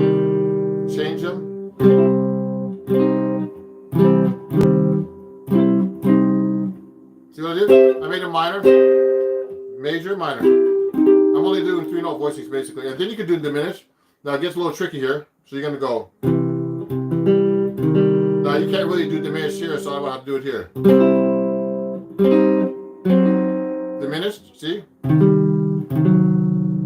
Now like this. See that? I'm making these diminished now. So you have to be able to practice your chords like that. Also augmented. See what I'm doing? And here. Etc. Be able to do all your chords as augmented chords. So those are the 3 basic chord forms that are built on chords in general. You get all your fancy chords with all these different augmented, diminished, and major triads, okay, and minor triads, okay? So that's how you get into chords. Let me see if there's any questions here now on Instagram. And thank everybody for watching. I just want to make a few announcements, everybody. It's my birthday coming up, so I want to let you guys know on my website, ronjacksonmusic.com, you can get everything 25% off of my website. Use code HBD at ronjacksonmusic.com and save 20% on everything. My book, this is right? Yep. My book, everything, So this is what it looks like. Go to my website to celebrate my birthday this week, and you use code. Can you pass me that yellow envelope out there, please? And you can use code HBD, and there you can get my stuff off 20% off my website. That big one out there. Yeah. Thank you. So look, and here's my book. If you want to pick up my book, it's about chord voicings, everybody. Right here. You can get my book there as well. Chords at your fingertips. I've been selling a lot of these books on Instagram. I'm seeing there's a problem on my Instagram with a signal. So I don't know what's causing it. Sorry, guys.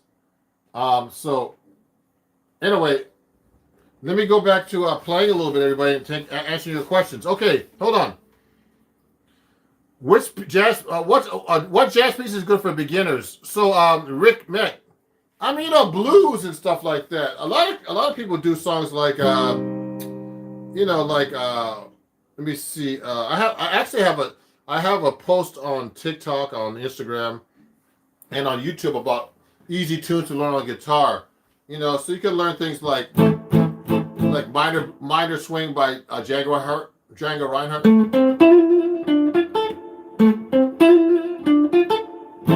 Blues like blues in B flat, like Sunny Moon for Two. So that's called Sunny Moon for Two in blues in B flat. Okay, by Sonny Rollins.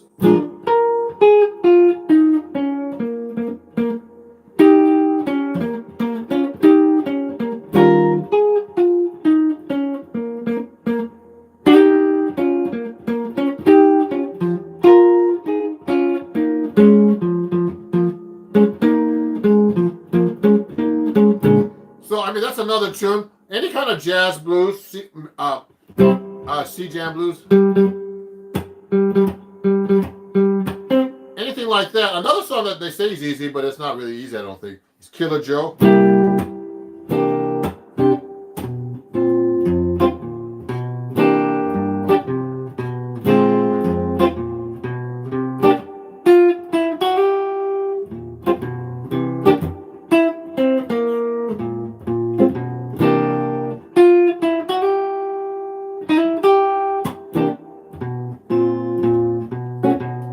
I mean, those are some easy jazz songs. You can look it up on the internet. Just look up easy jazz tunes to learn. Oh, let me see. Yeah, I think the K system is the best for note memorizing. Good. Thank you, Zoris. I have a question, Master. Thank you. How should I study block chord patterns? Okay, for block chords, everybody, you should really know all your inversions of the block chords. Okay, you know, block chords are basically drop twos, or we call them in the magazine I write for called Acoustic Guitar. We call them closed voicings, basically. And those are the easiest ones to play on the guitar, like a form like that comes from the K system. Like, let's say a C major 7 like this. So you should be able to know all your inversions first of all your chords up and down the neck like this. All three adjacent strings like this, the triads. Minor and major too. Okay? Etc. You understand? Then minor if you have to. See? And then, of course, diminish like this. See, etc. Okay, etc. And your augmented, of course, and everything. And then you should know your block chords like this. So this is a C major 7. So, like you have to do it on adjacent strings too. Watch this.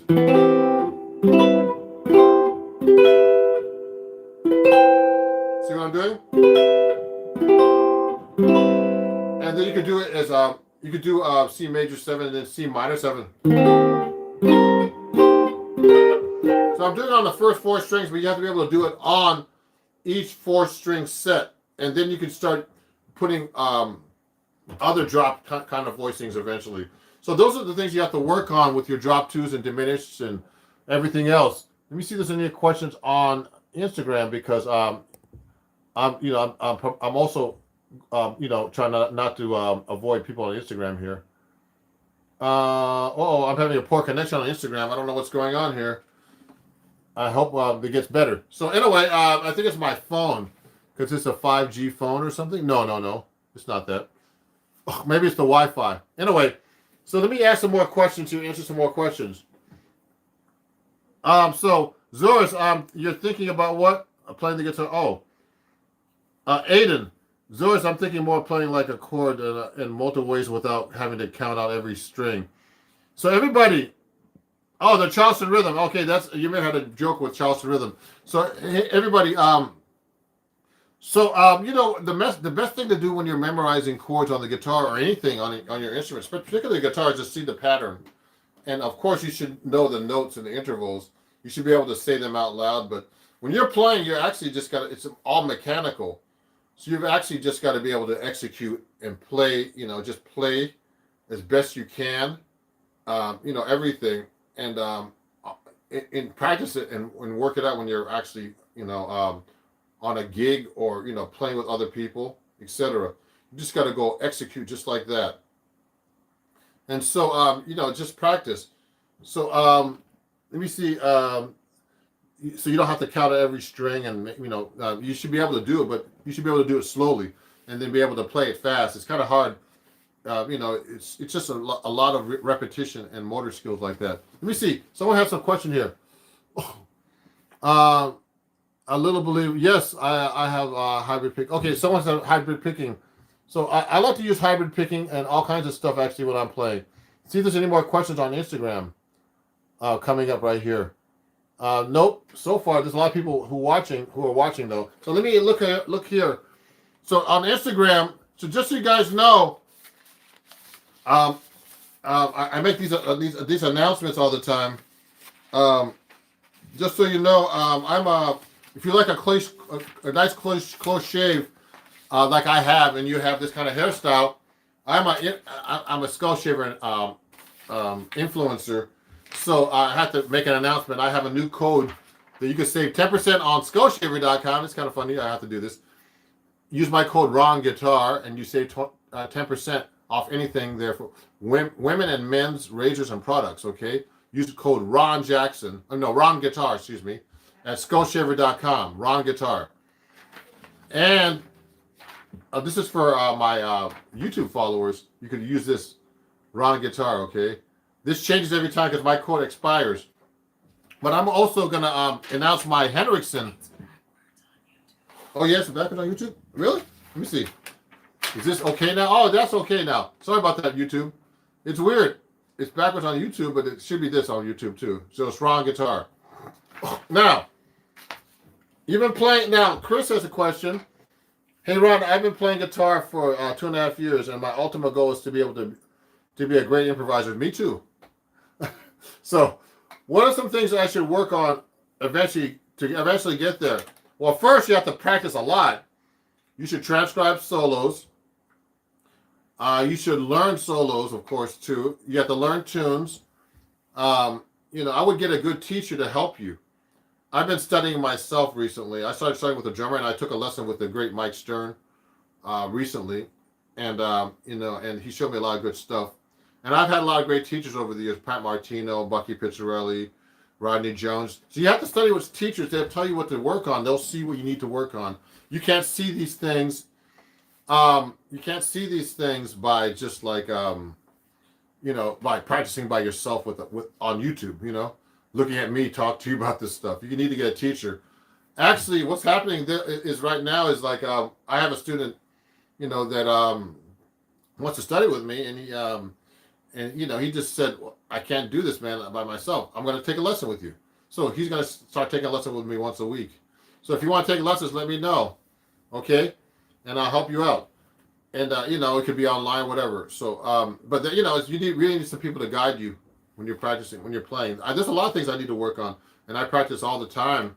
Especially when I don't practice as much as I like to, but I need to practice. That's how you get better, okay? So you have to learn a lot of tunes in jazz too. Hello, everybody. Please remember to give Mr. Jackson a thumbs up for his birthday. Thank you. Yeah, go to my website. The best birthday present, everybody, is to go to my website and get one of my books or CDs that I have. Use my code, and you save money. Go to my website, ronjacksonmusic.com, and you can pick up my book, Chords at Your Fingertips. And you can go buy my CDs. I have like about 8 out, but not all of them on my website. Okay, and I'm gonna be doing a tour next year, already in the Midwest and the West Coast that I'm working on right now. So you can see me there. You can see what's going on my website. So just go there. You can pick up my book CDs. I have more book CDs and books and stuff there. Picks, all kinds of stuff. Use code HBD to save 20% on my website. Okay, now let me keep talking. Before we keep talking here. Let me play something here. Someone's talking about Barry Harris. Can you talk? You know what? Django is good. Yeah. Have you ever? I never owned a Howard Roberts guitar. Now someone's talking about the minor, the Barry Harris diminished to minor 6. Okay, so that diminished 6 to minor 6 progression comes from the melodic minor scale. The jazz melodic minor scale, what we call it the minor bebop scale, goes like this. It comes from the major scale, and I actually have a video on YouTube about this already, a whole lesson. So go back and look at it. Ogazhan, because there's a whole video about it. So I don't want to explain it in this live stream when I have a whole video about it. But it's basically taking the minor bebop scale, which is actually a major bebop scale, which has a passing tone between the 5 and 6, like this.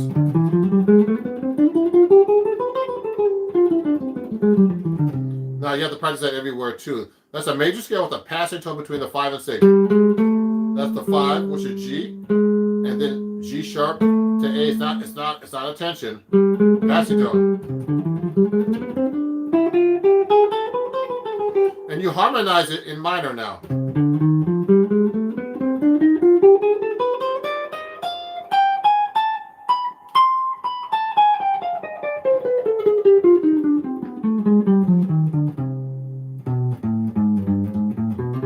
So what I'm doing is I'm just trying to play that for you.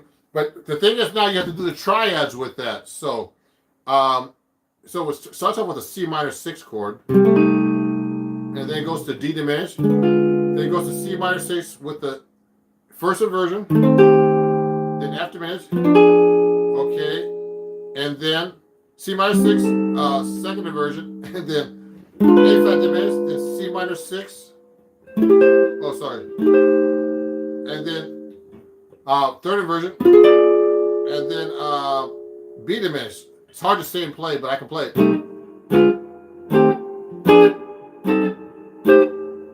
Oh, sorry.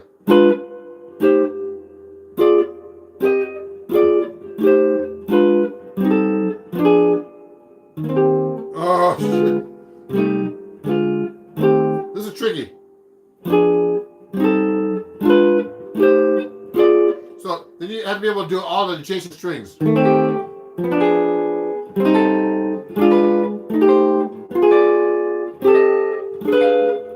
So that's the diminished to minor 6. So minor 6 is diminished. That's that's actually the melodic minor bebop scale, or the jazz minor bebop scale they call it. They go. It's the same thing as major in minor, okay? And the melodic minor in jazz, the 7th and 6th are raised down and up, okay, or up and down. In classical, you do this. In jazz, keep it the same, okay? It's easier actually to keep them raised. So that's how you practice this. So you have to be able to play them on all the adjacent strings. So for example, if I'm playing on the 6th string, it's much harder.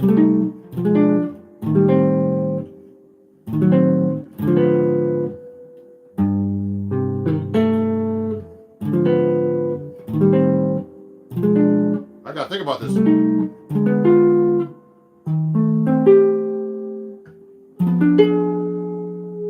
Wow.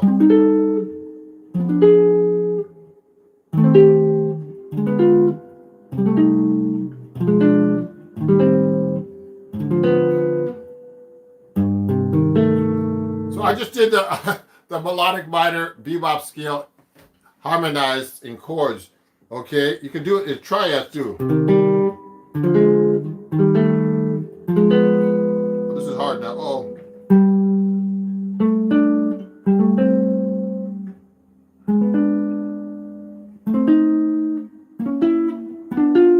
Now think about it. Uh-oh. Uh-oh. Getting lost here.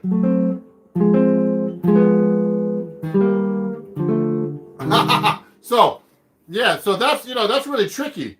So when you practice this, you got to learn how to do this in different ways. So, I'm going to be ending in a minute, actually, everybody, because I answer a lot of questions, and, and I don't know, and I have to get going, but thank you for watching. So you got to learn how to play all these progressions and all these jazz things that I showed you. And practice these things. I need to practice these things still. But when I'm playing, I'm just playing. When I'm practicing things I don't know or need to review. So again, everybody, if you enjoyed the show on Instagram, please send me a badge. If you can read this, okay. One badge, they give me, you can get donates $1 or $2, $3 is $5 on Instagram, okay. And if you enjoyed this on YouTube, you can always donate to my Venmo, Cash App, and PayPal at Ron Jackson Music, okay. And everybody, if you're enjoying this, if you just go to my website, okay, and you can actually save 20%. It's my birthday sale, okay. You can save 20% on my website. Just go to use my code HBD and save 20% on my website at ronjacksonmusic.com. Someone has a request for let me see something here. Let me go down here. Do Meditation by Joe Beam. Oh, okay. And if you want to donate, for anything that I've done today, please go to my PayPal, Venmo, Cash App at Ron Jackson Music, and you donate there. Okay, so let me show you something right now. Someone said play Medication. I'll play a little bit of it.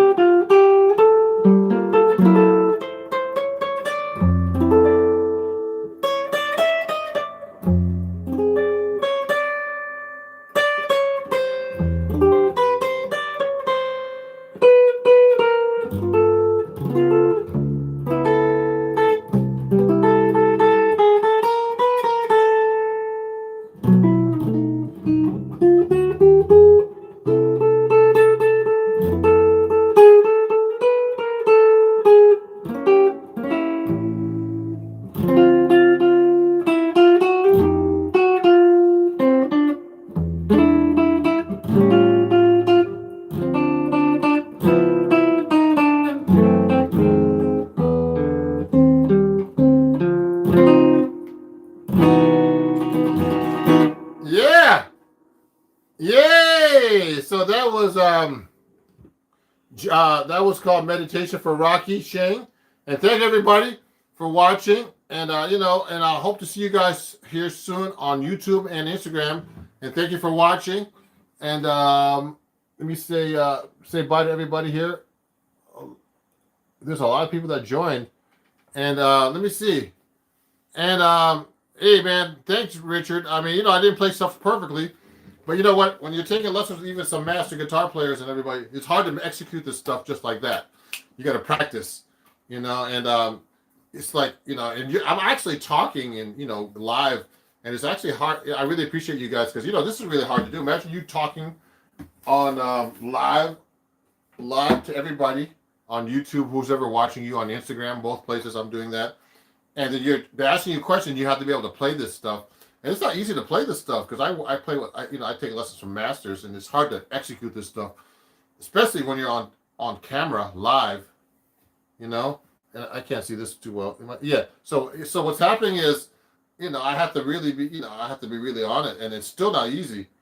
I'm trying to talk and play and explain things to you guys. So I really appreciate all your patience, and please follow me everywhere. Please tell your friends to follow me. I appreciate it. Watch my videos. A lot of these videos, there's a lot of lessons on my YouTube channel, and you can learn this stuff already, okay? And so I'll be doing some more videos soon and posting them. And also join my Patreon.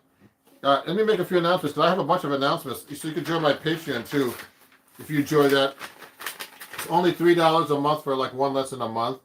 And I post at least once a week. Recently I've been getting busy, so I've been posting once a week and putting posts up in general. So go watch go to my Patreon and join for $3 and up. It goes up to like 600, or I forget how much a month, but pretty expensive. But you get real mentorship, And there's some people who want to study like that. So, join my Patreon. There's some other things here that I have. Also I forgot to mention, I use a little amp called the Henriksen amp. If you want to save 5% on this amp, they're kind of expensive, but they're great amps. You can use my code Ron Jackson at henriksenamps.com, okay, and save 5%. And use my code Ron Jackson. Share that code with everybody, because it's a permanent code. I've sold a lot of amps for them recently using this code. So please, share it and use it yourself. You can get anything on their website. They make the best small guitar amps, man, and they're really powerful, and you could actually use them on gigs, and even with a band, and it sounds loud if you can't carry a huge amp with you sometime. Okay, so check them out, everybody. We'll see you soon. Thank you for watching, and I'll see you guys very soon. Okay, and thanks a lot. I want to say bye-bye, and we'll see you guys soon. Bye-bye. Bye-bye, everybody. Instagram. Hey, everybody. Ron Jackson here. Just making sure you can hear me. Are you Can you send me a text message if you can or not? Today I'm doing a blues concert. I'm going to be doing all kinds of different blueses. There's all kinds of styles actually for blues. This is my Patreon only concert. You know, I might make this public later now. I'll let you guys know. I'm going to make a small message.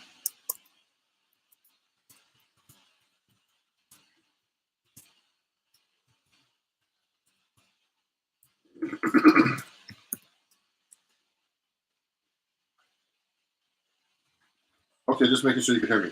I'm going to play a cool tune right now. See if you can guess what it is.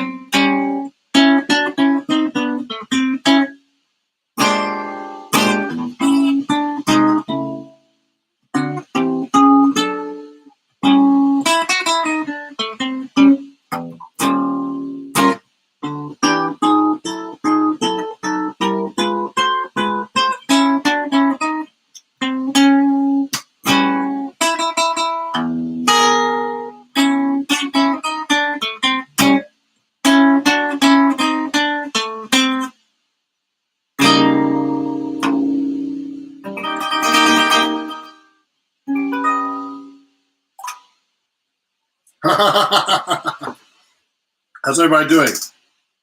Oh, hey, baby. Hey, Reggie, how you doing? Blue Monk, yeah. I'm gonna put a bigger light on so you can see me better. Someone recommended that just now. Hold on. That was Blue Monk. That's basically a 1-4-5 blues, but I transposed it to the key of A. What would be the reason for that? Anybody guess? Let me put this light on. Uh-oh. So you can see me a little better. Here we go.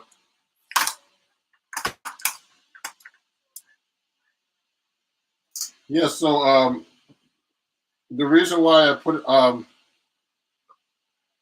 the song Blue Monk in the key of A so I can play those open strings. If you can, if you're a guitar player, it's better to sometimes it's great to use the guitaristic features of the guitar like open strings. When I used to see Joe Pass, see his videos, I saw a workshop of him years ago. He would take a song and put it to a different key so you could play those open strings. George Benson, Wes Montgomery, all the great guitar players, try to use open strings because you can actually do it. With the 7th string, I have that low A note, so I can actually do that. So, this is a new thing I'm trying. I'm actually playing through my Motu M2 audio card. So now I'm actually playing through that and going directly from there and getting a decent sound. I'm not even using an amp, so it's a more clear, direct sound. I'm going to play you another blues. Now, there's all kinds of blueses, everybody. So I just did a kind of a traditional slow blues. I'm going to play you a blues in 3. Now, no one knows this, but this song was written by Toots Thielemans. And this song is very famous. A lot of jazz musicians play it. And it's in 3/4. It's a waltz. It's actually a blues form, more of a bebop form. We could talk about it later. And this song is called Bluesette. Here we go.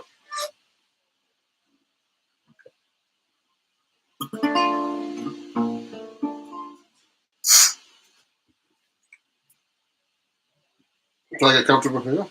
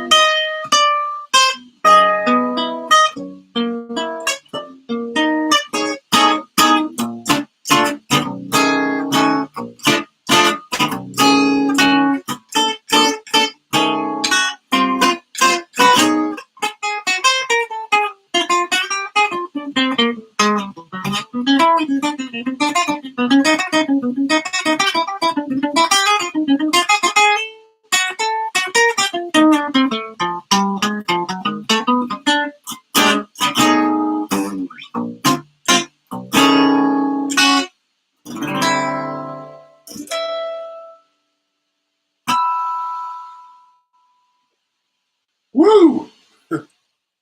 Oh, gotta turn the mic back on. Hey, hey, everybody, how's it going? Yeah, thanks for watching. I see a few viewers up here. It's not a public stream, but I could make it public, but maybe next time I'd like to have these Patreon only concerts. I might actually put some of these and make them public later. I haven't thought about that yet recently. I'm just starting these and getting used to the YouTube live video streams and things like that. But I'm going to start trying to do that actually in a couple of weeks.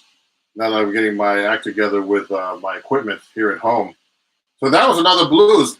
Now, for people who are wondering what bluesette is like, it's actually a blues, but it's an extended blues. So Toots Thielemans, there's some blueses that are called bebop blues, like Blues for Alice, songs like that. That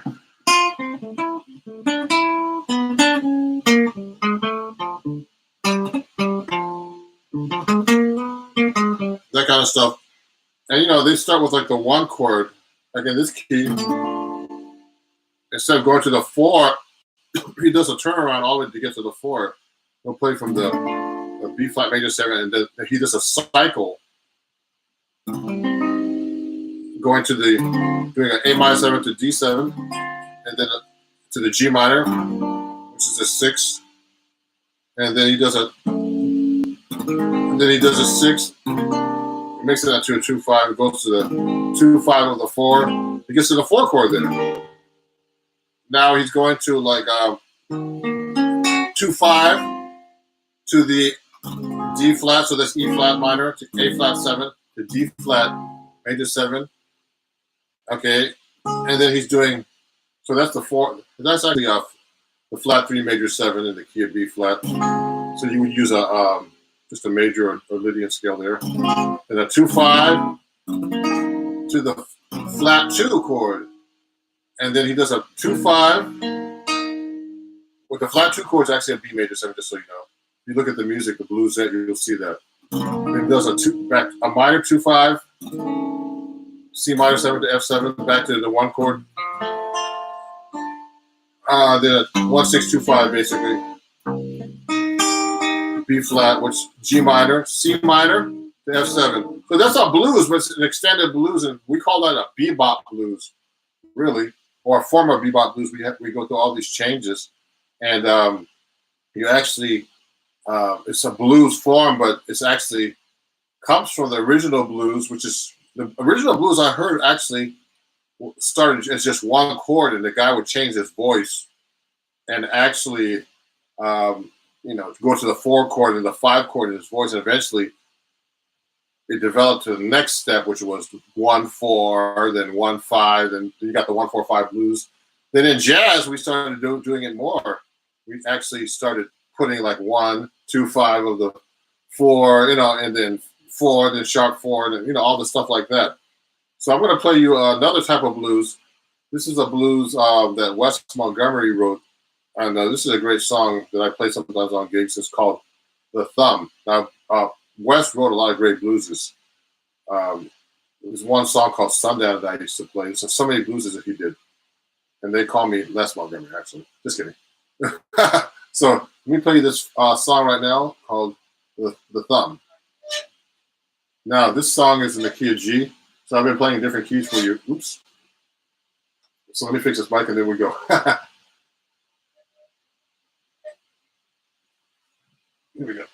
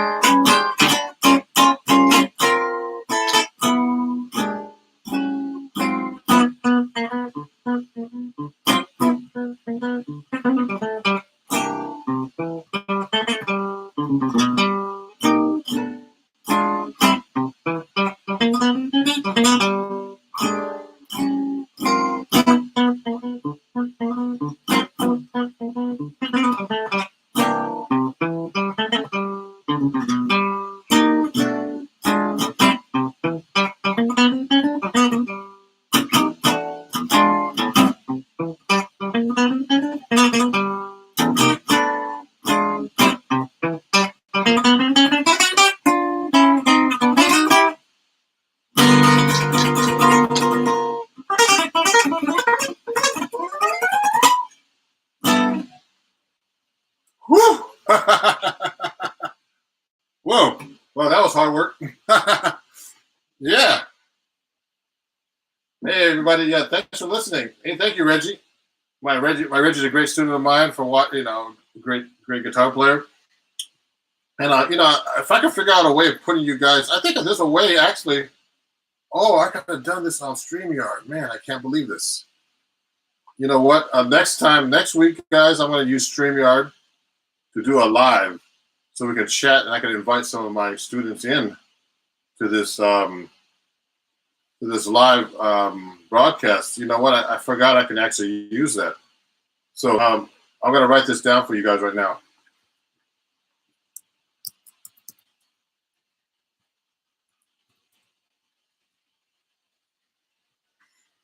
StreamYard is actually another app I could actually use. I mean, it's kind of late now because we're right in the middle of it, but I could send you a link next time. You can go on StreamYard, and you can watch and join me.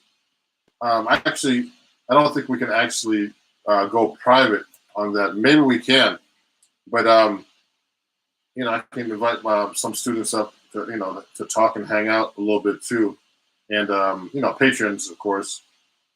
If you want any questions, if you go through StreamYard, I've never really used StreamYard like this as a private concert yet. So thank everybody for watching and liking this. Reggie's asking about are there any particular scales you prefer over the blues? I use all kinds of different scales and stuff, Reggie. Let me talk about that a little bit. So if I'm playing over a blues, I mean, I'll use the minor pentatonic, of course. You should know all your minor pentatonics, everybody, all over the neck. So if I'm in the key of G, there's about 5 of them. Now, I mean, I won't show you. I'll just show you the 6-string version. This is a 7-string, so.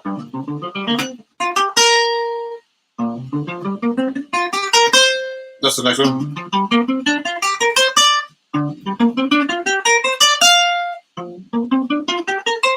All the minor pentatonic, okay? So every chord, it depends on what the progression is actually. So when I'm actually playing like over a G7, I have a lot of options. So I'll just take just a dominant scale. Now remember to be able to play this all over the neck. Then I can use a G mixolydian with a sharp raised 4.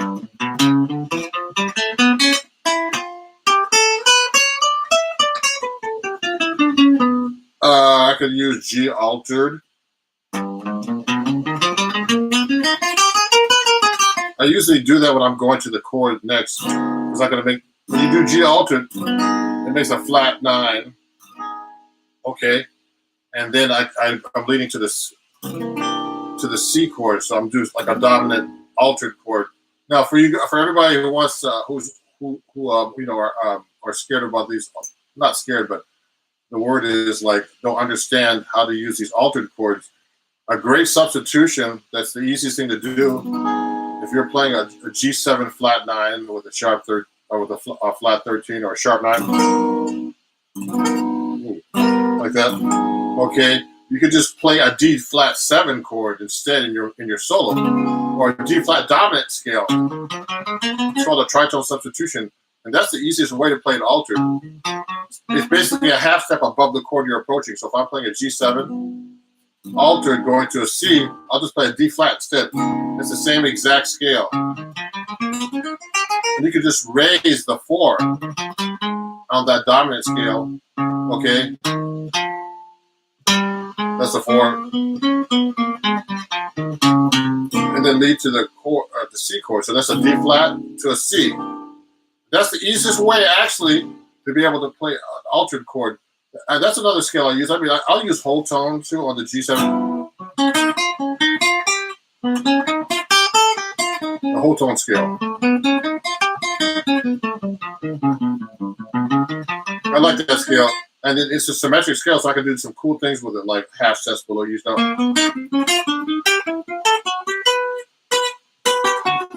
I like this one. It's easy to play between the second and third string. I mean, yeah, and then I do a lot of reharmonizations also. So that's another thing I like to do. I mean, I don't just play like just a G7 to a excuse me, to a C chord. Let me get some coffee here. I'll actually I'll just do like I'll do reharmonizations. There's a bunch of them. I'll just go from G. I'll go down the whole steps every bar. That means every 2 frets down to get to the 4 chord and things like that. Then I'll do like descending 2 5s to get to the 2 chord. Things like that. There's so many things I could do. But anyway, let me play you another song, everybody. Some more blues. I'm going to play you another song that was made famous by Miles Davis. And he actually wrote this, I think. I heard he stole a lot of this music, but this is called All Blues.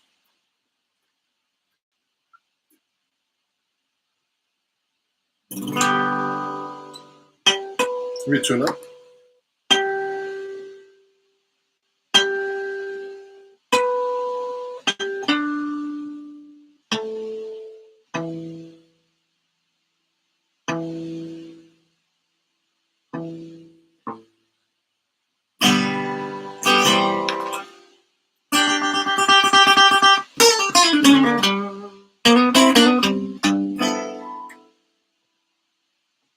Yeah, the key of G again.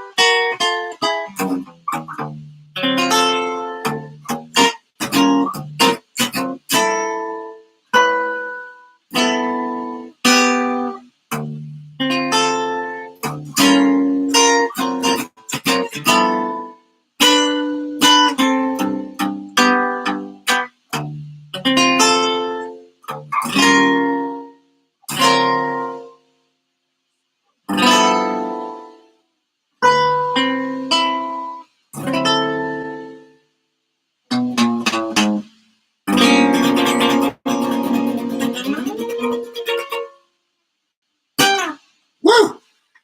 Oh, okay. Some blues. We can talk about the blues all day. There's so many blueses. Does anybody have any questions that are watching? Let me know. About I'm playing the 7-string guitar, so if you have any questions about that, about how I tune it, how I play it, I'm going to be actually I have to put another video up. I'm going to be putting up one up this week, a new video on one of the lessons that I have about walking bass lines. So that's for 6-string. Then also I have some 7-string videos coming up about walking bass lines we're going to get into for people. So if you're interested in that, let me know. And there's so many blueses in jazz, but there's also, the traditional blues. When I got to work with Taj Mahal about 10, 15 years ago, this guy knows every kind of blues, man. He was just amazing. He knows like all the different styles. I mean, like different forms of blues. This guy's like a walking blues book, man. So really interesting cat. So that's we did a lot of cool blueses today. I'll do something for you right now that's written by John Coltrane. It's like it's a blues with a bridge. You have those kind of things too, and this is called Blue Train. We can talk about it later. It's just a blues, and then it has a bridge, like kind of like rhythm changes, but it's like a blues form. You have 12 bars of blues, 12 bars A. Then B is a bridge of 8 bars, and then you go back to the A again. If you can get confused if you can't feel form like that. But let's try that. Ready? Here we go.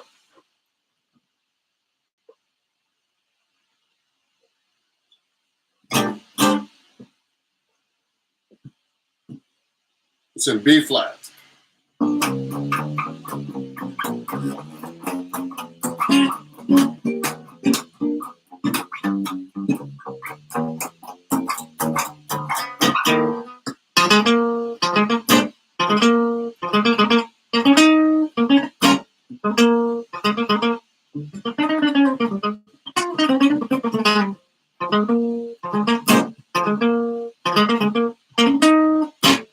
Yeah.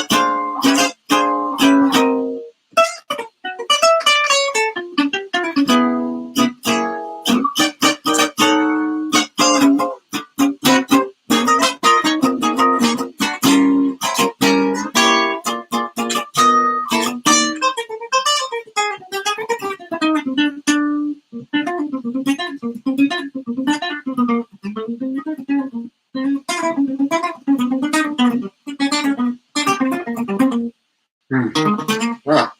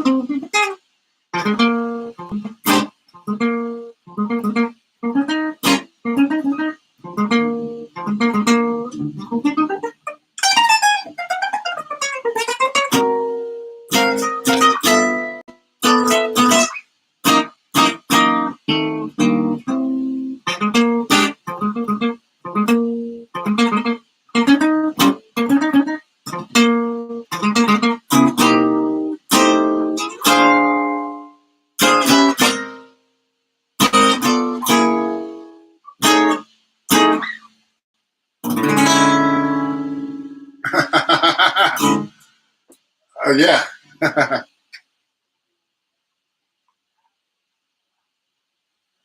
Hey everybody, how's it going? Okay, yeah, that was called. Actually, what was that song called? It's a John Coltrane song. A Blue Train. No, not Blue Train. Let me think about it. I just had the name here. It's one of his famous songs. It's actually a blues with a bridge. Okay, and basically the bridge goes to A flat for 2 bars, G for 2 bars, and then F for 2 bars. It's actually like a variation on rhythm changes. The bridge to rhythm changes, which is I Got Rhythm.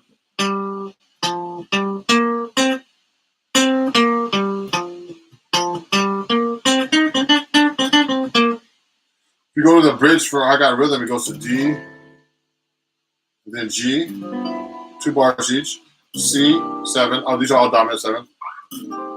To F7, okay? And but John Coltrane, he replaces the D with an A flat, which is a tritone substitution, we call it. Okay, and then it goes down to the G, and then he goes to the G flat, which is a tritone substitution of the C7. It goes to the F. Okay, I think that was called Locomotion, actually, that song. But it's a great song, and it's a fast song. but it's a blues, so blues is a little bit easier to play faster than I think than rhythm changes. But we'll talk about rhythm changes another time. Now, if anybody has any questions, let me know. I think I'm getting a little tired here. I'm gonna actually probably end the live stream right now. So if there's any questions, please send them to me on my on Patreon. Um, and this has been fun playing for you guys. And if you have any questions, just send them on my way here. And this is all. This was all blues day. There's so many blueses. Let me play you maybe just one more before I finish up. And so I did different kinds of blueses. So a lot of blueses have like pentatonic melodies, but also they have more complicated melodies. I'm gonna end with Billy's Bounce. And that's one of the blueses I know a little better than some as far as melodies are concerned. All these bebop melodies are kind of difficult to learn, but you can learn them eventually. You have a whole arsenal of them. There's so many of them. I have this list right here that I'm looking at. There's Bessie's Blues, Billy's Bounce. Oh, that was called that was on Blue Train. I think that was called Locomotive or Locomotion. And then there's tons. There's Footprints, Freddie the Freeloader, Mr. PC, Now's the Time, Sandu. I played all these songs before with somebody. Blues Walk. It's just so many songs. Things ain't what they used to be. So those are great tunes. Anyway, cool, man. I'm going to play you one more song. This is called Billy's Bounce.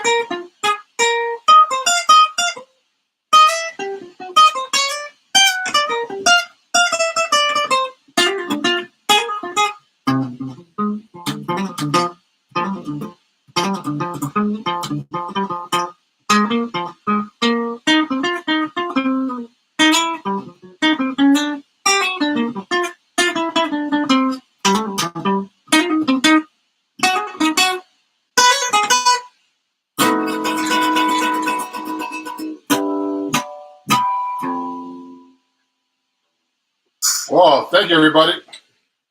That was real fun. And I'll see you guys soon everywhere else. Okay, bye-bye.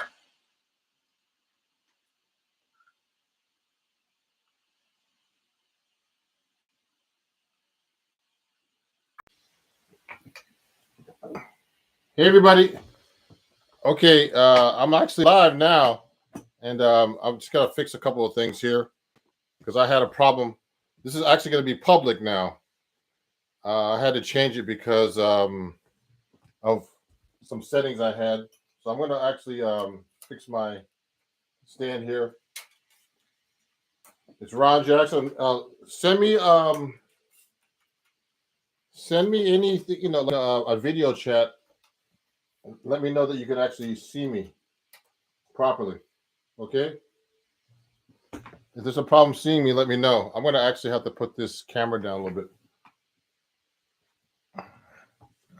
And probably move this back a little bit. So I'm going to start a little bit late because I had an issue with my camera and my settings, so which was kind of stupid, but anyway. Technology. Let me see if I can fix this thing to make it look better. I might have to lower this a little bit. I'm going to have to get my guitar out here. I have to lower this a little bit so you can see me. Oh, see? A little high. That's a problem with YouTube. I can't figure this out. I have to load this. Let me do this now. I'm setting up, everybody, so don't worry. We'll be good in a second. Send me a video chat in the stream here. Good. Patrick, how are you, man? And Devonite. Oh, cool. I finally caught you. Good. I'm going to fix this computer up a little bit here. I'm going to put a different thing on the floor here. So, guys, I had to actually, make this a public video because I've never done it before for my early access stuff. If you have a problem getting on, just go to my YouTube. I'm live now. And I had to resend an email with all this, and hopefully people will get it because I couldn't use the other link. So you can see me okay, I guess, huh? Let me fix this camera a little bit.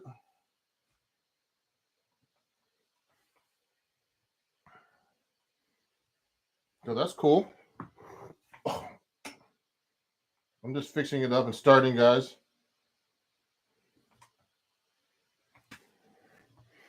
It's supposed to be my background,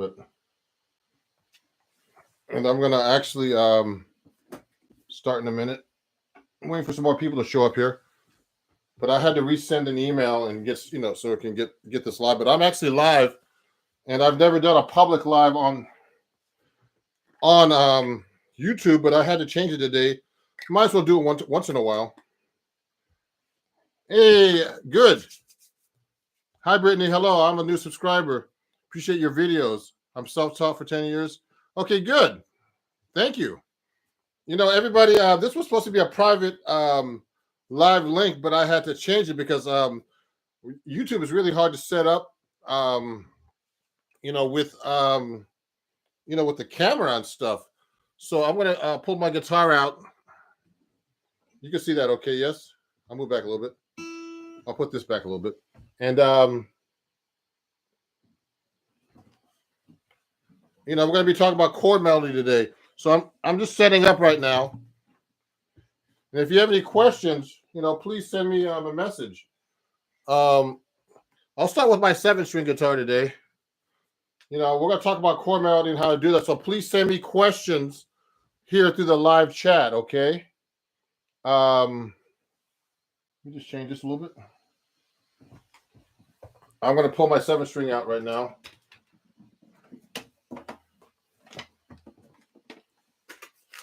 Let me just check a couple things here.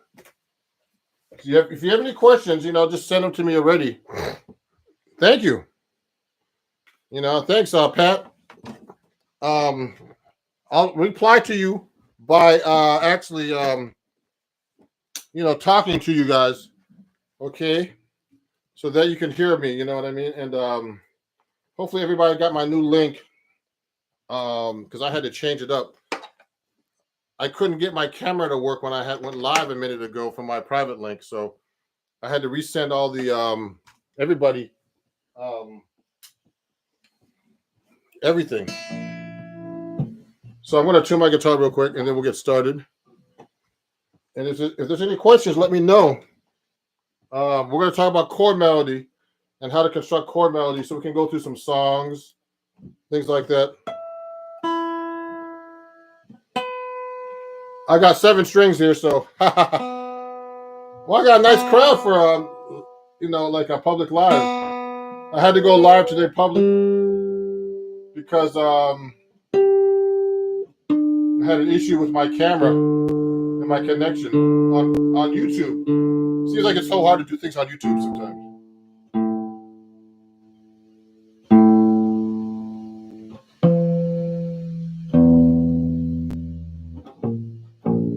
So I have 7 strings here. Oh, True 51. So sure, Emir is my student. He's going to be coming over later. Great guy. I'm the half Filipino brother, and we're going to talk about different things here. But he said a 2-5. So if you do a D minor, well, I mean, I have my 7 string, so it might confuse everybody. But if I do 2-5, let's say regular 2-5. So if you do using tritone substitution, you just go. Okay, I'm just putting a D minor 7 to a D dominant 7 to a C major 7. So that's just a tritone substitution is actually when you get to the G7. Okay, the G7 is a G note right here, and it's a flat 5 away.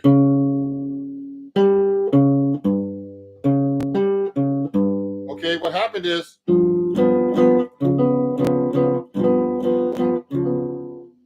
tritones right here, the flat 7 and the 3rd, and this is common with the D flat on the G. So look, the 3rd and 7 is on top, and the D flat 7 has a 3rd and 7, but it switches around. So this is the 3rd now on the D flat, and this is the flat 7 on the D flat. So they interchange. So that's how you make a tritone substitution. So instead of going C minor, D minor to G7, I can go D minor, D flat 7 to the C major 7. Okay. So that's a very common, substitution. And we can really get into this some more. But the thing is, that's cool about this. This helps you learn how to play stuff that's in altered. It makes you think about something different. And let me see who else is there. Liam. Hey, good morning, Liam. What toner brand do you use? Okay, Joe. So Joe, someone's asking me about changing my link for today, but I'm live now. So look, this is my Peterson tuner. Look at this. Let me show you on the camera here. It's a strobe tuner, but they don't make these anymore. I endorse Peterson, and they make great tuners. Okay, but these Peterson tuners are strobe. They're the most accurate tuner you could buy. The military uses these things. Through the Peterson, they make these huge tuners that are like $3,000 that you can actually get. I would never need that. I just use the clip-ons, but they have a better version that I have that I use when I go do gigs. I leave this at home. This is kind of fragile, but this is very accurate for a clip-on. Now, you should know how to tune your guitar without a tuner too. I was doing a thing like that on TikTok. I have a bunch of fans on TikTok, and I've been doing that. So this is actually a live lesson that's actually live for the public today. Usually I release these later. These are for my Patreons, and and people I invite, like that I have through a contest on Instagram. And today, it's all public because I had an issue with with my Instagram. Oh, well, actually with YouTube, I'm trying to get on. So hopefully people will be there. You want to be a good jazz guitarist? What do you want to say to me? I like this guy. Well, practice, get a good teacher. Don't look at YouTube videos all the time. I'm telling you, it's only going to help you so far. Looking at videos is only could take you so far. You need someone to look at you and say, "Look, you're not doing this right. You're not doing this. You need to work on this." I've always had teachers. I'm actually studying right now. I'm studying with a drummer about time and rhythm. So before we keep going, everybody, let me play you something because this is chord melody. Today's about chord melody. So let me play you a couple of chord melody arrangements that I've worked out on the guitar that are that aren't hard, that are fairly simple. I'm going to play it on 7 string. Now this is one of my favorite tunes. This is called "Time After Time."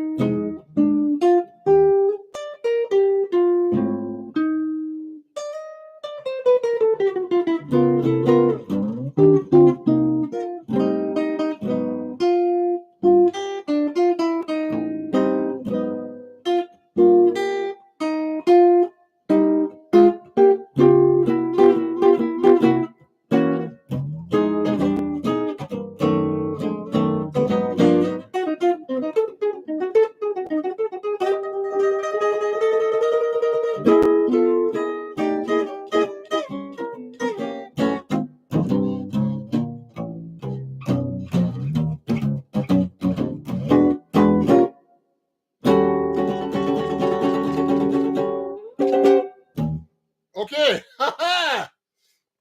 Everybody, how you doing? Hey, no problem, guys. You know what? This is actually public today.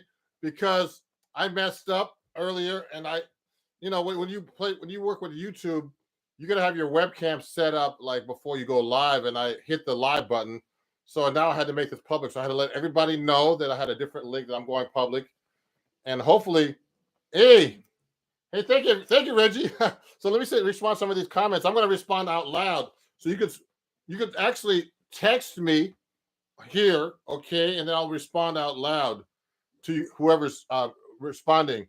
So Reggie, Reggie says I'm a great guitar teacher. Thank you, Reggie. Reggie's been my student for like 2 years. He's learned a lot. He's a great student. He's retired. He practices guitar all day, which I wish I could do.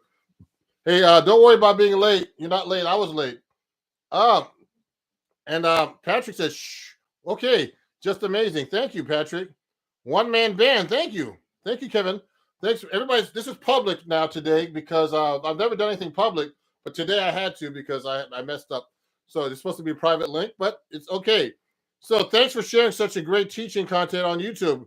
Greetings from the UK. Yeah, thank you, everybody. If you like what you see here on YouTube, I'm going to get my little announcement thing here, wherever that thing is. Here it is. Hold on one second. Let me grab it. And please, definitely, this is the right way today. Please subscribe to me here, of course. And also, a lot of my Patreon fans are on here. So if you want to be on my Patreon account, please let me know, and I'll do. You can join that and get some music lessons pretty cheap for me. It's right here, Ron Jackson Music. I'm gonna put this on the camera. Oh, this is backwards here. Okay, I need to use this. Hold on, let me find this real quick. I'll get it. Here's my Patreon thing. Here it is. If you want to join my Patreon, this is what my students are on now. You can join for like starting at $3 at www.patreon.com/Ron Jackson Music. Okay, so that's my Patreon. This is cool. I've never gone live on YouTube before, so this is great. So so there's a question here. Thanks for sharing such great. Okay, sounds great. Thoughts on blues, rock, and fusion? Okay, guys, just so you know, I started off playing rock. So I used to be into Led Zeppelin. I used to see all kinds of bands. Yes, Van Halen. I saw 7 times. Just so you know, I was a big fan of Eddie Van Halen. I'm into rock. I just started getting into jazz when I was like about 11, 12, through high school, actually. Then I started getting into jazz in high school. That's why I went to Berklee College of Music and studied jazz composition and arranging. But I love jazz, and I love rock too. So no, if you want to start getting, okay, so so thoughts on blues and fusion. Okay. So did you go through different phases? So you know what? I started playing rock, and I used to listen to records and learn all the rock guitar solos, everything like that, okay, and songs. So that's what you have to do with any style of music. You actually have to be able to learn the music by ear, get together with friends and play. And if you can afford to get a teacher, because teachers, I didn't have a teacher when I was a kid, so I was growing up, and I was learning everything by ear. And you can only go so far by ear. There's always a great teacher that can help you. A good example of someone like that is when I was at Berklee, he was before me, is Steve Vai. Steve Vai is a highly trained guitar player, play with everybody. He's rich from playing just his own music. He started with Frank Zappa. He went to Berklee. He was a really well-trained guitar player, could play all kinds of rock styles and jazz, everything. This guy could read. He studied with Joe Satriani as a kid. He's from Long Island. I live here in New York City area. He's from Long Island, and he studied with Joe Satriani, who's a great guitar player. These guys can read. These guys play rock. They play all kinds of styles. Fusion. They play with everybody. Yngwie Malmsteen. They play with everybody. They're just like amazing musicians, but they're really well trained. So you should be trained. You should get a teacher and study, because teachers, Steve Vai always compliments Joe Satriani for all the help he's done for being his teacher. So it's important to have a teacher, everybody. So, okay, let's talk about chord melody. And, so if you want to study with me, let me know. I have some students on here that are actually watching. And, they're great students. They're great guys. And, you can only go so far with looking at me playing here. YouTube videos. Okay. So anyway, let's get started here. So let's talk about chord melody. So the subject today from my patrons and I hope everybody at Patreon got my link. Is that um, is that is chord melody is very important. So that it means that. So let's say you take a melody like let's think of an easy melody. Someone pick a melody if you want me to pick one, but it has to be not too fast. It can't be really a bebop melody because it's hard to harmonize a bebop melody to chord melody because there's so many notes. So usually do melodies with like like with whole notes. Like let's say a song like Cherokee. This is a song called Cherokee. It's a jazz standard. It's kind of fairly easy to do a chord melody with it. So it's like. Now I would take a real book. I want to get the real book out, okay, and actually take a real book and just look at the melody, make sure you're playing it correctly, because it's easy to play these melodies wrong. So I would go.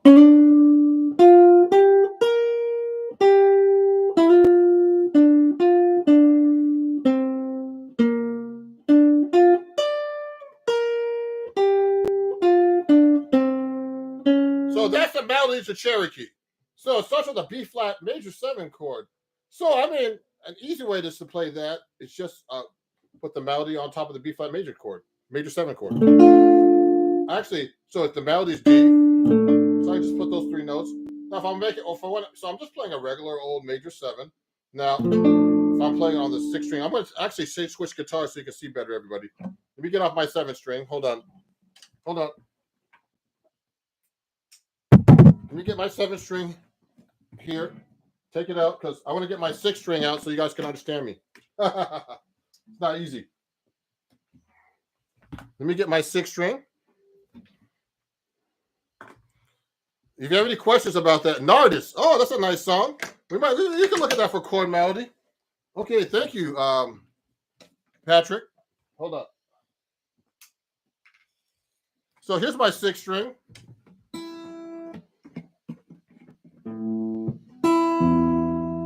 So let me tune this up real quick, and then we're gonna actually we're gonna work on Cherokee right now, just as a melody. We can look at Nardis too. Actually, Pat, that's a great idea. I love that song. I've done that chord melody too. I'll tune it up real quick. The guitar's a little sharp today. In my room, I've had the humidifier going. Maybe changed it with the cold. It's been cold here. So look. So here's Cherokee. So I can play the chord like that with the melody D there. So I can do inversions. What I did was I did a major 7. Then I did the inversion, first inversion. Then there's a 6th note on there. Actually, it says play F7 sharp 5. I can go like this. It says in the music. I did that. So this F7 with the sharp 5. Oh, actually, I would have to do that way to put the flat 7 in there. I would do that. Okay, so the beginning of Cherokee is like this. So I'll go like this. 4 7. So then I went to major. Now this is F minor 7. It has an 11 on top.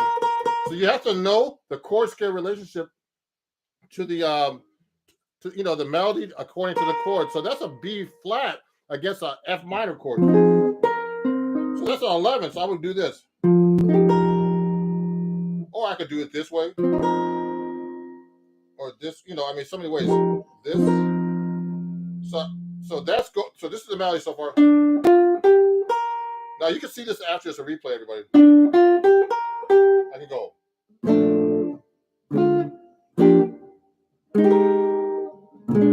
Now I would play that B flat 7. Now the B flat 7 has a 13 on top. So I would do it that way, okay? Or you could do it this way. So many ways. I like that one. That voicing of the B flat 7 13. Okay. I've never done this song this fancy before. I just make it. I don't have an arrangement for this, so we're kind of making an arrangement up right now. This is how you do chord melody. You do an arrangement like this. You find each note and try to find the chord for it. So let's start from the beginning. So I went like this.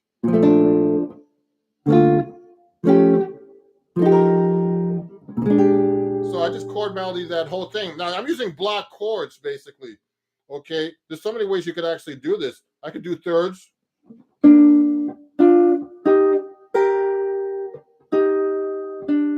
I just did 2 notes at a time. You have to know your chord scales, guys. And now it changes when you get to a different chord too. So this is just in the key of B flat, and then when they get to the F7 sharp 5, that's a whole different chord scale. Okay, and I'm having the flat 7 missing, so it's not really dominant when I'm doing it this way. I'm just doing F5 sharp 5 actually with a 9. This is actually a 9. I guess the chord you should know the chord melody against the chord, okay? So like this. So start from the beginning.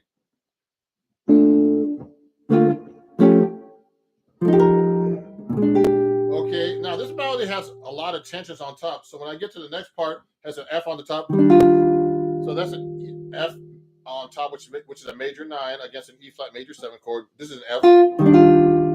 Now it goes to the 7th. I can just go thirds. Then it goes to a D over an A flat 9. So this is actually a sharp 11. So you could play the chord like this actually to add the 9.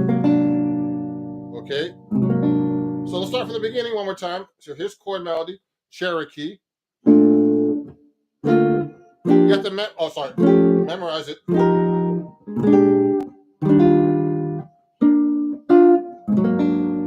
Okay.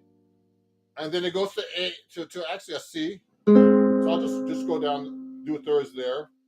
And then it goes to a B flat on the chord with a 6. So you can play it like this. I actually play it this way. That's a 6 like this, okay? See that? And then I went to it says a 6 chord, so I can just make it all 6. You have to know your inversions, guys. So these are all B flat 6 inversions. So you have to know your 6th and 7th inversions of your chords. So that takes a lot of practice. I have like a lot of charts like that. Actually, I'm going to put on my Patreon account. If you study with me, I'll give you these things. And then it goes D minor, then C7. So 9 on top. So you have to know the note against the chord, and then the flat 7. Okay. And then it goes to C minor 7 with the G on top. And then D minor 7 flat 5 with an F on top. And then a G7 with a flat 9. So I'm going to do this. Watch it. Put my thumb here to play the G7. I put the flat 9 in. And then it goes to C minor 7, I think. Yep. With the C. And then F7, sharp 5. Okay, with the sharp 5 in the melody. So let's start from the top. Okay, so this is Cherokee. So this is 1A section now. You just learned 1A section of a song. You know, so we're just doing the first section. This is like really basic drop 2 voicings, closed voicings on the guitar, we call them. We call them closed voicings. I write for Acoustic Guitar Magazine, and we call these closed voicings for the guitar because they're easier to play than spread out like a piano. Like if I try to play B flat 6, it would be like this. You know, spreading out like this. I can reach pretty good. This guitar is easier to play than my 7 string. This is an easy guitar. So, so watch this. Here's the arrangement. Watch this. It starts like this. You guys can learn this too. You can watch back the video if you want. Just B flat, major 7, really simple one that you guys know. Then a version, then sharp 5, then F minor 7 with a 9 and 11, and then B flat 13, then E flat major 7 with a 9, and then I'm just doing thirds. Then I did an A flat 9 with a sharp 11 because that's the melody note.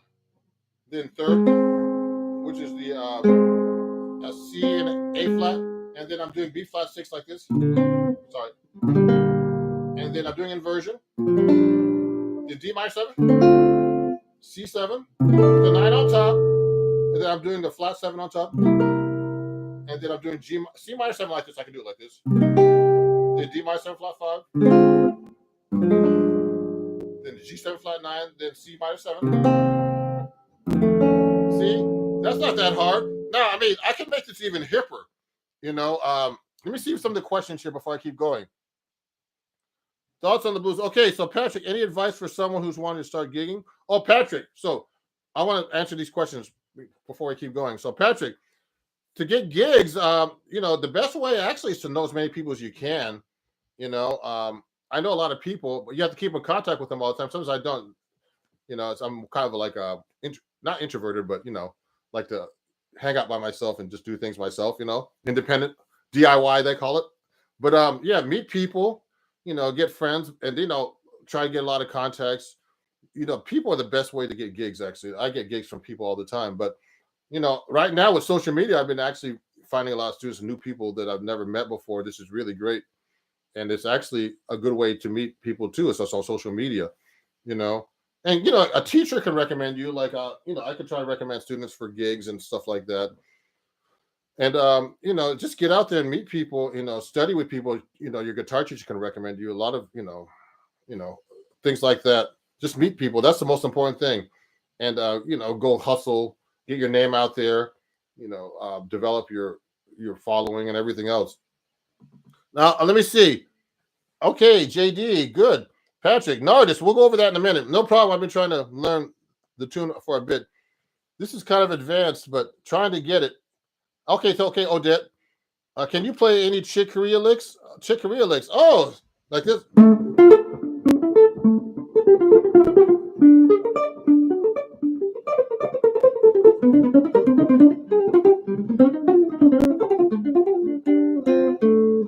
Okay, that's about up. I gotta practice that one still. So anyway, that was Got a Match by Chick Corea. I mean, I worked on his stuff for years, so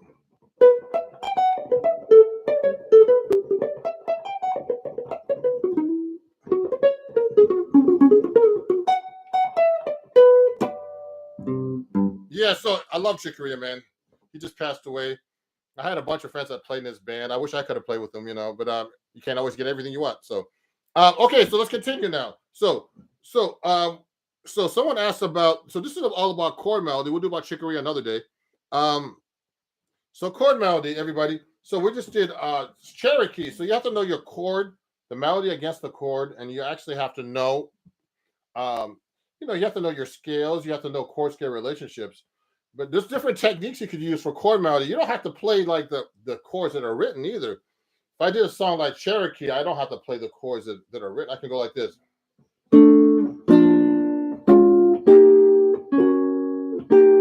I just play the same chord. All I did was just one chord. That's constant structures. See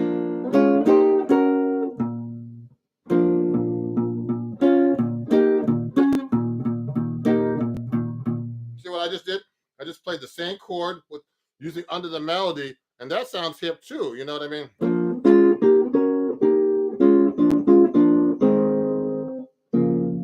See, that's all I did. Something really simple like that. Also, I could do seconds. I mean, I like to do all kinds of stuff. You should be able to voice your chords in different ways, like fourths, thirds. I mean, the easiest way on the guitar is thirds. I can go.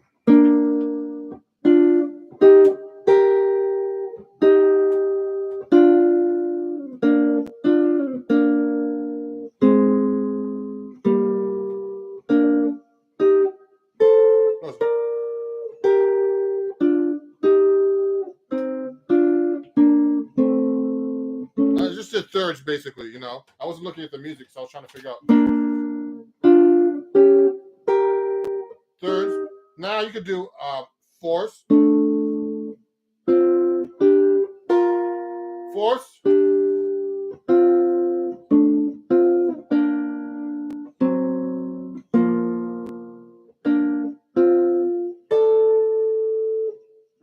See, these are things that people don't think about.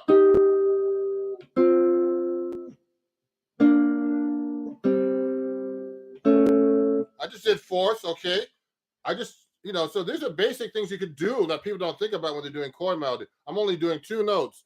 Remember, a chord is what? What is the definition of a chord? The definition of a chord is two or melody notes played at the same time. or two or more notes played at the same time. So a chord can be just two notes. It doesn't have to be like some fancy chord like let me see, like, or no crazy chord like that, or like this, with a sharp 5 and major 7. You don't have to do a fancy chord to make a chord melody. You can just do a regular chord melody. I just did fourths. You could do fifths too. I mean, it's kind of weird. You can go. Let me see. Has that? I don't want it to be. Has that kind of Asian sound. Another easy one is 6. It really fits well on the guitar, and they sound very good. Like Monk used to do them. Like Monk used to do that a lot.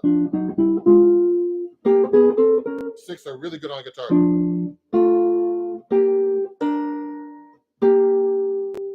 See, I do it.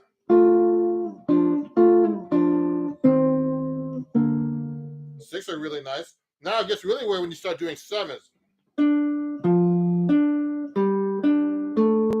So like this. So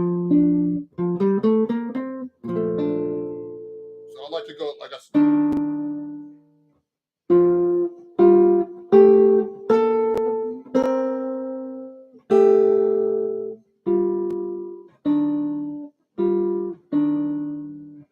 I mean, it doesn't always work with the 7s.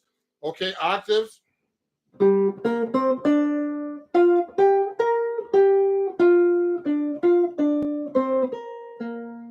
Okay, and there's just so many ways to do it, but it sounds much different if you start doing things like this, like seconds.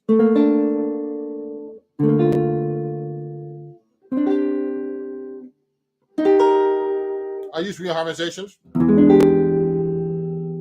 I did a tritone substitution on the B flat now.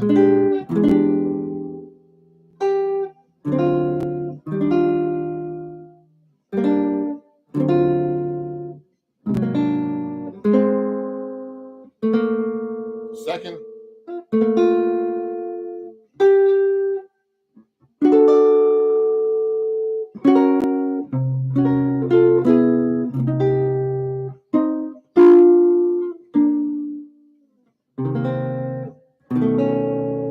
See, I did a tritone substitution there instead of the tritone substitution. Ymir mentioned that before. Yeah. So Odette said they understand it. He or she, I think Odette. I don't know who you are, but Odette said, I like the third. You understand that better with less notes. Yeah. I mean, it depends on your knowledge too, everybody. Some people are like, want to do really fancy, like crazy harmonies on this stuff, but you can make it simple. It sounds good too. Let me see if there's any questions here. Hello, Nathaniel. Alucard Tibbs, can you play a tune to tell us what a passing was through your mind as you play this? Yeah. Hey, thank you, Amir. I'll see you, Amir, later. He's coming to take a lesson soon. So, can you play a tune and tell us what's passing through your mind? Like, you know what? When I'm playing, guys, there's all kinds of things I'm thinking about. I'm thinking about getting some lunch. No, I'm just kidding. There's all kinds of things I'm thinking about. But the most important thing. Oh, let me see. Oh, someone's asking me if they have any written material about this. So look, guys, and girls, and everybody else who's watching. If there's some books. So here's a book I want to recommend to you. Please go to Amazon right now, or Hal Leonard, or wherever you buy your books. And I actually have a book that's out called Chords at Your Fingertips. If you can see that, that's actually backwards. Okay. I'm going to write it down on the thing, but it's Chords at Your Fingertips. And there's a bunch of lessons I have here about harmonizing. Okay. Some of my lessons are spicing up your playing. Jazz reharmonization is in this book. Okay. That I wrote. There's some great players in here like Sean McGowan and Adam Levy that are great teachers too. Jane Miller that are teachers that work for Acoustic Guitar Magazine. This is a book through my where I work for. I'm a writer for Acoustic Guitar Magazine. And I've written a lot of articles about chord melody and all kinds of other stuff. I actually have a new article out right now in Acoustic Guitar Magazine. It's all about the harmonic minor and melodic minor scale. That's a hip scale. It's all about the chord voicings. Okay, so you should know your chord voicings not only in major but in a melodic minor and harmonic minor. And I've been working on that too. I still work. I still practice. So I still need to learn new things. I still study. So this book has a lot of things about Chet Atkins style of playing, reharmonization. I do in this book. So definitely pick this up if you're interested in doing that. Um, also how to do chord melodies in this book too, actually. So things we're working on today. So pick up this book. Oh yeah, this doesn't look backwards. Oh, sorry. Okay, maybe I'm seeing it backward. Okay, so that's the book. Okay, everybody. Okay, I mean, actually, guys, I teach online. If you want to study with me, just you can reach me by email. I'm going to put my email here. So that book is I'm going to write it down right now. It's called Chords at Your Fingertips. And then I'm going to keep playing here in a second. That's the book. And then my email, I'm going to put it here, ronjacksonmusic@gmail.com. And you could actually study with me there. You could actually email me and, take a lesson. I have tons of students I'm getting from YouTube and Instagram and everything else. So let's continue with the subject of chord melody. So someone asked about doing Nardis. Oh yeah. So when I'm playing, there's all kinds of things going on my mind. This about the changes, the timing, the chords, the melody I'm going to be using. But it's hard when I'm playing. I'm just playing. You can't think too much when you're playing. Okay, you got to be practice. You got to practice so much that you're not thinking when you're playing. That you're just playing. Okay, unless it's something like you're reading and you don't know what's going on. Okay, so look at this, Lewis Carter. Okay, sounds great. Thank you, Lewis. So let me go to Nardis. Someone was asking about that. He won a seat to this live lesson.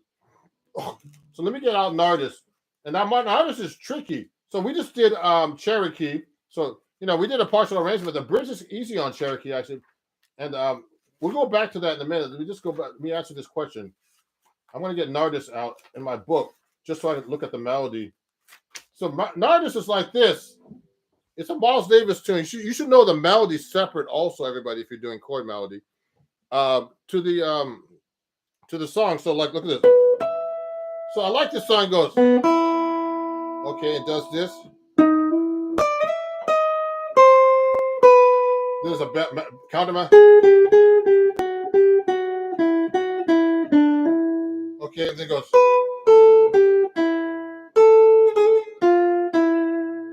Now this implies a Phrygian scale.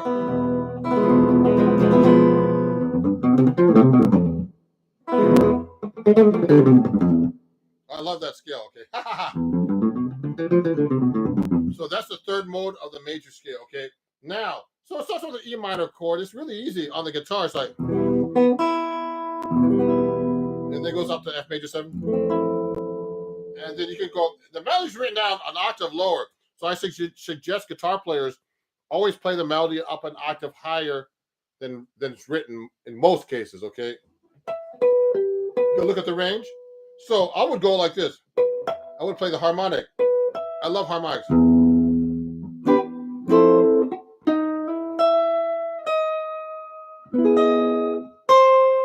Then it has that melody here.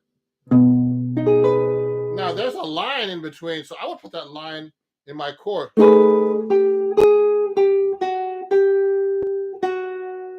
okay, while that melody's going.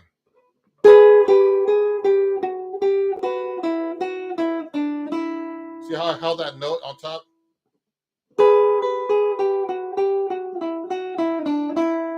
Okay, and then this is for Patrick. Okay, this is an A minor 7 with a 9 on top. So I would go like this.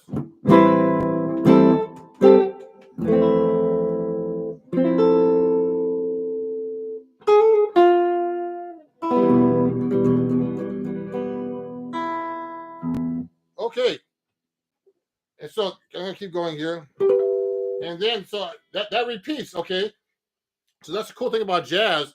You can actually repeat over and over this. It's AABA. So this form is AAB. So the same melody again. So let's go over that one more time.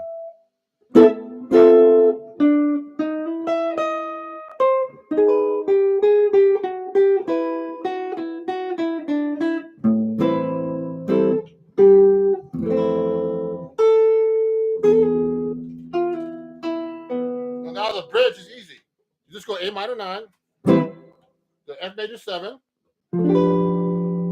Now this part, you can play. I can harmonize it third. Now the 2-5, D minor 7.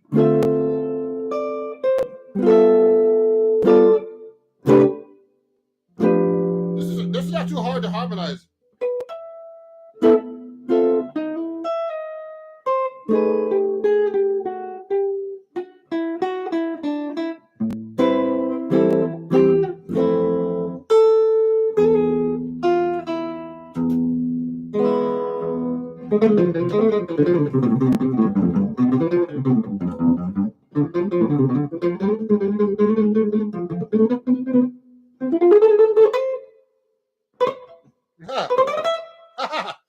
Okay.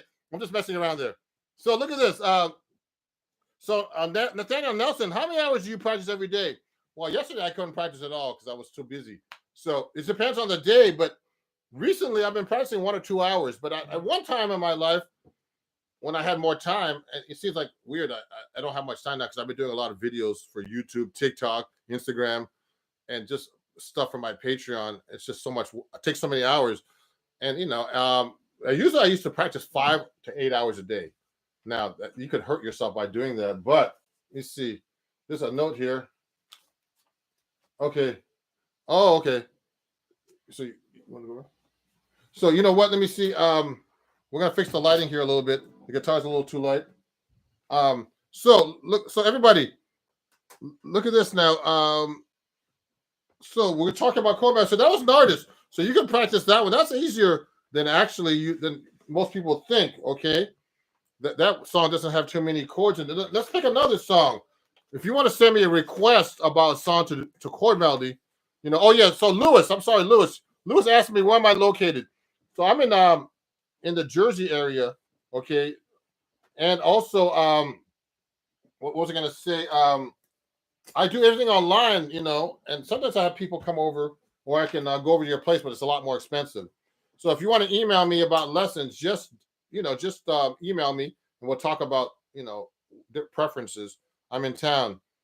Oh, Sean's here! Yay, my student. I'm teaching Sean at noon today. Hi, Sean. How you doing? Sean has a question. Autumn leaves. So this is a great idea. So I'm just gonna do autumn leaves. I'm gonna I know this song by heart. So let's take autumn leaves. Let's do autumn leaves here. So remember, you gotta play the melody.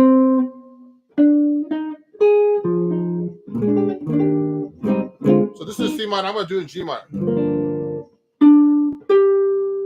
So I would go like this. I'll do it like this.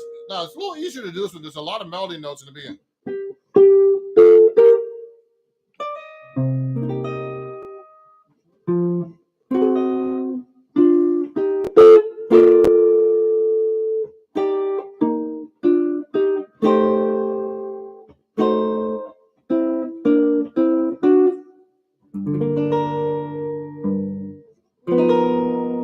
See how I did that? Also, you can do it like this. You can do the melody note single. See, I don't like the chord is too thin up there like this, so I like to do this.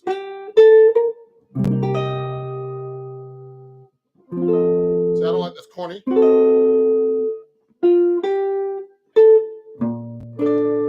So I'm doing these stretchy chords. So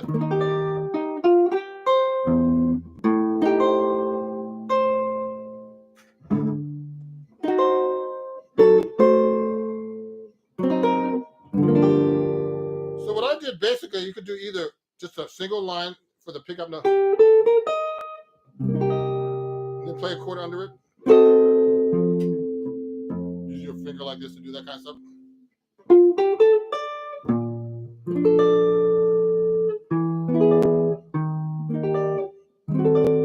Reharmonization, major 7, D over E flat, major 7 sharp 5,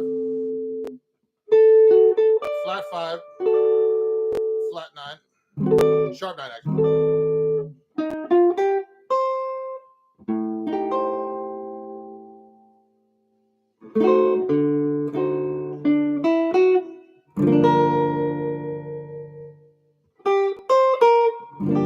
bridge.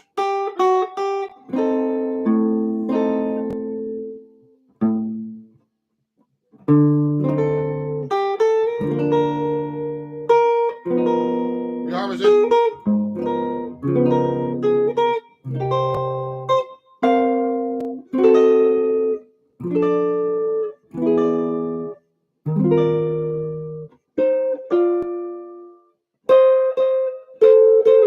I'm using minor thirds there.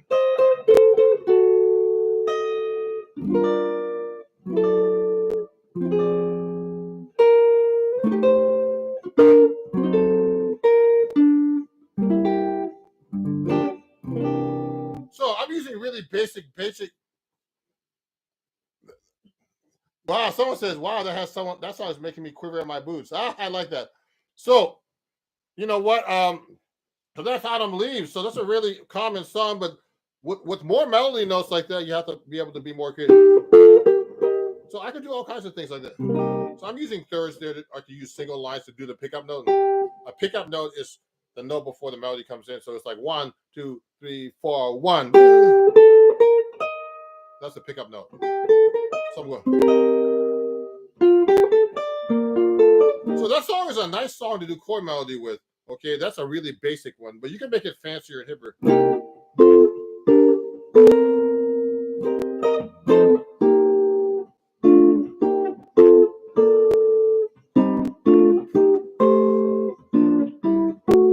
See what I did? I did a bunch of thirds there, for example.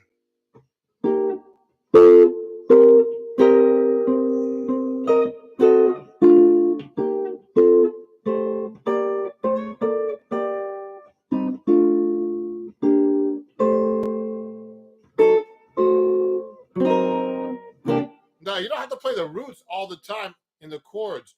You can use inversions, reharmonizations, all kinds of stuff that I'm doing right now. So now I'm going to go.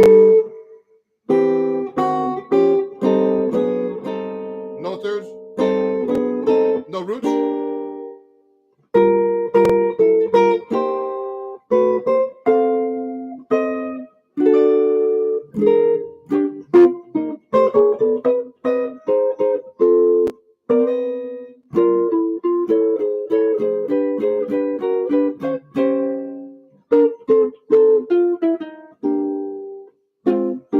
Okay, so that's another song. Oh, cool. That sounds like a church song. Okay, what church song? Do I have perfect pitch? No. Someone's asking me if I have perfect. I like some. There's always these guys that always ask these funny questions when I'm doing these shows. Do I have perfect pitch? Play Chick Corea? Do all this? So yeah, no. You know what? No. Now I'll tell you something, everybody. Perfect pitch does not make you a good musician. I bet people with perfect pitch. I'm like, you have perfect pitch? What? You have to, to be a good musician. Of course, you have to have good ears, but you don't have to have perfect pitch. Most people don't have perfect pitch, and I know people who do have perfect pitch. So, and some are good and some aren't. Some aren't. You have to have good rhythm. You have to have good ears. You have to go have good timing. Timing is the most important thing. You have to have good technique. You have to be able to listen to people around you. Perfect pitch is just identifying notes. So, people are really good at identifying colors, and that's what perfect pitch is: identifying notes. So if you're good at identifying colors, doesn't mean you're good at, like, I don't know, architecture or something, whatever that has to do with colors. You know what I mean? So perfect pitch is just a skill. Having a good ear is a skill. Being able to pick up things by ear, by being able to listen to music and just. So those are very important skills. You have to have basic skills to be a good musician. To be a good jazz musician, if we're talking about jazz here in general, you have to know how to play over changes. That's the most important thing. Now, to be able to play over chord changes takes a lot of basic skills. Like, it's hard to be a good jazz musician because you have to be able to play this stuff exactly at the right time with the right notes, with the right feel, right timing. Everything is just and to play simple stuff. If you're good at that, just simple stuff, you're a good musician. But it's hard to get to that point because it takes a lot of time, and you have to have really good timing to do that and being able to hear things. And so perfect pitch has nothing to do with anything, I think. So anyway, and so those are skills. These people don't tell you this stuff, but perfect pitch doesn't mean anything. Okay, so Now I want to learn perfect pitch just because it's a good skill to have, but it doesn't really matter for my playing. So anyway, I'll give you a good example. I'll try to teach my granddaughter perfect pitch because she's below 5. So you learn below 5. If you're before 5 and you start telling everybody like a color, that's orange. You go A. That's that. No, you go A. That's A. Okay, whatever. C. And you tell them that. That's how you learn how to get perfect pitch. And then when you get older, you just go, oh, that's an A, like a color. That's white or whatever. So these are skills that you should learn as a musician. But now let me keep going. I wish I could get better at rhythm. So you know what, Patrick? So I'm studying with a drummer for rhythm. There's some good exercises that I'm learning about doing timing. Okay, so he has me doing timing while I'm tapping my foot 2, 3, 4. He's a great drummer named Jay Finishel. Okay, and I'm taking online lessons with him. He's an old friend of mine. He lived in New York a long time ago. He lives in Georgia now, but I'm just taking lessons on rhythm.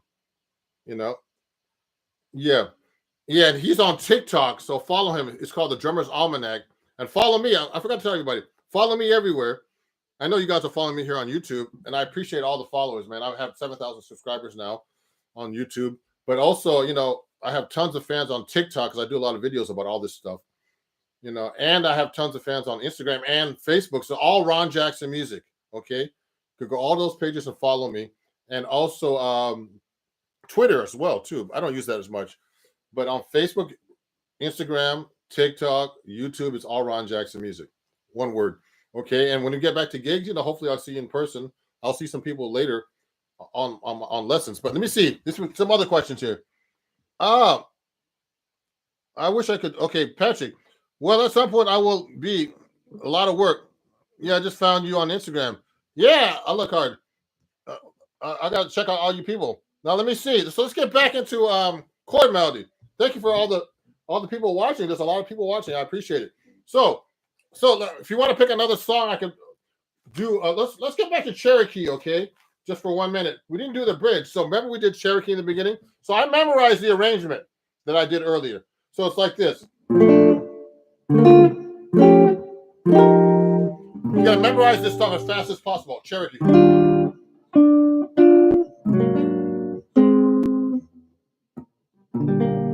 Okay. Then.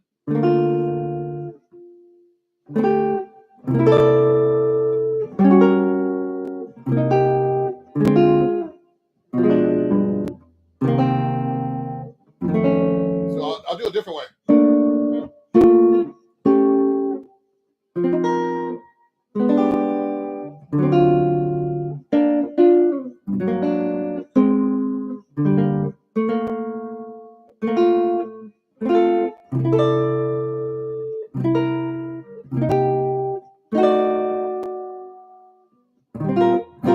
Now the bridge is interesting. Okay, the bridge goes like this. So I'm looking at this melody. So just so you guys know, I read notation. So guitarists should learn how to read notes. This is hard to do. Okay, and not use tabs.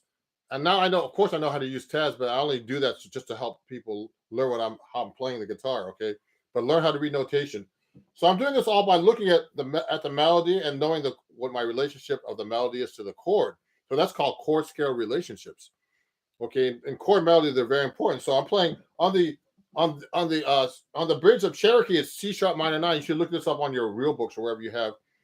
And the top note is a 9. It's a D sharp. So that's a 9. So I would play a chord like that. Then change to the F7. Now it goes to the 9 and to the B major 7, okay? And then goes to the 11 to the 5th. I mean to the 7 to the 5th. So it goes like this. And then goes to the 9 of the B flat, B minor 7.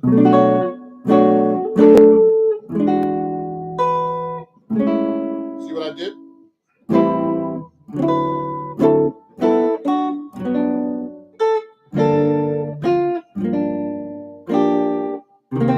See what I did?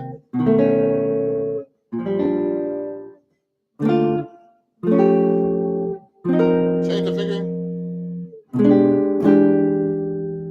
Seconds. Oh, so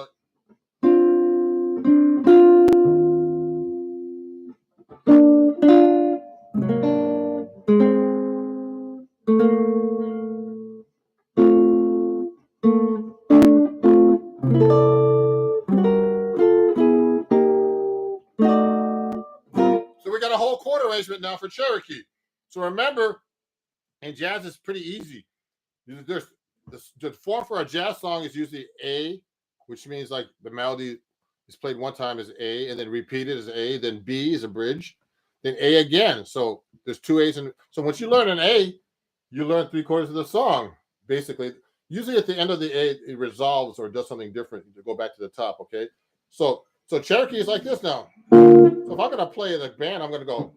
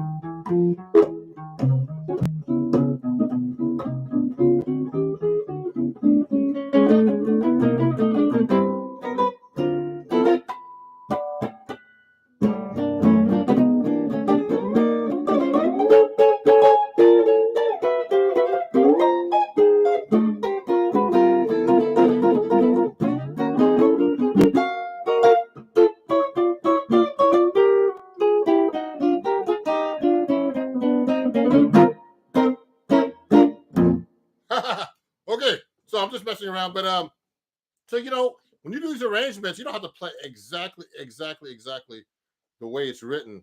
You could just change them up. So I just kind of like made that arrangement. Then I started doing like an arrangement, like I'm going to be playing by myself because I've been playing a lot of gigs by myself recently because I haven't, it's hard to do gigs with people and so there's some questions here. Hey Dave, man, great to see you, man. Dave's one of my patrons. I have a few of my patrons watching. Sorry, I had to change the link, everybody. But what happened was I got live and I couldn't turn the camera on, so I had to make it public. It's public right now, but it's good to be public because a lot more people are watching now. But so if you're watching, everybody, this is for my patrons usually. So if you want to join my Patreon, I'm going to be doing these kind of lessons, and I have these lessons I'm giving out. I'm trying to put more stuff on Patreon, like more than usual. Like I usually try to post once a week. I'm going to try to post at least once or twice a week if I can. I have tons of material that I have to get through, and I have a lot of sites that I'm on now. So I'm just trying the best I can. Thank you, everybody, Patreon, for being so patient with me. Some people have said that I haven't posted enough on there. I'm trying to post more. Don't worry. I have a lot of stuff, so it's coming. It's coming. So thank you, Dave, for being a Patreon. So and also for Reggie and a bunch of other people on here. Someone said, I look and said, wow, you are jazz. Thank you. So Patrick, so nice to watch and listen to someone who knows exactly what to do. And I can make it sound and make it sound beautiful. You're an inspiration. Thank you, Patrick. Patrick just won a seat to watch this to know about what's going on. Now it's public, so it doesn't matter, but it's great, And if you want to study with me, let me know. Remember, all this watching doesn't help your playing.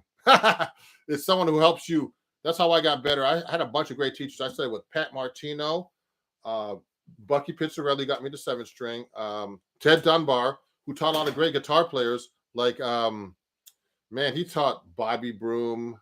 Ted Dunbar was a great teacher. Peter Bernstein. He taught Kevin Eubanks from The Tonight Show. He taught, man, so many great people. Ted Dunbar was a great teacher, man. And he was one of the best. Pat Martino is a great teacher too, man. I learned a lot of my stuff from him. Who else? Melvin Sparks is another great guy. He was one of my mentors, you know, and I mentor a couple of people too to be guitar players and jazz guitar players. So, you know, you have to pass it down. And, you know, usually your mentors were your teachers. So, you know, so my mentors were like Bucky and all these other guys. But anyway, so let me see who else is up here. Come on to Atlanta so you can get a lesson in person. Yeah, I do online, so don't worry. Yeah, also, guys, next week I'll be in Minneapolis. If I don't know if anybody's near there, if you want a lesson, I'll be there just for a few days this week until Friday. So if you're watching, let me know. Okay. What was I gonna say? I do online lessons, so if you can't, you know, it's easier for everybody if you're like living in the country. I have students all over the country actually, and I've had students in Europe and you know, in Australia and stuff too. So Asia. So if you want to take a lesson in person, you know, do online too. It works really well today. And I have some, you know, even famous people studying with me. I can't mention. So anyway, so let me see who else is up here. Yeah, I was Nathaniel. I was in Atlanta a few years ago playing at this place called. I played Atlanta a few times at the Atlanta Arts Festival, and there's also this club called the Velvet Note in Alfreda. I played there a few years ago with this great singer from England. So I play different places. So now, does anybody have any more questions about chord melody? Because I'm going to be finishing actually in about 5 minutes because I have a student. One of my students that's watching is going to be taking an online lesson with me in a minute. So I need a break before. But please, everybody, please follow me at Ron Jackson Music everywhere else. You know, and you know, sign up for my Patreon if you can. Is this the right way?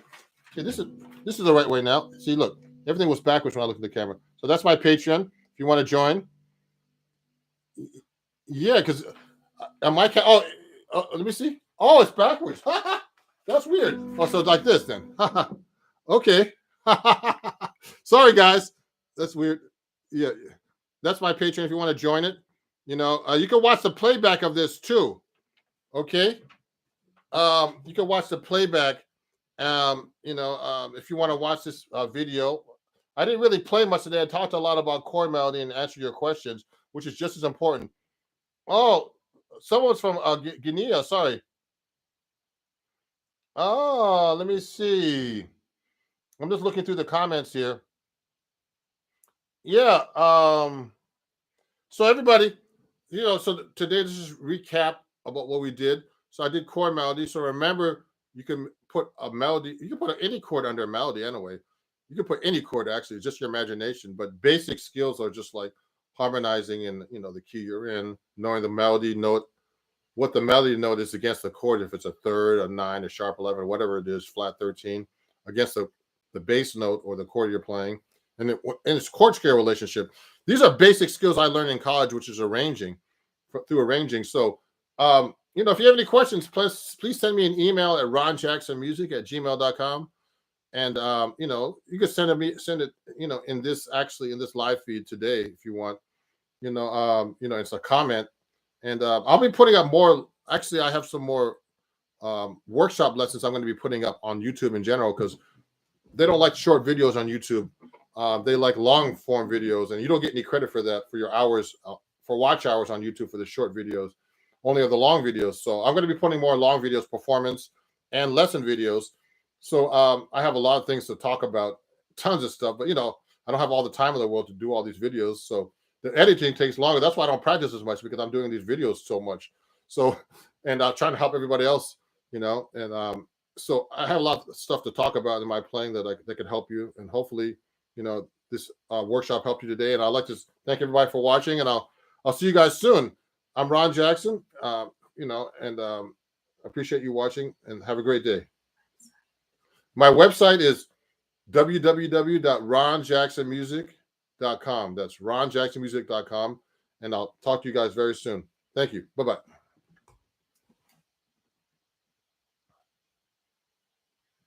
You're welcome, everybody. I'm just looking at the comments. You're welcome, Reggie. Thank you. Thank you, everybody. You can make a comment after too, okay? Write in comments after if you have any questions. Thank you. See you soon, Sean. Thank you. Thank you, everybody.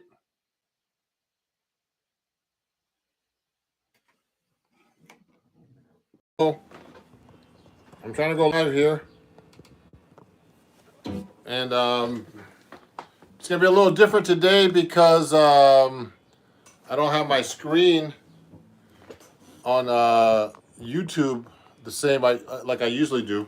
It's going to be kind of a weird background, but it's okay. And I'm going to be doing something a little different on Instagram. I'm going to be playing a little bit closer because people like watching me closer.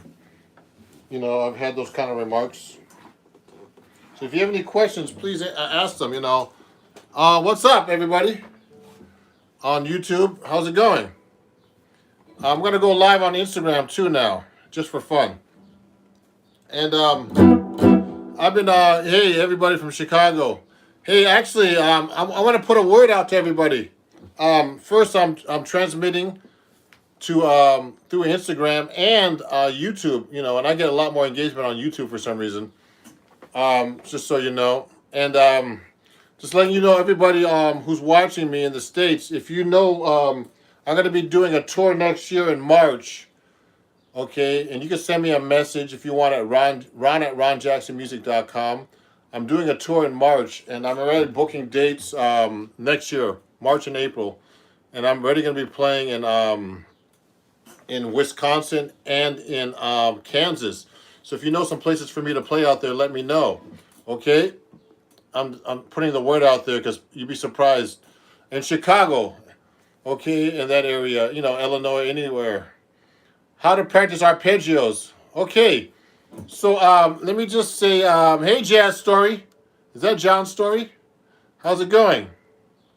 I love your playing over there. You know, for acoustic guitar. So you know what? I mean, someone already asked me about arpeggios on YouTube. So you know, I'm playing my 7-string guitar. So if you practice arpeggios, you can practice in so many different ways. So you know, I'm taking questions today for you guys on Instagram. Just to let you know, everybody on Instagram, I'm going live, and Instagram's asking me to ask you to, you know, if you want to donate badges to me to help support my page, and I appreciate it. You know, I'll give you a big shout out if you do here on Instagram and on YouTube. You can donate $1, you know, 99 cents, $1.99, or $4.99 for 1 or 2 or 3 of hearts to help me and my channel. And Instagram, you know, is encouraging me to go live, and you know, on YouTube I need to do that too. So let me stop talking, and I'll play you something right now. Oh, someone's asking to do polka dots and moonbeams. I haven't done that in a while. Let me try that.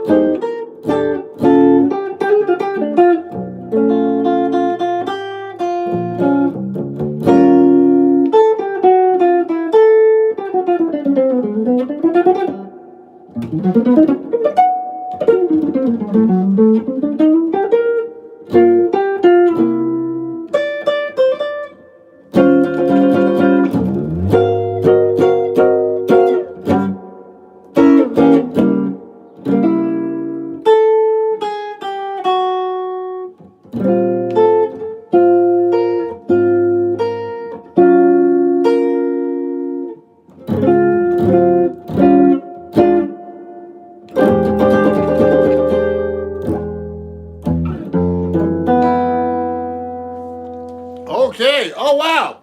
Hey, thank you for the badge on Instagram. I don't know who that is, but let me angle the camera a little bit lower so you can see me better. Thank you. Who was that? Let me see. Let me see the badge. Thank you, Mando. Mix this. Thank you for buying the badge for me to help support my channel here on Instagram. I appreciate you. Let me adjust the camera. Now, I'm going to take some questions. I see some questions here on YouTube. Let me see. I want to see what's going on here. Love you. Try to keep up with that bass string on the middle of your rhythm playing. Yeah, it's hard, man. It's hard to play with that 7th string, just so you guys know. And I haven't been playing much. I've been doing a lot of work, like booking and just other stuff that has nothing to do with music. And it's kind of a drag. I'm doing a lot of stuff with social media, and it's like not easy, guys. And let me say hi to John. John's a great guitar player out of LA. I'm planning to go back over there in that area next year to perform with my band, unless I get something else, of course. Let me see some of the questions here. Do you ever play with distortion? Yes, I do. Actually, it's really funny. I actually had a recording. The Fool on a Hill is asking me on Instagram if I've ever played with distortion. Yes, I do play with distortion. Actually, my pedals are hidden back here, but yes, I have a distortion pedal and all kinds of pedals. Look, I'll show you. I mean, I have one lying over here right now, like a Boss compressor pedal, and I use and I have a bunch of pedals actually from Seymour Duncan that I use, and I actually was demoing them last week, and I had to do a filming with a friend of mine. We're doing like a film for like a grant we got that's going to be shown all over the country. His name is Greg Lewis Organ Monk, just in case you guys don't know him. And, we're going to have this film that's going to be released all over the country. So check it out. It's a great band. It's all original music. It's called The Breathe Suite. It's about all the people that were, black people of color that were killed by the police. It's sweet that he got a grant for a few years ago, and then we did some video for them. It's going to be great. It has like all these different angles, camera angles from the top of the organ, on the Leslie, all kinds of stuff. I need to get a noise gate pedal, actually. A lot of my pedals are from Seymour Duncan, just in case you guys don't know. Let me show you this. Let me show you my pedal board, guys. Since people are asking about my pedal board, I have one right here. And let me show you what it looks like, guys. You're welcome. You know, if you guys take your requests, you know, on Instagram, someone actually gave me. I'm gonna answer your question right now about what's my favorite song key, but if you like my requests on YouTube, you can actually give me a donation if you like at Ron Jackson Music at PayPal, Venmo, and Cash App. You're welcome. And Polka Dots and Movements is one of my favorite ballads. So if you like to donate, because you can't donate with badges because you're not on Instagram, YouTube, but I'm actually transmitting. So go to Ron Jackson Music at Venmo, Cash App, and PayPal if you enjoyed that. And we'll talk more about announcements like that too. Thank you guys. So now, let me show you my pedals real quick, everybody. It's in my bag here. I use a pedal train pedal board here. See this? And take all the pedals I got from Seymour Duncan. And you know, Seymour Duncan's one of my endorsers, everybody. So they actually have great, yeah, it's a lot of work, man. They have great pedals. Look at the pedals in this pedal board, everybody. Take a look at this. Oh, let me try to put this. It's too much. Look at this pedal board. Let me put this down. So this is what I used for my session the other day. Everybody, take a look at these pedals. So these are great pedals, everybody. We'll talk more about other things. So look, I have this is a pickup booster by Seymour Duncan. So you guys can look at that. Take a look at that. Then I have the Palladium, which is a gain stage. It's amazing. I use that on this filming. Then I have the Dirty D distortion. This is all Seymour Duncan pedals right here.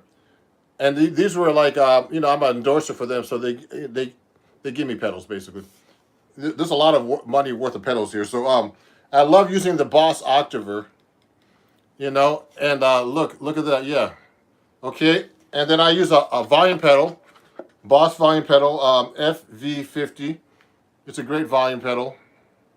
Yeah, how's it going?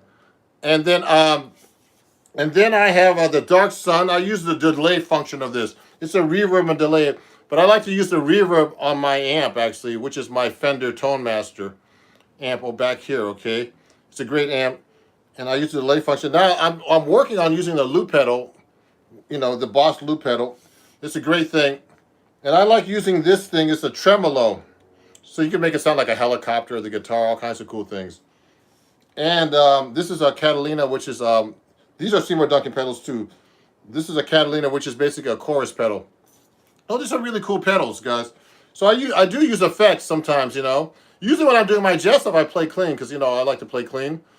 And also I like to use the amp effects. I like to use my Fender Deluxe Reverb with the vibrato. The vibrato sounds really great on this amp. Okay, so let me get back to playing a little bit. So these are the pedals, guys. Check them out. Go support Seymour Duncan. They're a great company. I use all their pickups on all my guitars and their pedals. And Seymour is actually a good friend of mine. He's a really cool dude. He's actually from Jersey, but he lives in way out in California near the beach. He does well, that guy. Really great guy. Really great guy. And I have the Seymour Benedetto pickup. They make them for Benedetto guitars, but they're licensed. So Benedetto actually supposedly pays for the pedal for that stuff. Okay. So now let me continue. Let me ask some questions. Play Red House from Jimmy. Red House. That's a blues, isn't it? See if I can do that. Are there very affordable amps that you can recommend for jazz? I mean, there are affordable amps, but I tell you guys, the best amps I've been using recently are the Fender Tone Masters. They're like the Fender Twin Reverb, or they're like the tube amps, but they simulate the tubes, and they're great amps. I just bought a couple of them, but they're expensive. They're like $1,000, list approximately. You can get them on sale at Guitar Center sometime if you go to the store directly. And that's what I'm using right now. And I changed the pickup. I use Celestion. I endorse Celestion speakers, so I changed all my speakers in the amps because these amps cannot handle the power of the amp.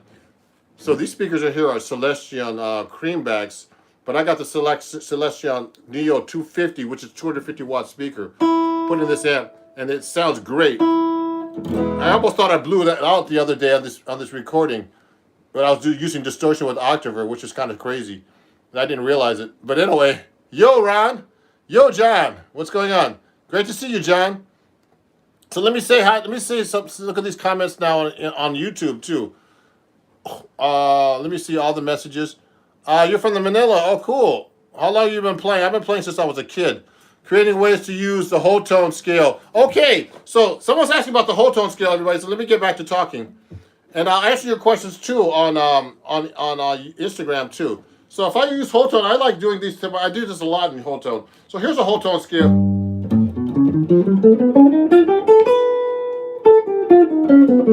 That's a great question. So I like to do things like this. Half step below each, like I'm doing a third. You can play up the scale like this. Then you could go like this in arpeggio.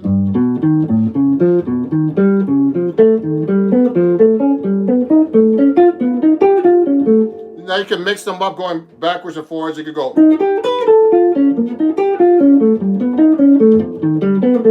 And it's kind of easy to play the whole tone is arpeggios like this. You know, I'm using that like a sweep picking when I'm doing that. Now that's really great for for playing cool licks that sound really cool, hip, but they're not like really hard to play. See what I'm doing? So I'm doing whole tone licks like that.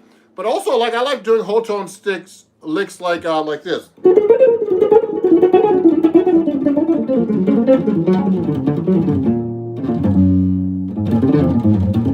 Like that, or like this with chromatics in between.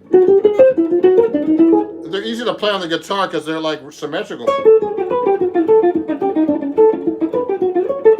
See what I'm doing?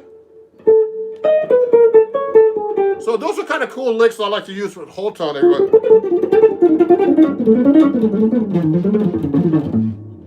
See that? And I could do this. I like this whole tone like chord like this shape, and I go down and hold it.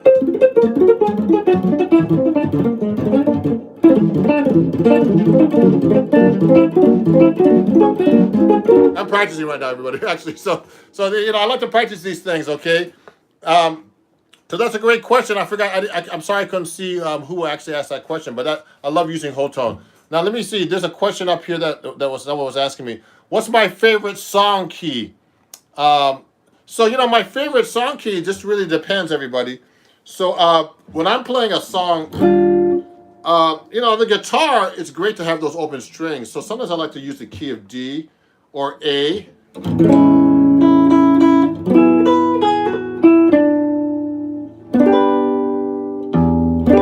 You have all the open strings. Someone's asking about George Benson, so I'll get to you in a minute. So I have those open strings because I like to use harmonics a lot too. So you can play A.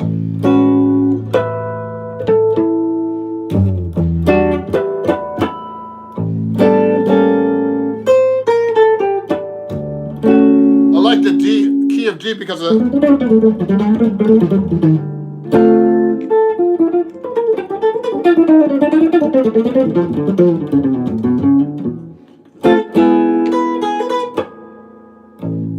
E is a good key too because you get those harmonics. So I love using open string harmonics with open string chords, and stuff like that. That's one of my favorite keys is, like the guitar keys, like E,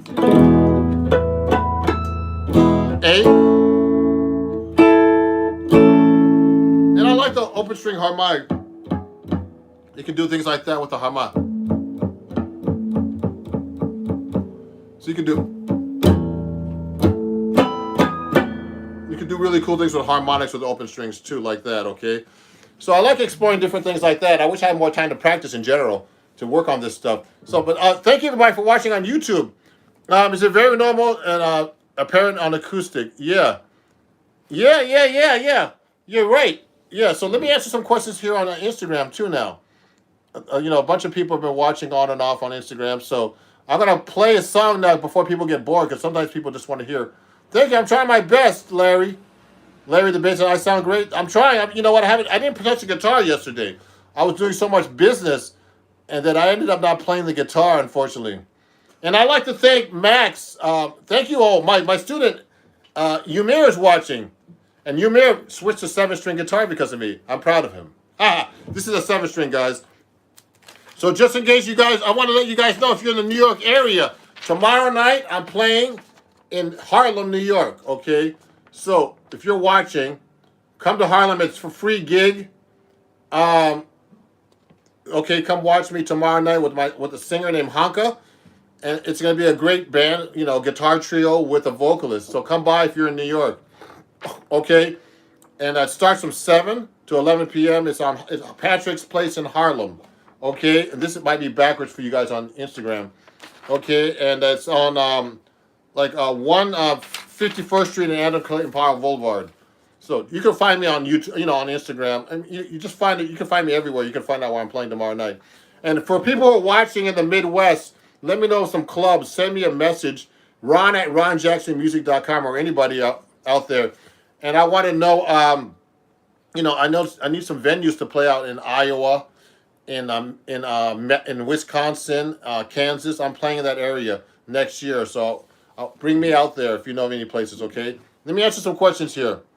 Oh, hi, Charmaine. Charmaine Music is watching. Thank you. A bunch of people are watching on and off here on Instagram. I appreciate you guys. And let me answer. What's a great ballad lines?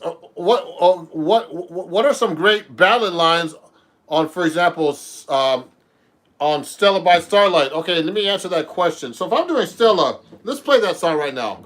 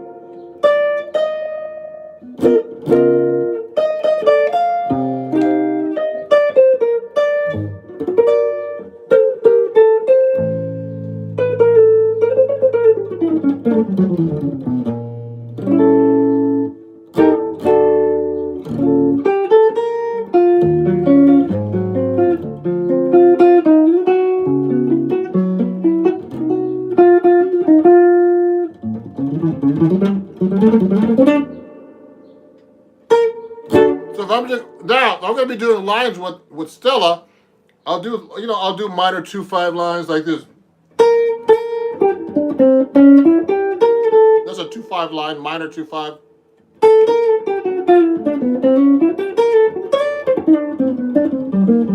These are 2/5 licks. Now I'll play up the scale. Now I'll be doing Lydian dominant here.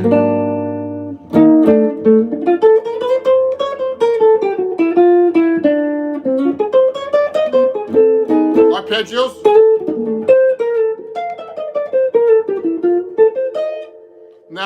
Now that was a minor 2/5 lick, everybody.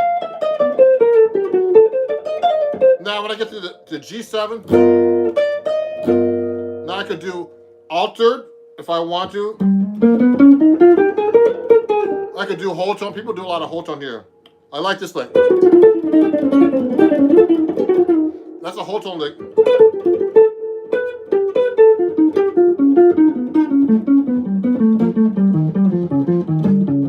C minor. Now I could use on the A flat 7 on this.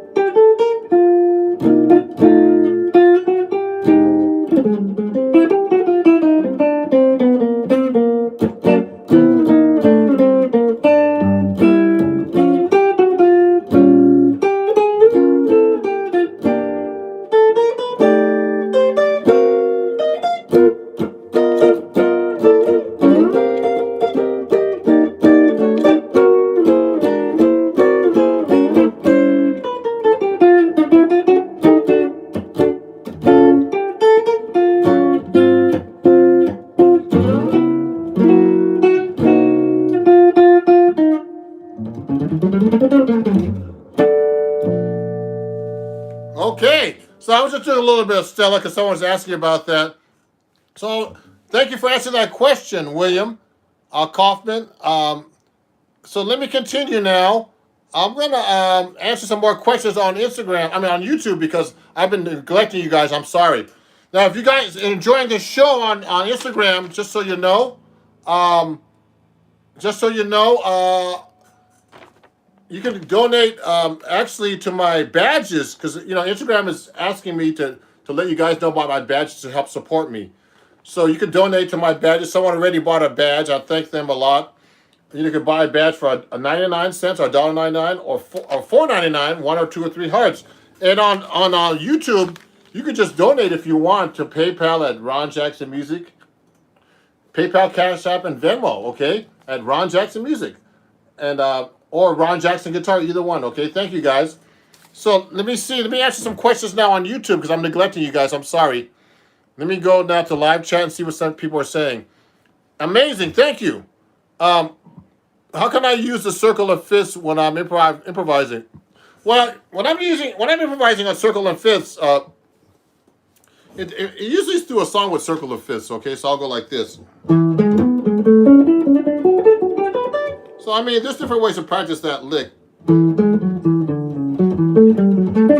I mean, I have a bunch of licks for the circle of fifth type of thing. So if I'm playing like a typical progression on rhythm changes, sometimes a reharmonization on rhythm changes, which is I got rhythm, is like I got rhythm, I got, that song. A typical reharmonization on that one is going from the F sharp dominant. It's a turnaround, we call it. It goes to circle of fifths, F sharp to B, to E, to A, to D, to G, to C, to B flat. So I like to use a lick like this.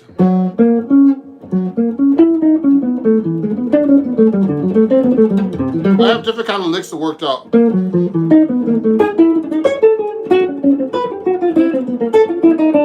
So that's a lick. I like this one too.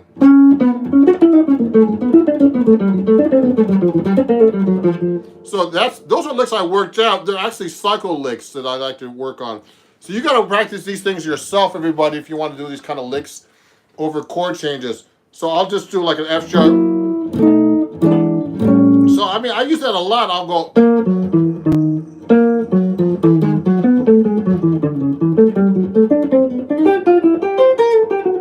They have to end somewhere too, these cycle of fifth licks, okay? So you can practice them like symmetrically like this.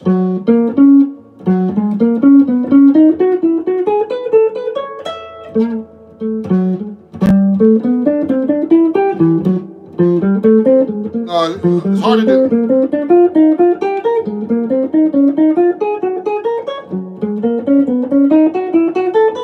Etc. etc. So I'm just practicing them two different keys and trying to get them under my fingers without thinking about it, okay? Let's see if you can play the bebop. What's that? Let me see. Someone's testing me now. Let's hear you play, if you can play bebop head at 240 with a metronome set at 30. What's that? Okay, cancel. That's a great question. Someone's asking me some crazy questions about bebop playing with a metronome at these weird intervals and stuff like that. Maybe I could do it, maybe not. But remember, I'll tell you a story, guys. So I was, when I was at Berkeley, I saw a workshop with Joe Pass. I was actually watching some videos with him last night, and people would ask him the craziest questions, like, "Could you play giant steps?" Like to be doing like that kind of crazy stuff. Like this guy was just asking me. I don't know who this guy's name is. About some bebop stuff. I don't know. So Joe Pass, what he was saying? You know what he said to everybody? And I have the same answer. I don't have anything to prove to anybody. So he said that he said that to everybody. He just said, I don't have anything to prove, guys. I'm here to give a workshop. He can play. So I mean, and I can play whatever. It doesn't make a difference. So I'll show you things I can do, and there's things I can't do, and I admit it. And just so you know, just so you guys know that Joe Pass was an incredible guitar player, but people used to ask him crazy, stupid questions. Play giant steps, or play 370 or whatever. He would just go whatever. So he has nothing to prove. So I have nothing to prove. why are you guys watching me then? If I have nothing, if I have something to prove, you guys obviously like what I'm doing. So, so anyway, whatever. So I'll answer your questions if I can. Now, so that was a good question. Let me answer this question. Reza, what's the difference between half diminished and minor 6 chords? Actually, the minor 6 chord and the half diminished chord, which is called actually minor 7 flat 5, are the same exact chord. Now, there's a real pain in the butt. These chords, I still have a problem with them because there's so many ways you could think about them. So E minor 7 flat 5 or E half diminished is the same as a G minor 6 chord. Different inversion. Okay. So these are all the same chord. This is G minor 6 or E minor 7 flat 5. It's just an inversion. Okay. Watch it. So these are all the inversions on the 5th string root. I'm playing a 7th string guitar, so you guys know. So you should know all your inversions.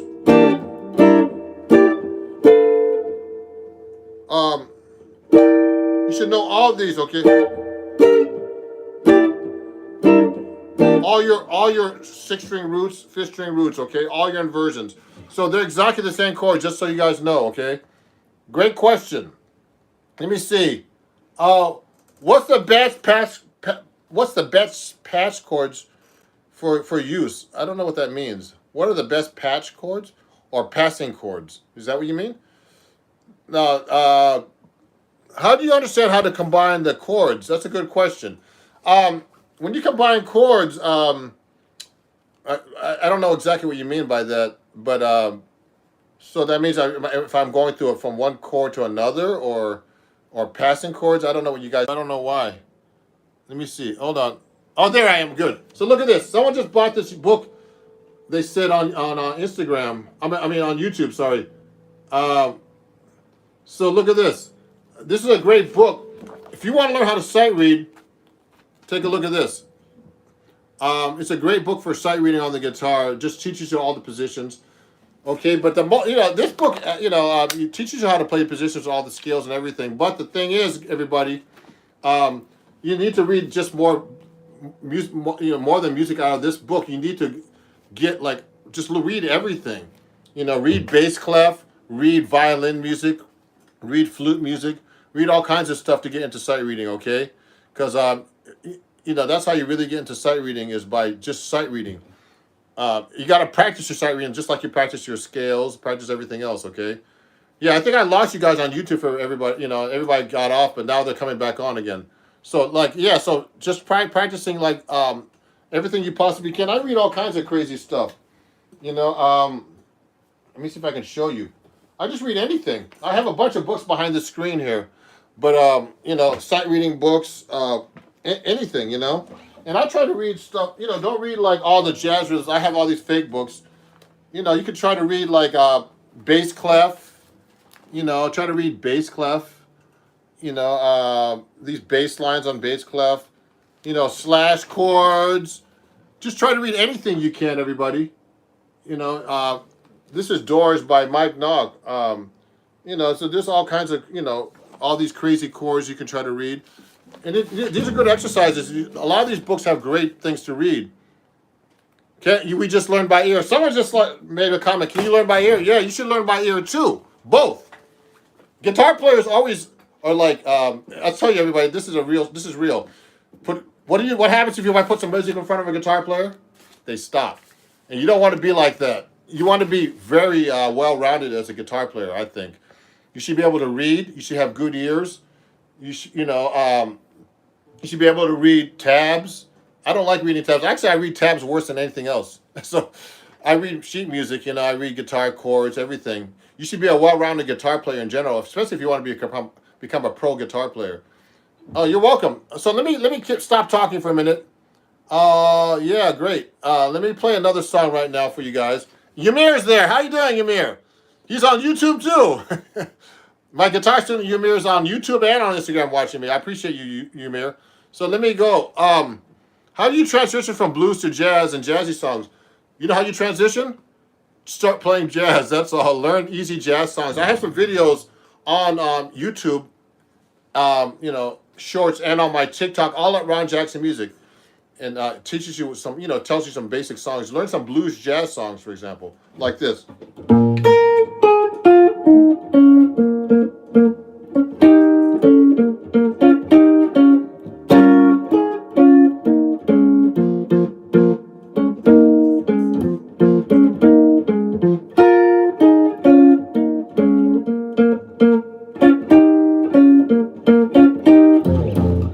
So that's a very common jazz blues, but the changes are different, in blues, jazz blues. We make it more complicated, Hey, oh, yeah. Whatever you, some chordal voicings. I can see chordal voicings. Yeah, great. So I was just playing those in fours. That's very, easy to play on guitar. So great question, everybody. So I'm going to go on for a little bit longer. And, I thank you for all the questions and great, and stuff like that. Let me see what else there is. What other option? What people are saying on YouTube right now. And let me keep playing, everybody, because everybody's gonna get bored if I keep don't play. Can you please talk about slash chords? So yeah, someone's asking me about slash chords. Okay, so I saw some slash chords in here. Slash chords are basically like two chords over one. Okay, look at this. These are slash chords right here. Endangered Species by, I think it's Wayne Shorter. I think it's a Wayne Shorter song. Yeah, let me look. Yeah, Wayne Shorter and somebody else. So look at these slash chords. Now, so like someone says G over A. Okay, then the next chord is A over B. So that means, to me, that means G over A is a G chord with an A in the bass. Now, an A over a B is an A triad. It could be any triad with a B in the bass. Now, to me, look at this. G over A is actually, to me, it could also be called an A sus9. And a over B is a B sus9. Then it has F major 7 over a B. So look, F major 7 flat 5 over B. So watch this. Okay. Now that's weird. Now what kind of chord is that? So those are slash chords. Now that chord to me is almost like I try to translate this to something else when it's a slash chord, so it can make it easier for me to play. So an F major 7 flat 5 with a B in the bass is really more like a B, a half diminished scale, or a B minor 7 flat 5. Maybe he wanted that chord like that for the sound, but to me, if I was playing over it, I would play just like a B locating scale. So here, so when there's a G over A, then how do you play over that stuff? To me, a G over A is actually an A suspended chord, so I'll use E Dorian.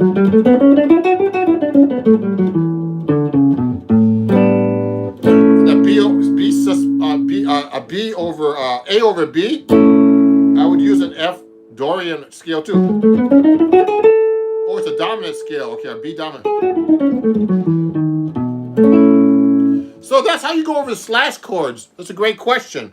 So slash chords can be scary looking even for me, because they look complicated, but sometimes also, the chord on top could be just like just a bass note. So I'm doing it's a chord on top with a bass note. Sometimes they'll write two chords on top. That can be difficult too. Like one chord could be like a G, then one chord on the bottom could be like an A minor or something crazy. So that's even more difficult. And that happens actually, that exists too as well.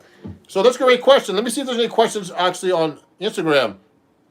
Now, thank everybody, for all the questions, and please share my page with everybody, and follow me everywhere at Ron Jackson Music. I appreciate you guys.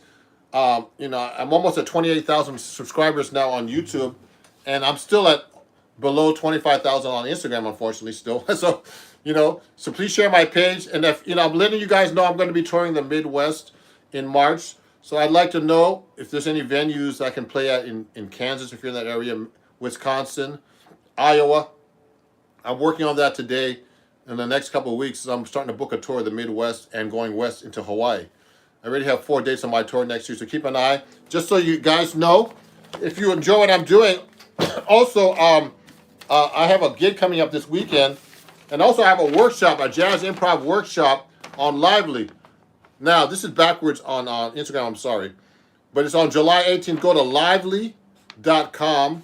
Okay, and I'm doing a workshop that's, my first workshop went really well, so we're doing another one on July 18th. So you can go to my website and check that out too. Okay, and you can it transmits all over the world. So 2 p.m. on Sunday, July 18th, Eastern Standard Time. I had people from all over the world attending that. Oh, cool! You're gonna be in Los Angeles? Great. I'll be in Los Angeles in January if the NAMM show is happening, which I think it will. Okay, I'll be there. I did my tour last year of California. I didn't play in LA, but I played in Northern California. So, send me a message, everybody, if you need me to come play in your area. Ron@ronjacksonmusic.com. You got that? Ron@ronjacksonmusic.com. Okay. So, also, if you're enjoying this, also I'm having a gig tomorrow night in New York City with this great singer named Hanka. Come to Harlem at Patrick's Place tomorrow night, Saturday, 7 p.m. to 11 p.m. It's free. Okay, you just have to eat and drink something, though, of course. Okay, so if there's any questions, let me know. I'm going to play you one more song. I'm getting tired now. I'm getting tired and hungry. So I appreciate you guys watching and supporting my page. If you're enjoying this, also you can donate $1 or more on my at Ron Jackson Music at PayPal, Venmo, and Cash App. And so that's Venmo, PayPal, and Cash App for you guys here. And backwards for Instagram. Or you can just, give me a badge on Instagram if you'd like, okay? Thank you. NAMM, I'm going to NAMM. Yeah, I go to NAMM every year. That's how I got all this gear. I have a lot of endorsers from going to NAMM, okay? We're there with, oh, cool. Great. That's great. Oh, someone's doing a 50-city tour. Wow, that's amazing. So let me play one more song, everybody, before I finish up. I couldn't answer everybody's questions. Let me see what other questions there are. I'm trying to answer everybody's questions, but let me see if there's any other ones that I missed. Sorry. Oh, yeah, Jimi Hendrix never learned sight reading. Yeah. Oh, that's a great thing. Anonymous. I love Jimi Hendrix. You know what? I'm not knocking people who don't read, actually. I'm just saying, it doesn't hurt you. It doesn't hurt you to learn how to read, But Eddie Van Halen was one of my heroes, too, and he didn't read either. So I don't knock people who can't read, because if you can play, it doesn't matter. That's what I'm trying to say. As long as you can play your instrument and do what you want to do, reading has nothing to do with anything. So that's a great point. I'm not knocking people who can't read. I'm just thinking, I think that people who don't read have this thing about not reading, and I don't have anything against that. I learned how to, I didn't know how to read till later myself, until I went to Berkeley and then I started doing Broadway stuff here in New York. So I think it's important to know how to read if you can. But some people, unless you have amazing ears, it's hard to learn a lot of stuff if you can't read too. So nothing wrong with that. There's some great players out there like Steve Vai. He's like a monster reader and a monster writer, and it's good to know everything. And I know how to play with my ears too and all kinds of stuff too. So it's important to know how to do everything. That's all. Let me see. Let me play everybody, and then I got to go get some lunch. I'm getting hungry from doing this. Okay. Thank you, everybody. I went live for you, and it was really fun. And let me just play you one more song. Let me see.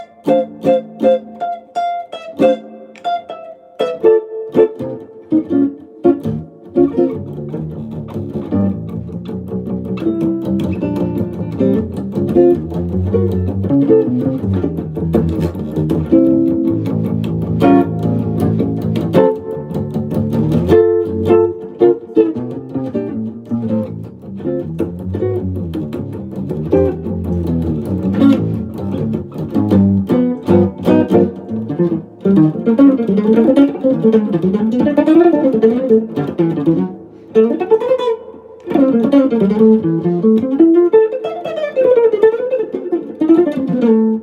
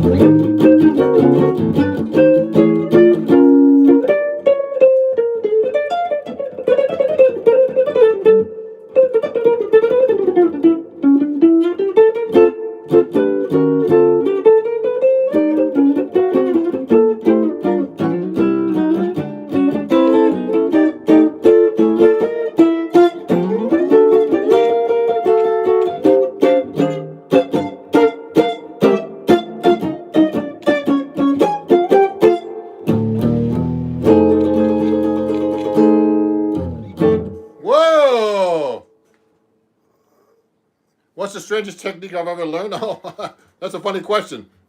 I don't know, actually. Strangest technique? I don't know if I learned any strange techniques, but maybe I did today when I was playing. But thank you, everybody, for watching. That's a good question, but I don't know. So, thank you for watching. Please follow me everywhere. And, we'll talk soon, everybody. And I appreciate you guys, following me and subscribing and everything. And I hope you learned some new things today. I tried to answer questions I could. I got a lot of questions happening all the time. And I'm trying to talk and play. So, imagine you trying to do this. So, thanks, everybody, for watching. I appreciate you guys. And I'll see you guys very soon, okay? Have a great day. Send me an email if you know what you want me to come in your neighborhood, ron@ronjacksonmusic.com. And I appreciate you guys, too. And I'll see you guys soon. Bye-bye. Let me say bye-bye to YouTube first. You're welcome. You don't have to call me Mr. Jackson. Just call me Ron. Thanks, Ron. You're welcome. Yeah. I was late. Oh, sorry. No problem, man. Next time. You can watch the playback, though. It's okay. Thank you, everybody. We'll see you guys soon, okay? Watch the playback. Have a great day. Bye-bye. And I'm going live again, just for you guys. Thank you, everybody who came out to my live show on Friday. I'm here in the U.S. in New Jersey. Let me move this a little closer. So we're going to be talking about chord melody. So I'm just setting up my cameras right now, and thank you, everybody, for being such great fans and following me and getting up to 20,000 subscribers. So I'm going to be taking questions, but I'm going to play some chord melody. We're going to talk about that today a lot. I'm going to be using my 6 and 7 string guitar. Long live Ron Jackson. Thank you, Edmund TV. I'm going to be talking stuff about my book that I sell here too, called Chords at Your Fingertips on acoustic guitar. And, learn how to do chord melody and all that stuff with guide tones and all kinds of different things. Let me just make sure I'm watching on my other, so I can see your questions in another YouTube channel, okay? So let me see. Let me go to my YouTube channel. Thank you for the 21,400 subscribers. You're the man. Love listening to you. Thank you. You're giving me a perspective and helped me improve so much. I'm glad. I'm glad to hear that. I'm live right now. Let me see something. I'm gonna just make sure I watch my own live so I can answer your questions. Here it is. So I'll make sure the volume's down. Okay, good. Hey, Vikpal from India, great. Great to see you guys. Let me take out my guitar. I'm going to play first on my 7 string some chord melody for you. Okay, and then we'll talk about learning how to do chord melody. Let me see if I can move this camera up a little bit so you can see me. Let me take this guitar out right here, my 7 string. Ooh, there's something off this cable. I gotta fix this. So, yay! Hey, Montreal, how's it going? So let me fix this guitar real quick. We're gonna talk about chord melody. So if you have any questions, please let me know. and I answer them as best I can. So let me start by playing a song.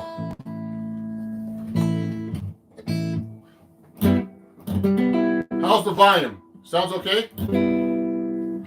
Everything okay over there? Let me know. I could turn it up a little bit.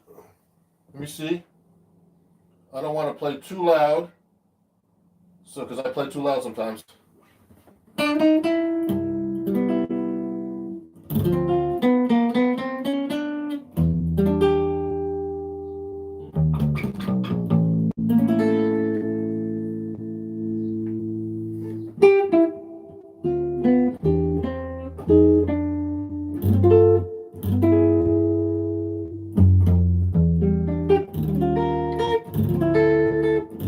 Good, good. So we'll be talking about core melody today, and let me play you something right now that one of my arrangements that I have, that I actually have here on YouTube, and it's going to be called Time After Time.